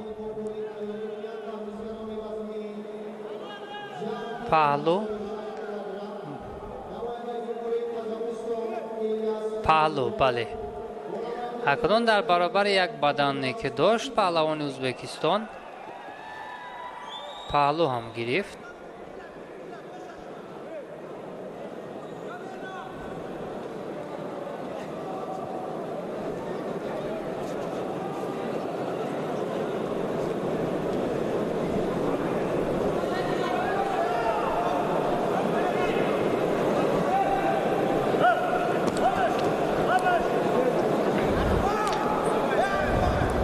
اسلانبек توجیف خیلی سرحرکت است، چون میبینیم در مبارزه بر مقابل رسول سعیدов هنرش شایسته است.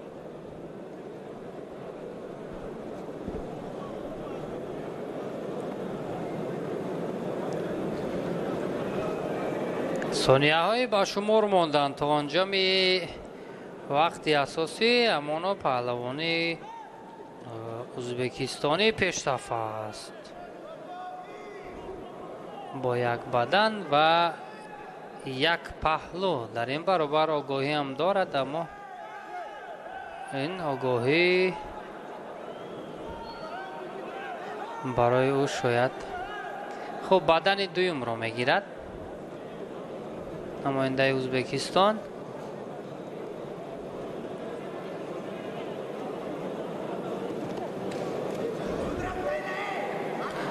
در گوشتینگیری، گوشتین ملی 5 بدن حکم یک پهلو را دارد. نفری که 5 بدن میگیرد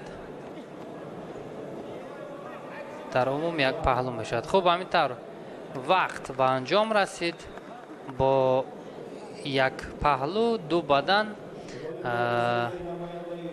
اسلانبek توجیف از ازبکستان بر مقابل رسول سعیدov از تاجیکستان پیروزی به دست آورد و به مرحله دیگر گذشت.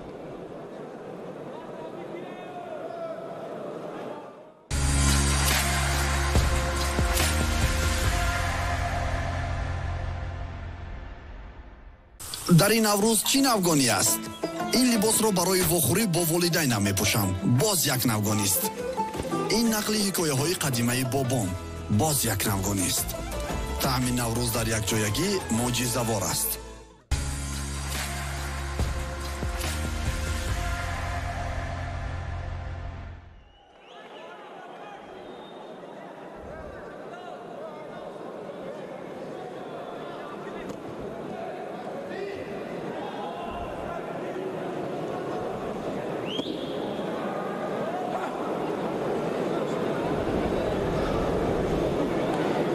دو نماینده تاجیکستان برای راه یافتن به مرحله 4 یک نهایی اکنون نیروسنجی خواهند کرد. خب داوران موقع خود را میگیرند. داور ازبکستانی داور مرکز است و این هم حیدری سعید کبیرزاده است که یک تک سفید ببر کرده است از تاجیکستان و حریفی او боимзода сайфиддин он низ паҳлавони тоҷикистонӣ аст ки яктаки сабз ба бар кардааст.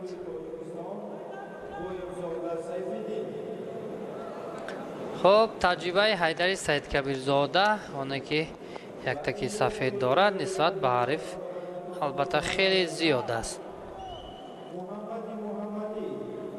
ва мебинем ки акнун дар набард чӣ гуна حریفش را تسلیم میکند. حیدر در رقابت اولی خود نماینده قزاقستان بگزد دیژانروف با یک هنر خیلی شایسته تسلیم کرد حیدری سعید کبیرزاده و ما کنون توجه میکنیم که بر مقابل هموطن خود چگونه هنرنمایی میکند. بویمزاده سیفالدین نسبت به حیدر البته جوانتر است.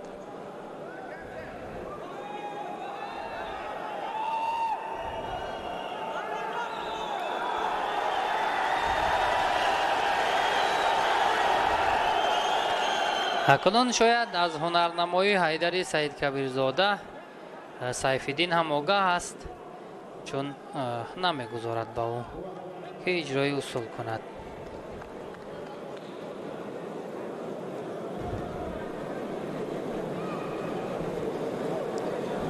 حیدر بیشتر همون کمربند داشتن و بعدا حریف رو پرتاب کردن. خیلی هنر شایسته دارد و اینجا میخواست اجرای اصول کند ولی این نوبت هم نتوانست.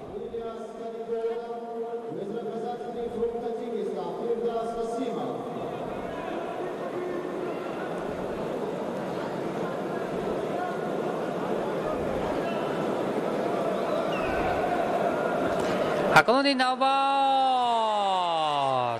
چگونه هنری عالی نشان داد سیفالدین.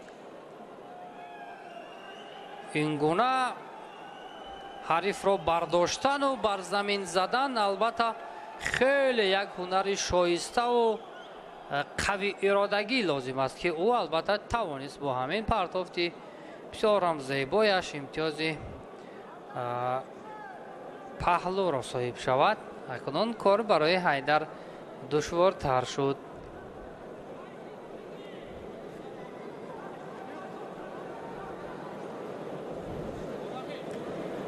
آگاهی با سیفالدین بویمزاده.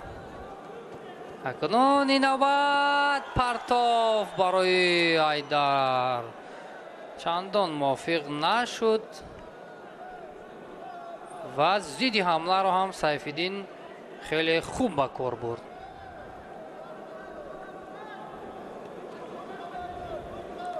چون گفتیم بالاتر حیدری سعید کبیرزاده بیشتر از همون کمربند دو طرفه داشتن و حمله کردن رو میپسندد و تا کنون نکنون همون فرصت برایش دست نداده است. همانند آنه که رقیب اولی خود را همین گونه تسلیم کرده بود.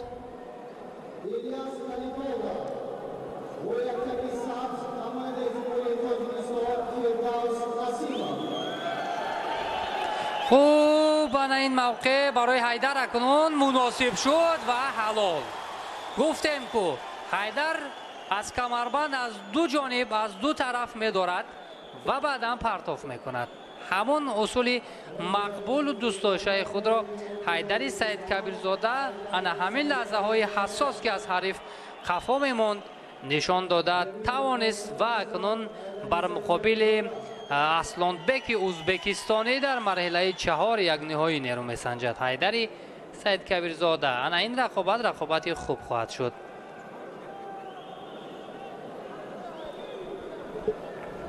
بالاخره همون یک اصولی که مقبول است دوست داشتنی است برای پهلوان خواه و نخواه از همان استفاده میکند و بالاخره استفاده کرد و حریف را تسلیم هم کرد. بسیار هم ببینید این پرتافتی که از جانب سیفالدین بود قبلا این هم خیلی حرکت جالب داشت.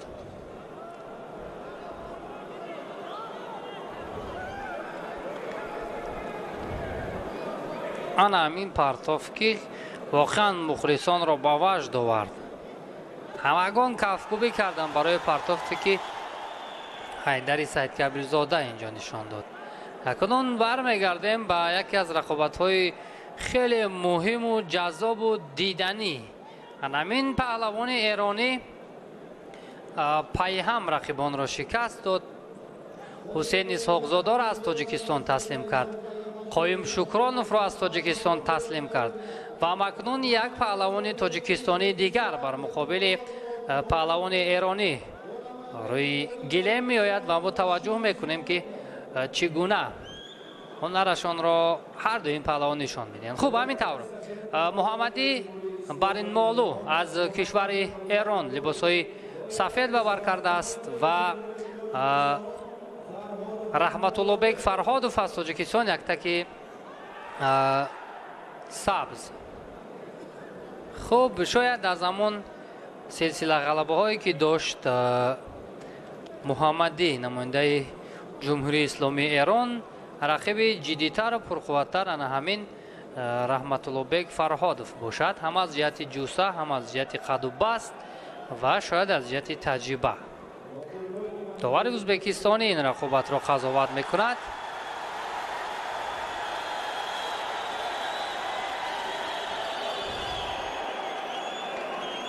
پایزنی های پهلوان ایرانی و اینجا یک هلاک درونی پای را رحمت الله بیگ فرهادوف میخواست استفاده کند، ولی پهلوان ایرانی هم بسیار قامت راست دارد، بیشتر راستا گوشتین میگیرد، قامت راست گوشتین میگیرد، قامتش را بیشتر خم نمی کند.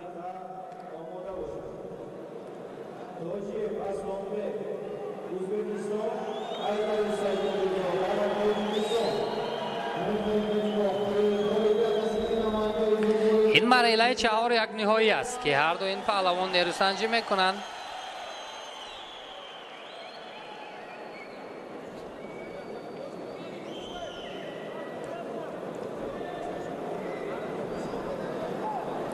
چون گفتیم قبلا، اکنون برای پهلوان ایرانی نه و اکنون رقیب ارزنده روبرو شد و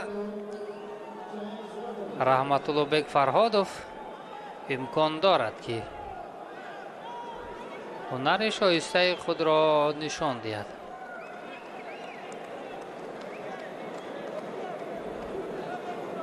راهی تعیین نموده محمدی برای منالو گفتیم که در مرحله اول حسین اسحاق زاده از تاجیکستان را شکست داد، بعدا قایم شکرانوف از تاجیکستان را شکست داد و به این مرحله آمد. رحمت الله بیگ فرهادوف باشد رستم ترزبیکوف از قزاقستان را شکست داد، بعدا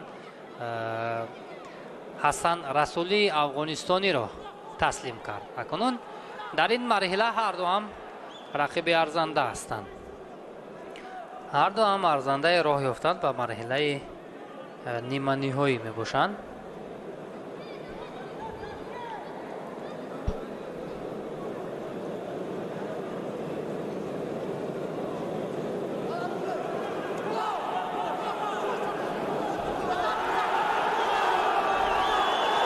خوب، اینجا یک حرکت خیلی خوب از جانب رحمت الله بیگ فرهادوف بود، با سر زانو نشسته میخواست پرتاب کند، ولی پهلوان ایرانی دفاعش خوب بود. کم فعالی در حرکت های محمدی برین مالو دیده می شود و او آگاهی می گیرد. فعالی رحمت الله بیگ فرهادوف با آن آورده رساند که حریف آگاهی گیرد، ولی این پهلوان ایرانی هم خیلی پرقوت است. ببینیم حرکت های جالب دارد.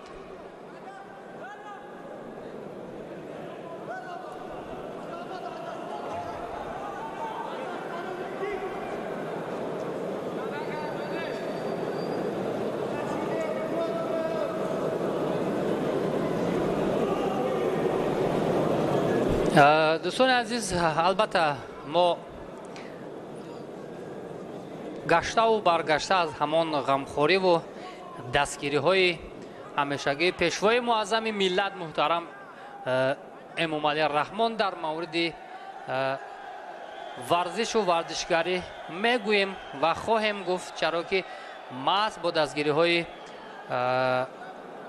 پیشوای معظم ملت و شهرداری دوشنبه محترم رستم امام علی ورزش در تاجیکستان رشد میکند. مخصوصا زنده کردن این میراث نیاگان گوشتینگیری که همکنون در سطح جهان پذیرفته شد، این هم از خدمت‌های شایسته حکومت جمهوری تاجیکستان و رئیس جوان و ورزش دوست شهر دوشنبه محترم رستم امامعلی بود که امروز گوشتین ملی مقام بین المللی گرفت و بجز این خدمت‌های بزرگی که در راه رسیدن به آرمان‌های 100 ساله‌ای که مردم تاجیک داشت بین المللی کردن گوشتین ملی که همکنون جامعه عمل پوشید، در پایتخت عزیزمان شهر دوشنبه انشاءات‌های بزرگ ورزشی 5-6 سال اخیر بنیاد گردیدند که بهترین امکانات را برای ورزشکاران میهن به میان آورد، مخصوصا در نمودهای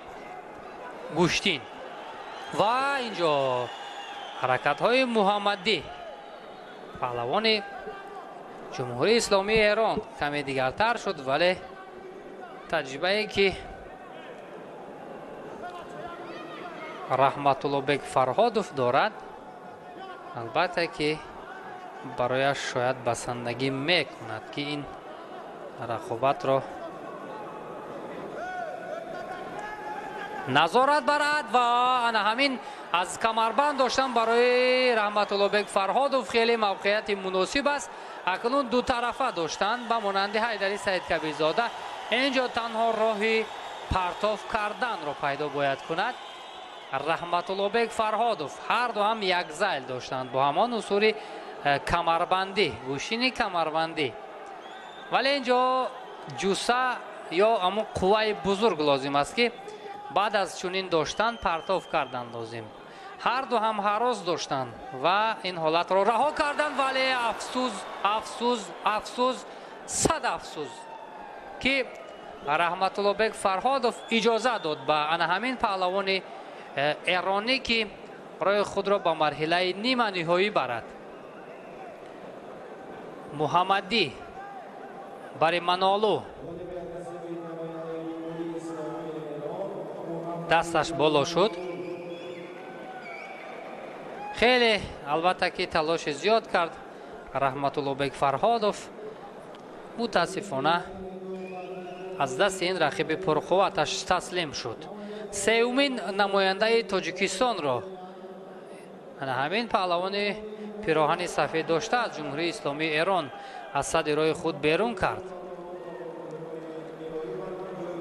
محمدی بر این منالو ببینیم چگونه موقعیت خوب را اول داشت رحمت الله بیگ فرهادوف، ولی در یک چرخش کار را دیگر کرد. محمدی برای منالو. خوب، اکنون در راه رسیدن به مرحله نهایی ما باز یک امید دیگر داریم. چی را در نظر دارم؟ حیدر سید کبیرزاده یک پهلوان خیلی پرتلاش کشور در این وزن باقی مانده است تا به فینال روی خود را هموار کند. اکنون بعد از چند لحظه با اسلانبek تاجیف از ازبکستان حیدر سید کبیرزاده روی گله می آید.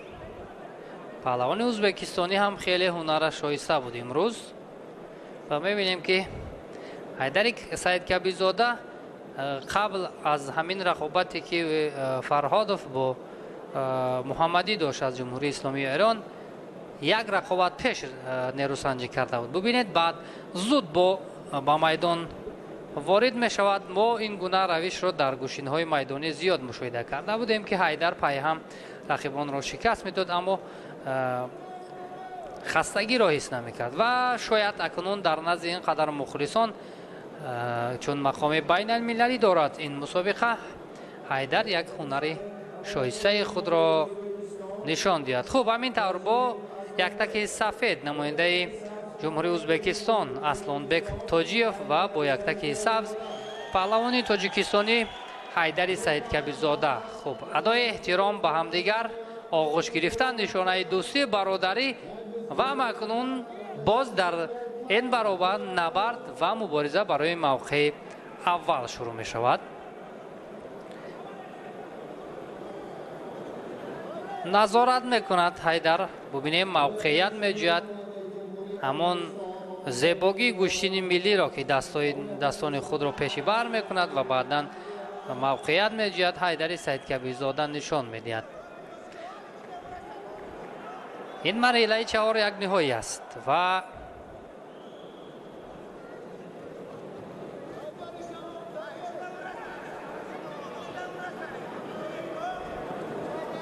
میبینیم که حیدر چگونه هنر شایسته نشان میدهد.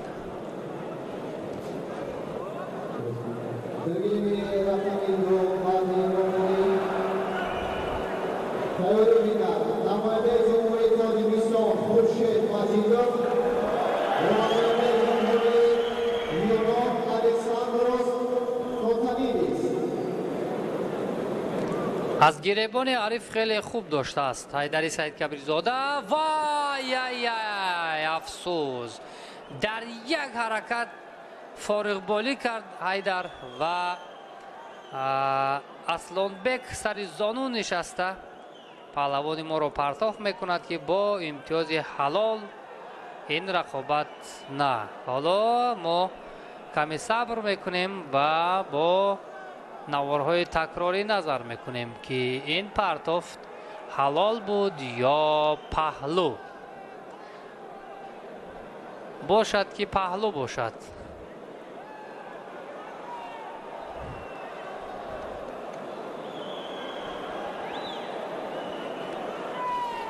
نه، این حلال است و پهلوان ازبکستانی اکنون با محمدی برینمالو از جمهوری اسلامی ایران نیروسنجی میکند.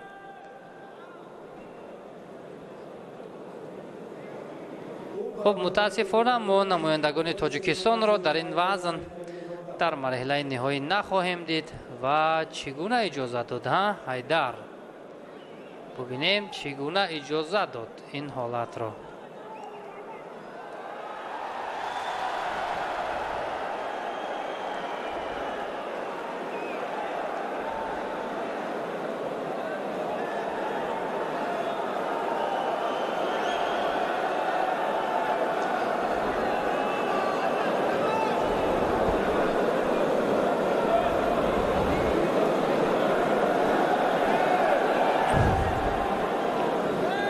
نورسان زیاد هم برای دستگیری آمدن.